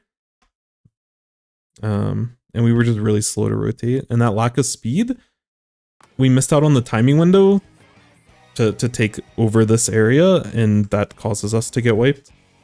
And now we're in a tough spot because we didn't paint. And because we didn't paint, the enemy team is very fast with their movement because they just can swim through their own paint. They don't have to fight back for that paint. Y'all got splatted without, like, y'all just use your specials before that. Yeah, they already painted up, absolutely, 100%. And they didn't have to really use their specials to get these picks because y'all just got caught off guard by this person. That was like, they played this part well, but they should never be able to get into the spot. This VDS over here, like them sharking over here and like, you know, getting those 2 picks, like they played that shark well, but they should never be able to be into the spot uncontested, which was the bigger fault. But because they got those free picks, they now have specials that they're ready to start pushing with. And I would imagine that their ballpoint's probably close to, oh no, ballpoint maybe just use special.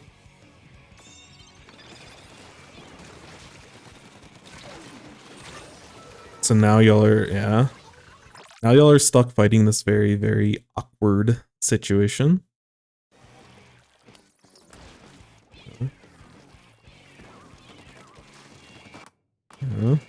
Yeah, and this is like the grate that I was talking about before. Like mid-range weapons do very well on it. It's like ballpoint is a splatling is very good on it. VDS is another weapon because of its mobility. Is very good on it. You know, weapons like Squeezer and like 52 and stuff are good as well because they have like a wall and they have like decent range. They outrange like most short range shooters and like a 96. But those are the scary weapons when it comes to the grate. So when we're setting up for defense, yes, we want to control this area, but enable to control this area, we need to hold this area. And enable to hold this area safely, we need to hold this area. So again, this is a really nice play from their VDS to take the grate and push over here. Like that's good map knowledge from them. But we need someone on our team to be able to like hold this type of position. I think as a team, we're getting a little bit too, like we're getting focused on just the most direct thing that we need to do. And we're not thinking about the other ways that the enemy team could attack us or look to, you know, punish us. And they're able to use specials. Again, this is a really nice play from the enemy team. So I definitely give them a lot of kudos. But all of this is this whole play was very avoidable. Because this whole play happened when y'all had a 4v1. Like this whole play happened after y'all had like a really nice set of picks. And the whole momentum has swung due to a lack of paint and due to a lack of moving forward in time. Oh no. Yeah. Again, another issue of, you know, if we don't have this paint down, Octobrush can just start sharking in weird spots. But this is a really good hold because I was scared y'all were gonna get scored on for way more.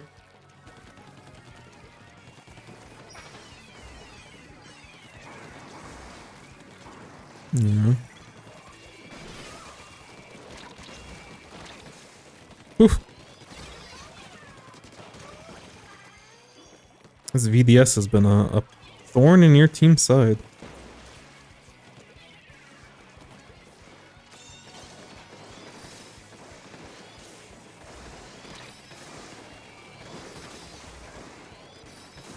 Yeah, this is definitely scary. When they're inkjetting in this spot, I would probably recommend that we back up a little bit. Yeah, this is a dogfight. So if you have Rainmaker in this spot, which yeah, there is some aerial fights happening, so I guess it's a little bit less scary. But in a spot where you didn't have your own inkjet ready, it's okay to back up like here with the Rainmaker until their specials are out. You'll watch a lot of top teams if the enemy uses like a crab over here or they use inkjet over here like this ballpoint's using, it's okay to like back up all the way to the base of this ramp and just like chill here and or you know as far back as you need to be so that you don't die to any of that and then you can like push back up after. But yeah, with both teams fighting over here, I'm more okay with you contesting this. The bigger issue that I see with all of this again is that there's opportunities for you to be able to move forward that I would prefer you be able to do so. Oh, just call me Levi. Very appropriate name. Yeah, thank you for the follow. Much appreciated. Hopefully I pronounced that right. Hopefully it's Levi. But yeah, thank you so much. Appreciate the support. Because like we use Tri-Strike in this area. Nice stream. Thank you so much. I really appreciate that. Honestly, like the kindness, I legitimately, like I know people always say that as like, oh, someone complimented or oh, someone followed to his thing. I truly appreciate all of the kindness and all of the support and everything. I have a very lowly YouTube channel that I need to chill out before one more time before here that I condense all these reviews, and I'll also have a video up this weekend about painting. That's just like a general advice based off of some of the common pitfalls I've seen with some of the reviews I've done. So yeah, So like I don't get a lot of views and I don't get a lot of comments, but every so often someone will have like a comment. And it's just like the nicest thing. It literally like makes my entire week. So I appreciate you all. Anyways, that's a tangent. In the spot, we get this really nice hold. We get these picks. Somehow that brush does not splat you. Nice moving on your part. So in the spot, you end up painting over in this side. But if we're pushing Rainmaker over here, this doesn't matter as much. That doesn't mean that we should never paint this, because it's very common for people to like drop out through this way, or they can just drop out directly this way. There's a reason to want to paint this stuff, but we have to think about it in terms of priority. And it's a lot harder to fight for this side of the map because they want to push this way versus fighting for this side of the map. And because we prioritize this paint first instead of just immediately, like we know we have to get Rainmaker over here. So I'm just, you know, as a frontliner, I'm just going to book it over here. Instead of doing that, you go for like this paint over here, which again, the paint itself isn't bad, but the timing of it is bad. The priority is bad. This is very low priority. It's still important, but lower priority. This up here is high value real estate. And yes, this VDS probably makes it up before us, but we have at least two of us that are ready to push up. So if we're pushing with our blaster, we start getting paint over here, and we throw a splat bomb around this pillow, and we have our blaster poking a lot of these common shark spots that the VDS might sit in, then you take this area for free. Because you're going to win the 2v1 against them. Yeah, I'm going to be honest, this VDS has played this match very, very well. I give them a lot of kudos for a lot of their decisions throughout this match. So you have to fight for this by using our special, which in other situations, fighting for, like when we already have other specials to work with and we don't have to push it that far, like this tri-strike in a vacuum is like good and our teammates are ready to push. Like this is solid, but because we routed over here and took this paint instead of just going to the part we need to push, because if we take this area, it's very easy for like a ballpoint or something to just naturally get this paint when we're already set up in this spot. That's why this is low. Like also we're probably not going to push this area, but like it's important to paint this so that they don't drop on us. But if we're already set up here, we can get this paint very easily. But if we get this paint, it's very hard for us to get this paint, which is why we have to use this special.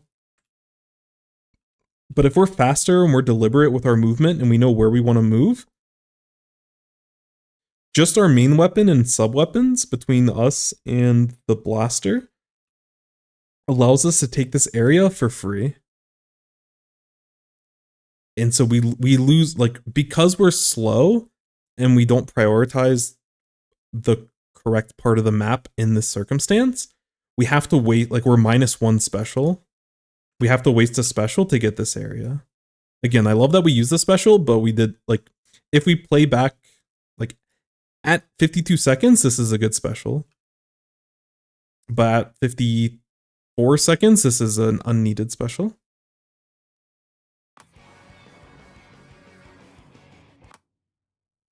Yo, welcome in. I forgot my password again, 22. Uh-oh. Is this a 20-second time? Ruh-roh. Hope all is well. There are things out there. There's password lockers that can help you with this issue so that we don't have I forgot my password again, 23. But I like the bit, and I hope that you don't lose your password in the future. I've been a not main since it released. I've recently been struggling to find my place in team comp and to deal with chargers and longer range weapons. Where do you think not fits in the current meta? I think not is solid. I think it can fit in a lot of different comps. It can be an anchor in like a faster comp. Like a lot of the QR comps and a lot of the kind of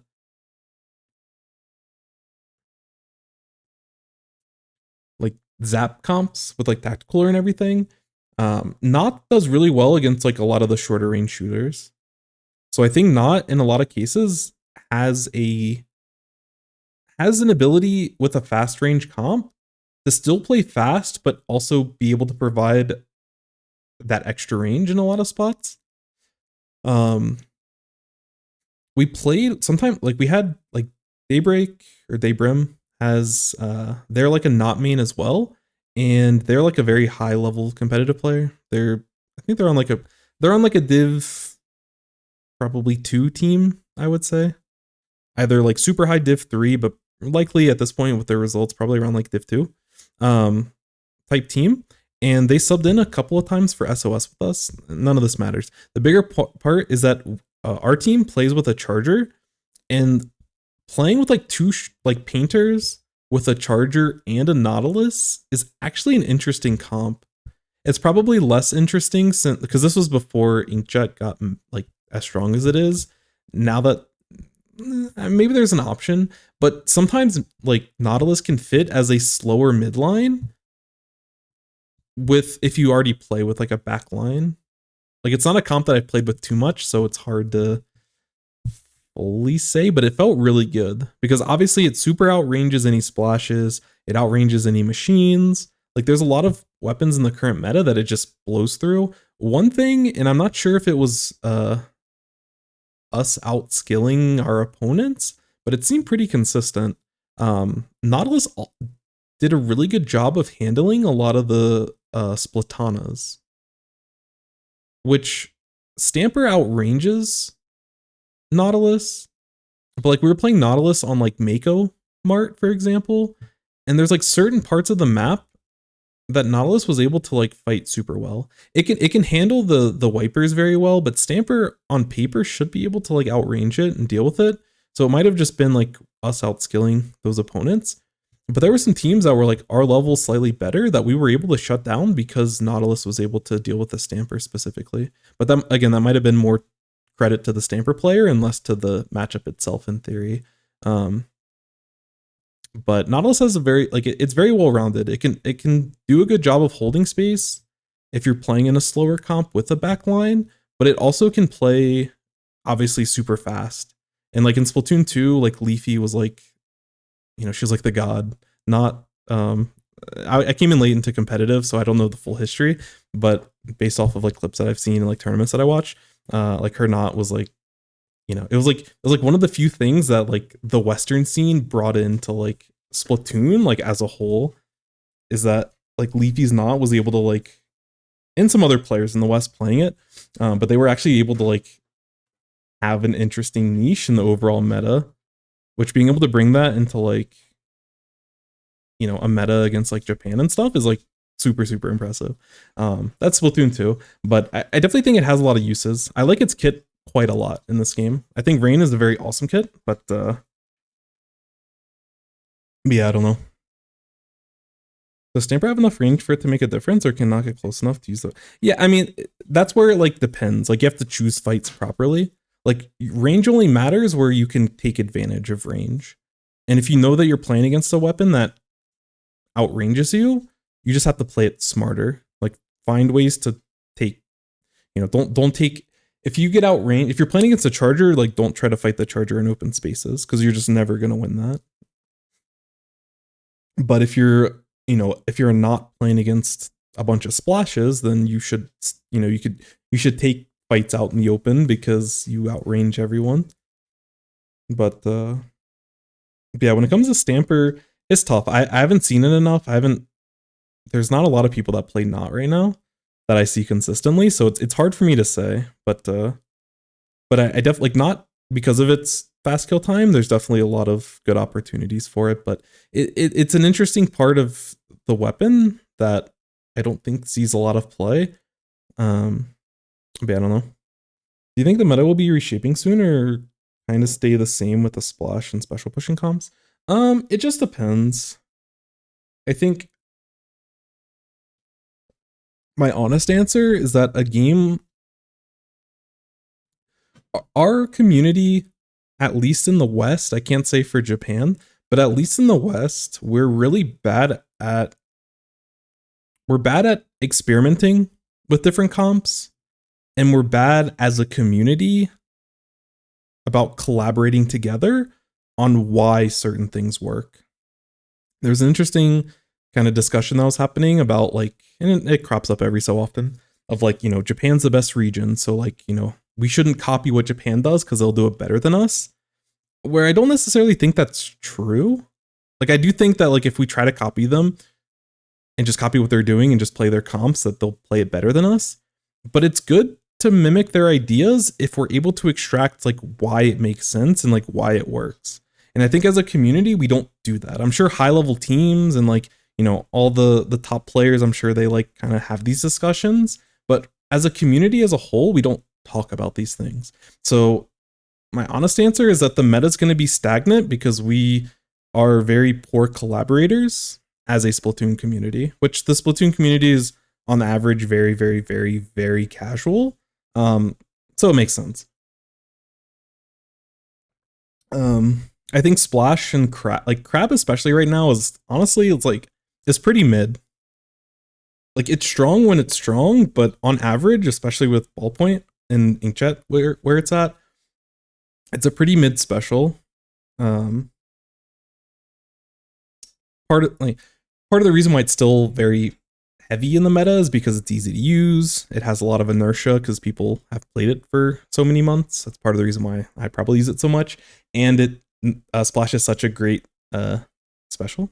Yeah, I'm definitely like it definitely needed a nerf. No doubt about it.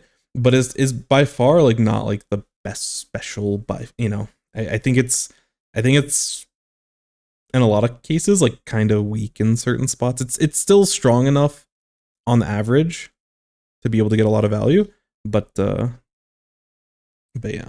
I think as a community we could be like, I think the meta should be wide open, but again, we struggle as a community to collaborate, and that causes the meta to be more stale than it should be. We don't try to understand why certain things work. We don't try to we don't try to pick apart the pieces of like that get put together. Like a lot of times we'll just see, oh, like, you know, Zap is in the meta, we should play Zap, or oh, they're using, you know, 96 Deco, we should use 96 Deco. And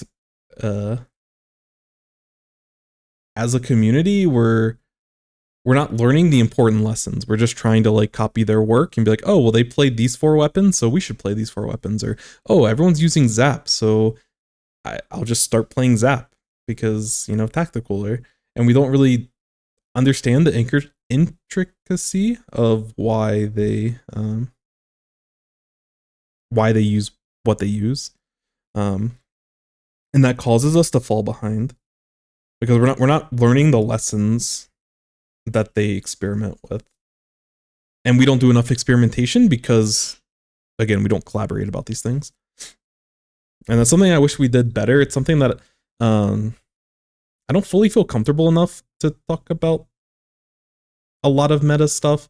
I definitely have my own opinions and feelings about stuff, but I can't talk for like the collection as a whole. But it's something that I wish a lot of better players did more educating just within the community as a whole. Yeah, take care. I'm gonna get back to the yo, welcome in, Brick. Brick, you better get some sleep. You gotta get up early in the morning. You got some important games heading your way, but it's nice to see you. Sniper has 4.5 lines, not has 4. Oh, it's not too bad. Is that for the verticals or horizontal? I call this the dude that wait, what does dude have to do with this? Oh no. Wake up at 5 for a plane. Yeah, get out of here.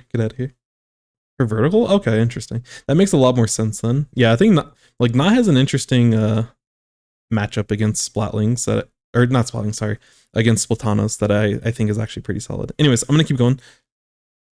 Oh, yeah, with like, yeah, content creators and stuff. Yeah, that's definitely that's something that's inevitable in a lot of communities. Yeah, for sure. I can understand that, but you know, as a competitive community, we just, I don't know. It's a lot more, it's almost purely based on clout and selfishly trying to like move to the next level of wherever you're at, and less about trying to teach each other as a whole, which is part of the motivation why I do what I do. I need to get better at it, but But yeah, it makes me sad. Because a lot of other games that I played, like fighting games, card games, like I was able to learn and grow so fast simply due to the fact that top players were making content. You know, in a card game, people would dissect of why every single card is in that deck and what purposes it has, how it relates to certain matchups. You know, in like a fighting game or a card game, it's like a 1v1, so like there's less variables. Like Splatoon is a very fast-paced, like blurry, muddy kind of mess to try to decipher, which is the fun in it. There's a lot of depth to it. But yeah. Took a game off Photic Zone. Nice. Oh, you took the set? Good stuff, good stuff. Yeah, I was gonna say y'all had to have beat some good teams today in order to make it a top 32. I'm super, super hyped for you. Yeah, make sure you're well rested and have water and snacks for the day. It's a long day. But anyways, sorry so much for the tangent, Lily. But yes, play for Twitter clips 1000%. That mentality goes a lot of ways. And I think people are more concerned about like defending their current place and their competitive status versus trying to help others learn. Weeball, I hope to see you all on stream. I was saying this with Sully as well, but you know, there's a few of you that if y'all get on stream, I'll spam chat for you all. Yeah, take care. But people are so concerned about like not letting other people jump in front of them or like get better than them instead of like trying to help each other like learn as a community and like everyone get better, which you should be able to get better. If everyone's getting better, then you have better competition to play against and like there's less stagnation. I don't know. I have a lot of gripes, but it is what it is. Oh, whoops. So we're able to stay alive, able to get a couple of picks, which are nice. Yeah, and again, I love that we take space and move forward here. Up until we don't. Yeah, so this is another spot. I think you know that you need to move forward, you're just... you either don't know where you need to move, or you're just scared to commit to it. Like, this pick is great. There's just ballpoint left. You had the right idea, like, pushing in.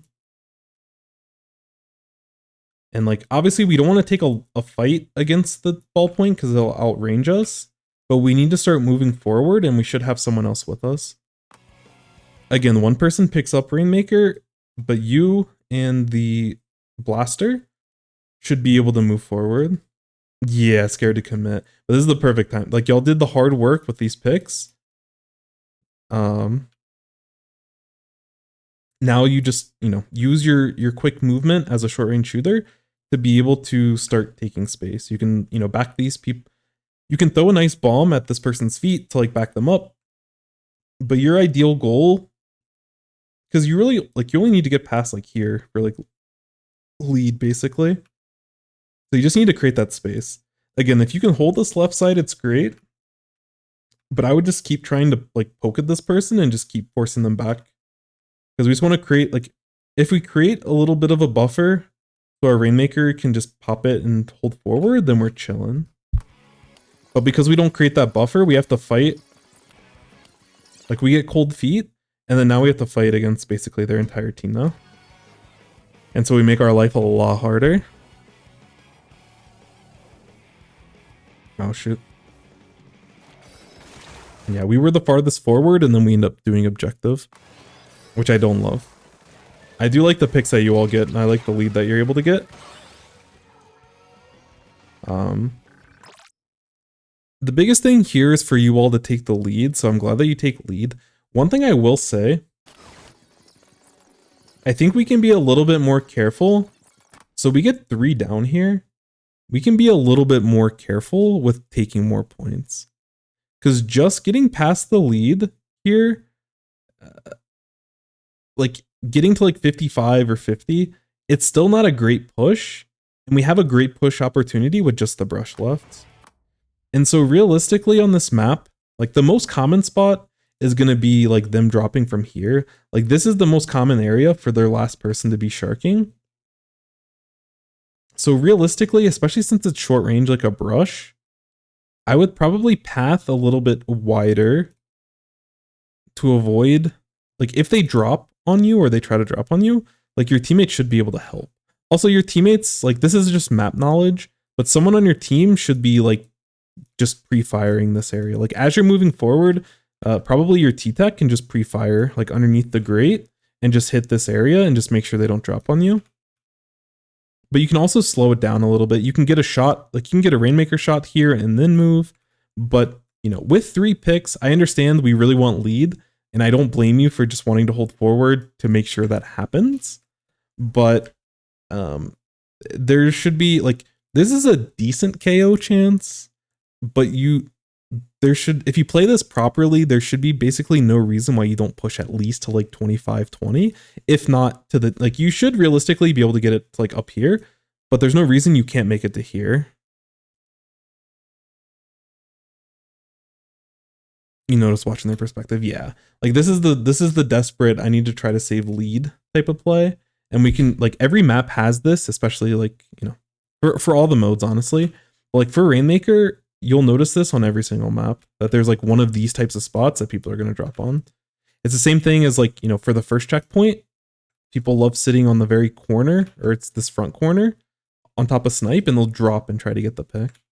But people love dropping on ledges to stop it. But either way, kudos to taking the lead, but this should have been a bigger push, and I'm a little bit sad that this isn't a bigger push, but we get the bigger push after.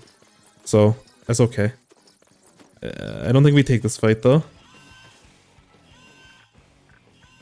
So instead of pushing up there, I think we just hold mid and give our teammates safe jumps.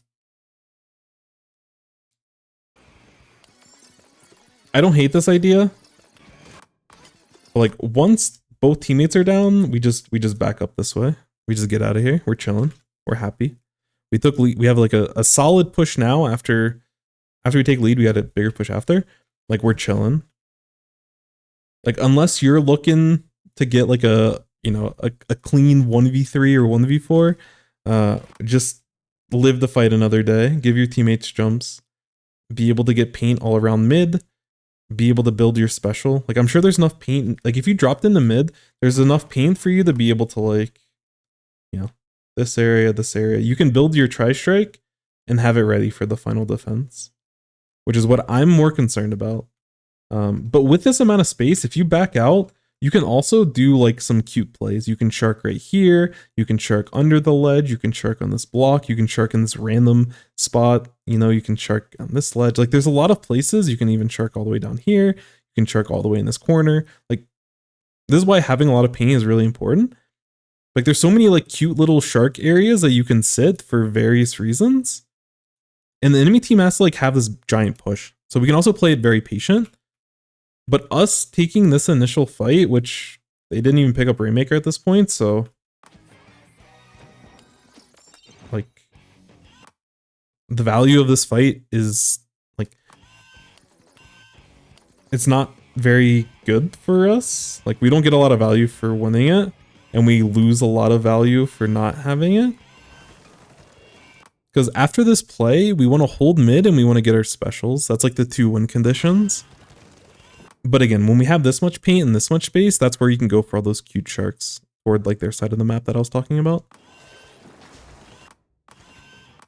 Because yeah, like the enemy team didn't check this, they didn't check this, they kind of checked this.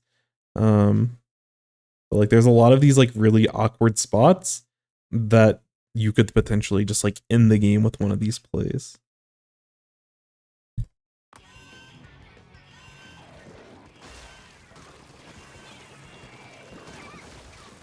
But we're close to special.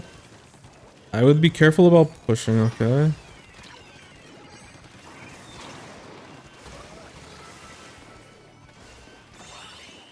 Nice. So I would be a little bit careful toward the very end about a lot of this.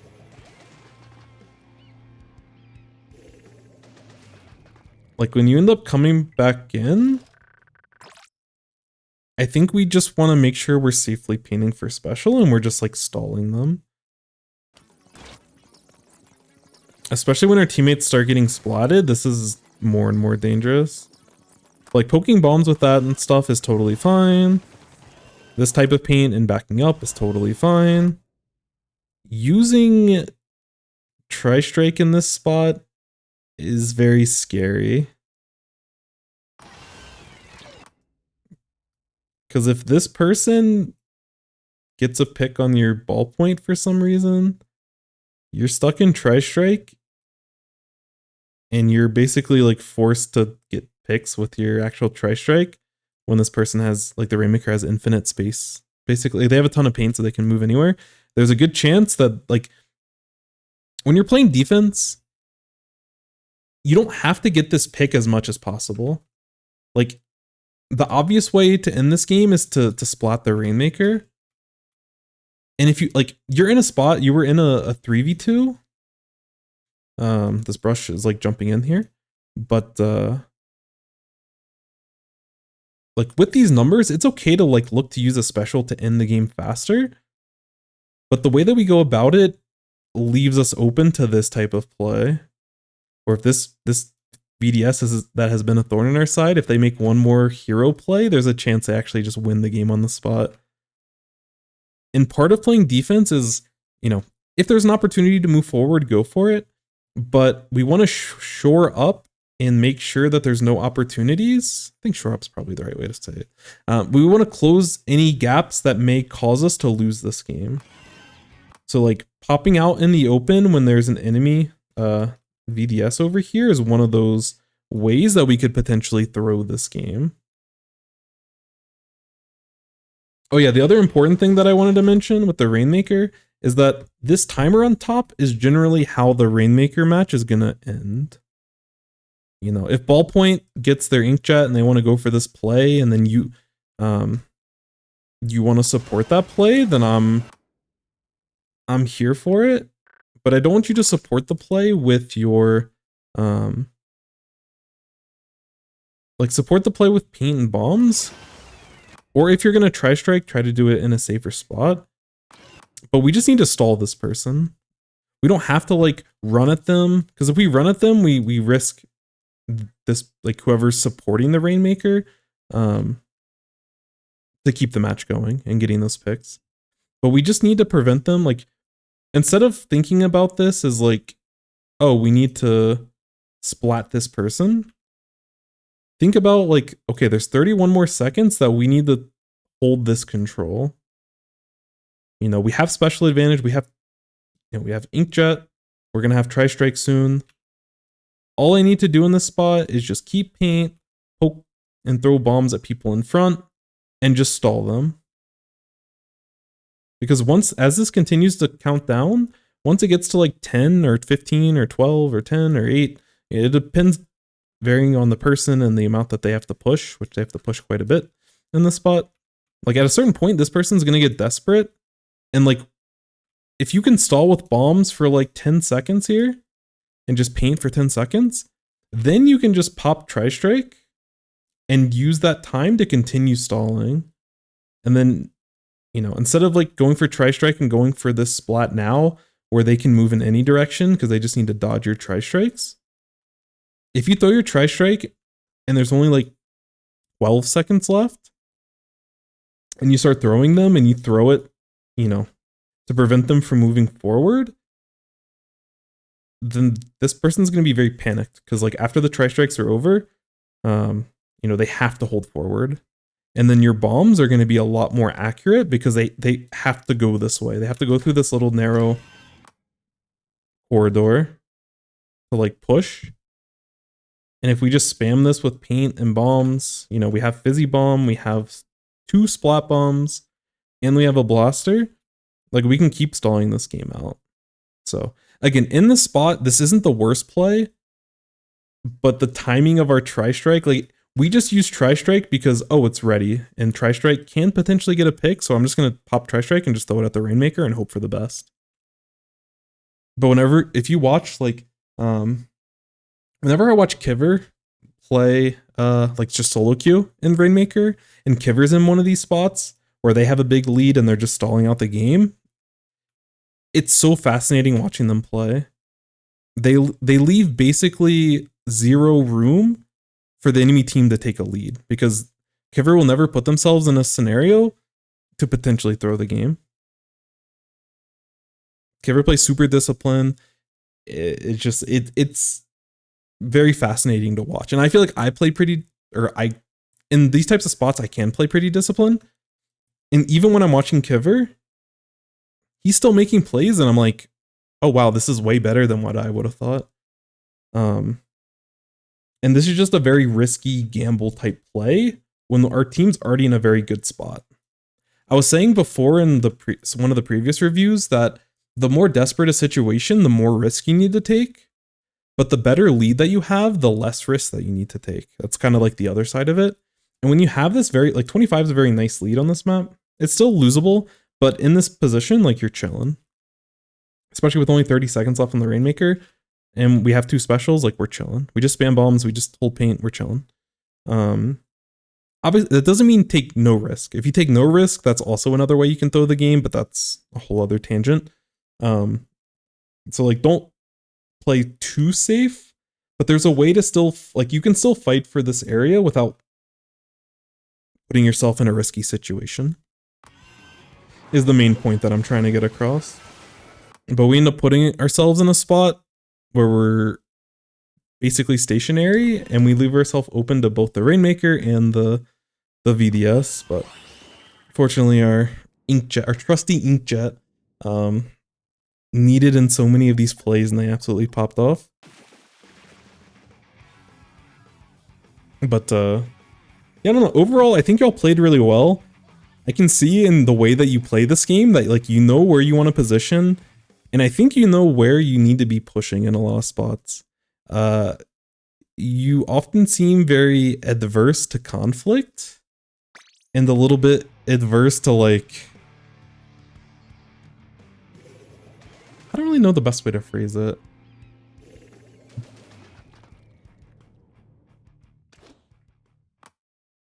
But it feels like you're very, and again, this is like a common thing that happens in a lot of spots, because there's spots that I feel very uncomfortable in as well.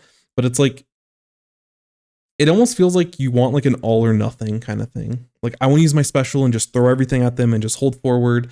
And if we get the picks, we wipe them, we keep pushing forward, we're chilling. If it doesn't work out, then, you know, oh, we got wiped and they push, and unfortunate. There's like, for anyone that plays card games, there's like a really good card game analogy. And this is where I kind of better understood this concept. But when you play card games, there's a lot, like, you'll find yourself in high pressure situations in Splatoon, which is like a very fast paced game where there's a lot happening. In a card game, you'll spend a minute, 2 minutes, depending on the mode and everything. You could spend up to like 5-6 minutes for a turn. Usually it's like a minute and a half to 2 minutes. And there'll be spots that you put yourself in that are just like like, there's just so many decisions. I think you're trying to simplify situations a little bit too much. Where in a lot of, like, sometimes it's good to simplify, especially when you have big advantages. But there's a lot of spots, like, especially with the opening. Like, the opening is like a perfect example. Where, like, our team is positioned, like, very safe, very scared.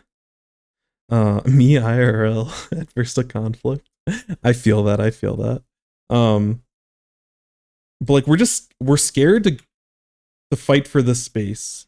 Or fight for this space. Or fight for this space. And because we're scared to move forward until we're like, oh, we have specials, so we can just throw a bunch of stuff at them. Like, we end up not getting as much value out of our specials because we have to, like, use them to, like, fight out of our base, basically. Because we're not using our main weapon to do all of this and use our sub to, like, poke them and back them up. And, like, we need to get better and more confident in fighting for space. And the best way to do that is to, like, you kind of just have to, like, dive into it. You have to, you know, when you're playing in games, take the uncomfortable positions. That's why, like, obviously in a scrim, in a tournament, you know, when you're playing with team and stuff, sometimes it can be a little scary to do that because you don't want to like throw a tournament by putting yourself in a situation you've never seen before. Sometimes you have to do it, but you know, that's one of the values of playing something like solo queue, or, you know, playing with your team in open. That's like a little bit less of a high stakes environment compared to like a tournament. In the fact that like you can practice these things. It's okay for you to totally swing and miss. You know, you could play this map mode again and it's like, okay, I'm gonna fight for mid, and then you don't know where the pop radius is, so you end up getting exploded and get splatted. And that's okay. We learned. We went too far forward. So now when we drop, we're not going to drop this far forward. We'll drop like here. And that's what I was saying before. We play behind this cover. It makes a lot more sense and it's safe. We don't even have to be behind cover. I think you can just like sit here and you're still safe from the pop. But that's something you'll have to like practice yourself. But just like take some baby steps to like get better at this. And that's one of the things that like when you're playing solo queue that you really want to push. Is like throw yourself in these uncomfortable situations. If it doesn't work out, you know, maybe someone post a screenshot on twitter.com that says, oh, you went 2-10, you're the worst player and you should feel bad about yourself. And oh, that's unfortunate. Someone that I don't know has negative things to say about me. You know, it is what it is. So you just move forward. And you know, but those are the things that you need to like learn.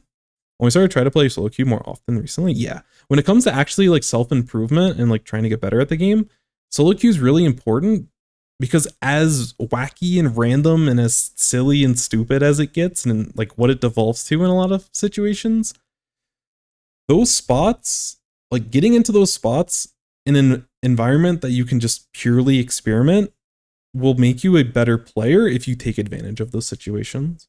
If you're scared to maneuver in solo queue and you're, you know, if you're playing Rainmaker in solo queue and you're sitting all the way back here and you're scared to like fight for your half of paint, you're not going to get as much value out of solo queue as you could. And it's good to like, it's really important. Like the first step of this, which is hopefully what I'm trying to do here, is to help you identify positions where I can tell you're very uncomfortable when you need to get more comfortable. And that is a process. It takes time. It's something that you have to work on. But like this is like step one of like identifying it. And then step two is, you know, play X rank. I think you said you're S currently. So like play open, play series, you know, play PBs with, you know, people in the stream, whatever you're most comfortable with. Start somewhere where you feel like is like a no judgment zone for you. So you're able to go in and just like play the game and do whatever. At a certain point, hopefully you can build so that you can play solo queue in that kind of mindset. Because yes, if you do poorly, someone's going to send you a random friend request and try to indicate that they're blocking you. You might have, you know, a Twitter post with you with bad stats. Every time that I grind solo queue, I have bad games. I have a 2-9 Rapid Blaster Pro game that I played in zones recently that even I cringe a little bit about, but like, you know, I can laugh about it the day after. It feels bad in the moment, but you can laugh about it after. But yeah, you have to like let that kind of go. Because in order for you to get better, you have to put yourself in these uncomfortable situations. And we just want to identify what those are. So that is my kind of big thing for you.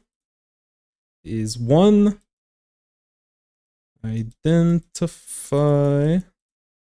which I think most of this review we did, but as you keep playing, if you find yourself in spots where you're moving forward and then immediately squid rolling back and moving backwards, probably an indication that, you know, there's something there. Like something in your intuition is telling you, I need to move forward, but you're not confident or you're not comfortable enough to like actually put yourself in that scenario.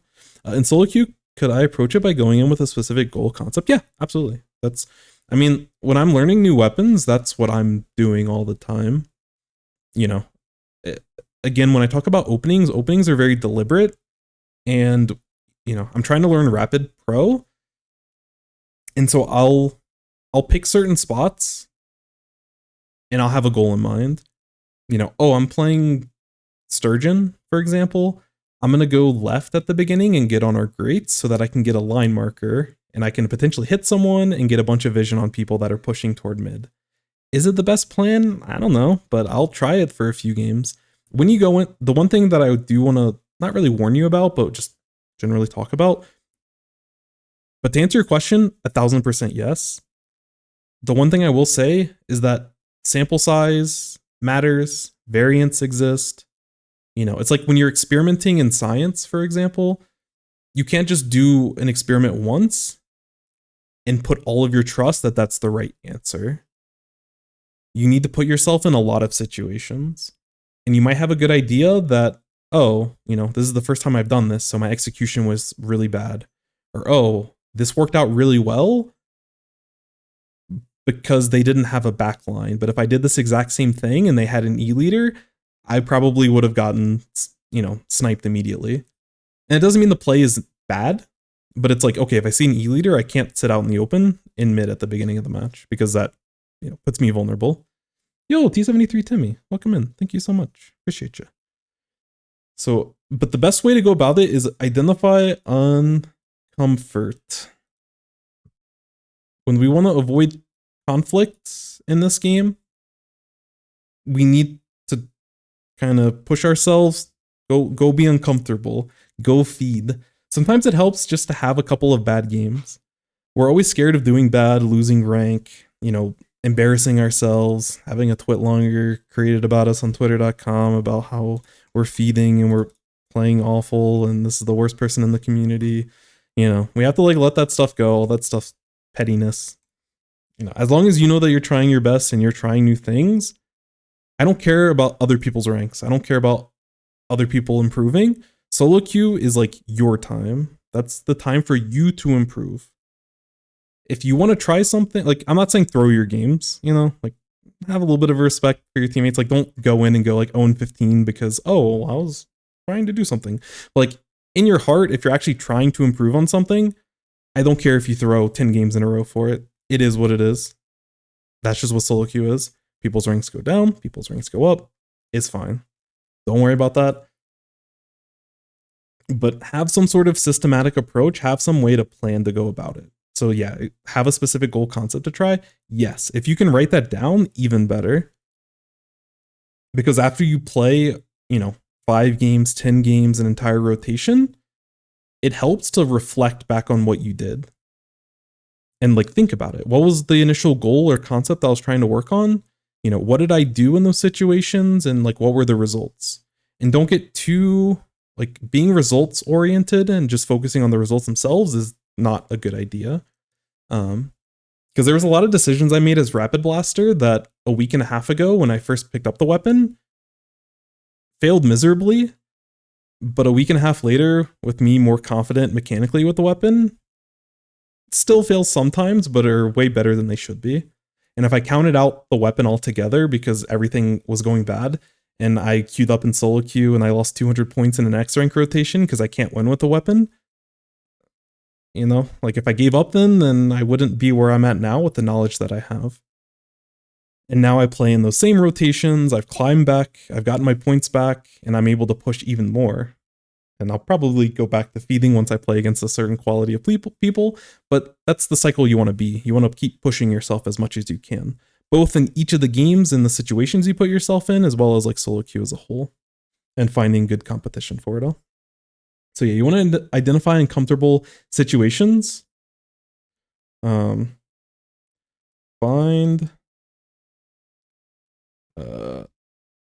I'm just gonna say a system or like a systematic way to address. And again, solo queue, you know, whether that be series, open, whatever, like you should also be confident to do it in scrims. And depending on the like how comfortable everyone else is, you can also be comfortable trying stuff in tournaments as well. I like to go through this type of process where like I get comfortable, like even in solo queue, I break this down. I'll play something in open first, and then I'll play X rank once I'm comfortable enough to play it in open. Because I care more about my X rank than, you know, my S plus whatever. I forgot my password again, 22. Thank you so much for the follow. I appreciate that. Gotta go. When's the next time you'll be streaming? Maybe tomorrow. I might also take tomorrow off though. We'll see. But I stream most days, so at least 4 to 5 days a week I should be streaming. But right now the timing and everything's a little bit crazy. My schedule's in a bit of a flux, but we try to be very consistent with everything. And if you ever miss a stream, all of them get uploaded to this VOD channel. So if you ever want to go back to any part of the stream, all of it's uploaded in full there. But yeah, we need to get uncomfortable. Getting some feedback on your gameplay? Yeah, absolutely.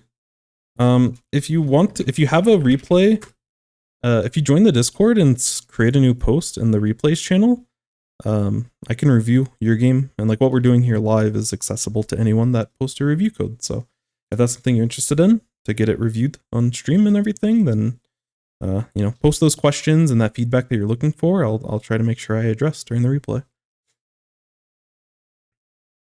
But yes, but we need to address the uncomfort. But yes, like you were saying, establish goal or concepts. I like the way that you phrased that. However you want to do this, figure it out. Then experiment. You improving in Splatoon is just like taking science class or taking an engineering class. It's a lot of, you know, trial and error and failure, and all of that happens. But if we do it in a systematic way, we're able to learn and take lessons from things and slowly build on our overall skills. Is science absolutely? I hope you enjoyed science class growing up. That was one of my faves. But yeah, that's the biggest thing. Again, from what I can see, I feel like your intuition is actually not that, like, it's actually kind of solid. But anytime that you have to put yourself in a risky situation or you have to trust your mechanics a little bit, you immediately back out in almost every situation. And I would like to see, and again, you're not going to like fix these things, but I would love to see another review of you committing. Oh yeah. So the last thing is just like commit. Whatever it is you're trying to do, I don't care if it works or doesn't work, we need to commit. Didn't take science or math, so I finally used a school you avoided it so much. Uh-oh. Well, hey, maybe that's, maybe science and math are trying to call back to you in the form of Splatoon. Competitive Splatoon. But we need to commit. I would really love to review another game of yours. And like, we're always going to find these uncomfortable spots. It's inevitable. But I want to see these, and I want to see you commit to them so that I can give you more precise, you know, precise decision making on how you play these. Because right now it's like, oh, don't do this, or like, oh, you could have done that, and I would have been interested to see how that plays out, but you backed out instead. So we don't really have, you know, we can't really judge the play itself because the play, we didn't commit to it, kind of thing. So something we'll work on and we'll get better at, but that's the overall scheme of things. But really good stuff. Really awesome stuff. Yeah. There's going to be a lot of mental and emotional hardship to start working through this because losing feels bad. And us as humans are loss averse. But that's probably the most fun thing about competitive games. Is like being able to throw yourself into situations and fail and be a better person for it. Because failing in real life for like real life responsibilities feels really bad. But failing in the video game is like something you can do often and learn very quickly. And it's a very freeing feeling once you can get past it. But then ranked anxiety creeps back in, and you know, oh, like we're improving, so now I don't want to mess up, and then we get back into, like, it's a cycle that we have to constantly break through, depending on your personality. But overall, again, I think you played this very well. I think there was little parts that we can work on, but really, really good stuff. Also, just to give a shout out to Lily. They also stream quite a bit. If you would like, I forgot I wasn't, I I lurk a lot of streams, which sometimes my hours don't always match yours. But I realized I wasn't following until earlier today. I'm a fake fan. But yeah, I'm really interested to see how everything keeps going for you. Because it's still going to be a process. It's not something you fix immediately. But there's parts of your game that are really, really good. I can tell that you are friends with Amy or watch Amy streams. Because I feel like every time you throw a splat bomb, I feel like I'm seeing Amy's bombs. Y'all both have some ridiculous bombs. But anyways, fear of failure, accepting failure is something that happens, and not fear is something in life one may never get over. Yeah, it's tough. But again, that's like,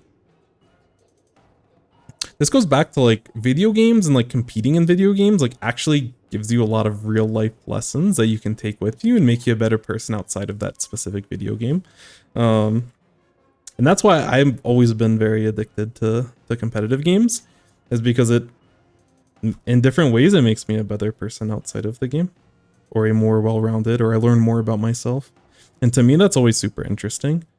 Speaking of interesting, I'm gonna send you all over to someone interesting, I'm sure. Oh, Julie's streaming. We'll go follow Julie, or we'll read Julie. But I need to dip out real quick. I'm kind of hungry, so we're gonna read Julie. Julie's another Splatoon streamer. Always the best vibes. So definitely give them a follow if you don't already. Sometimes they do PB stuff, sometimes they play salmon run, sometimes they play competitive. They do a little bit of everything, but yeah, didn't miss your review. Not yet. I think we're like 1 or 2 more until yours. So I appreciate your patience. Maybe we can get to it tomorrow, but I can't guarantee. But we're almost there. We're like 1 or 2 to it. So we'll definitely get to it soon. Appreciate your patience. Appreciate you all. Get water. Be nice to each other. Say kind things to people you care about. If you're playing in Lowing tomorrow, you shouldn't be hearing this and you should already be asleep. And I wish you all the best of luck. I'll talk to y'all soon. And thank you so much. Appreciate it all.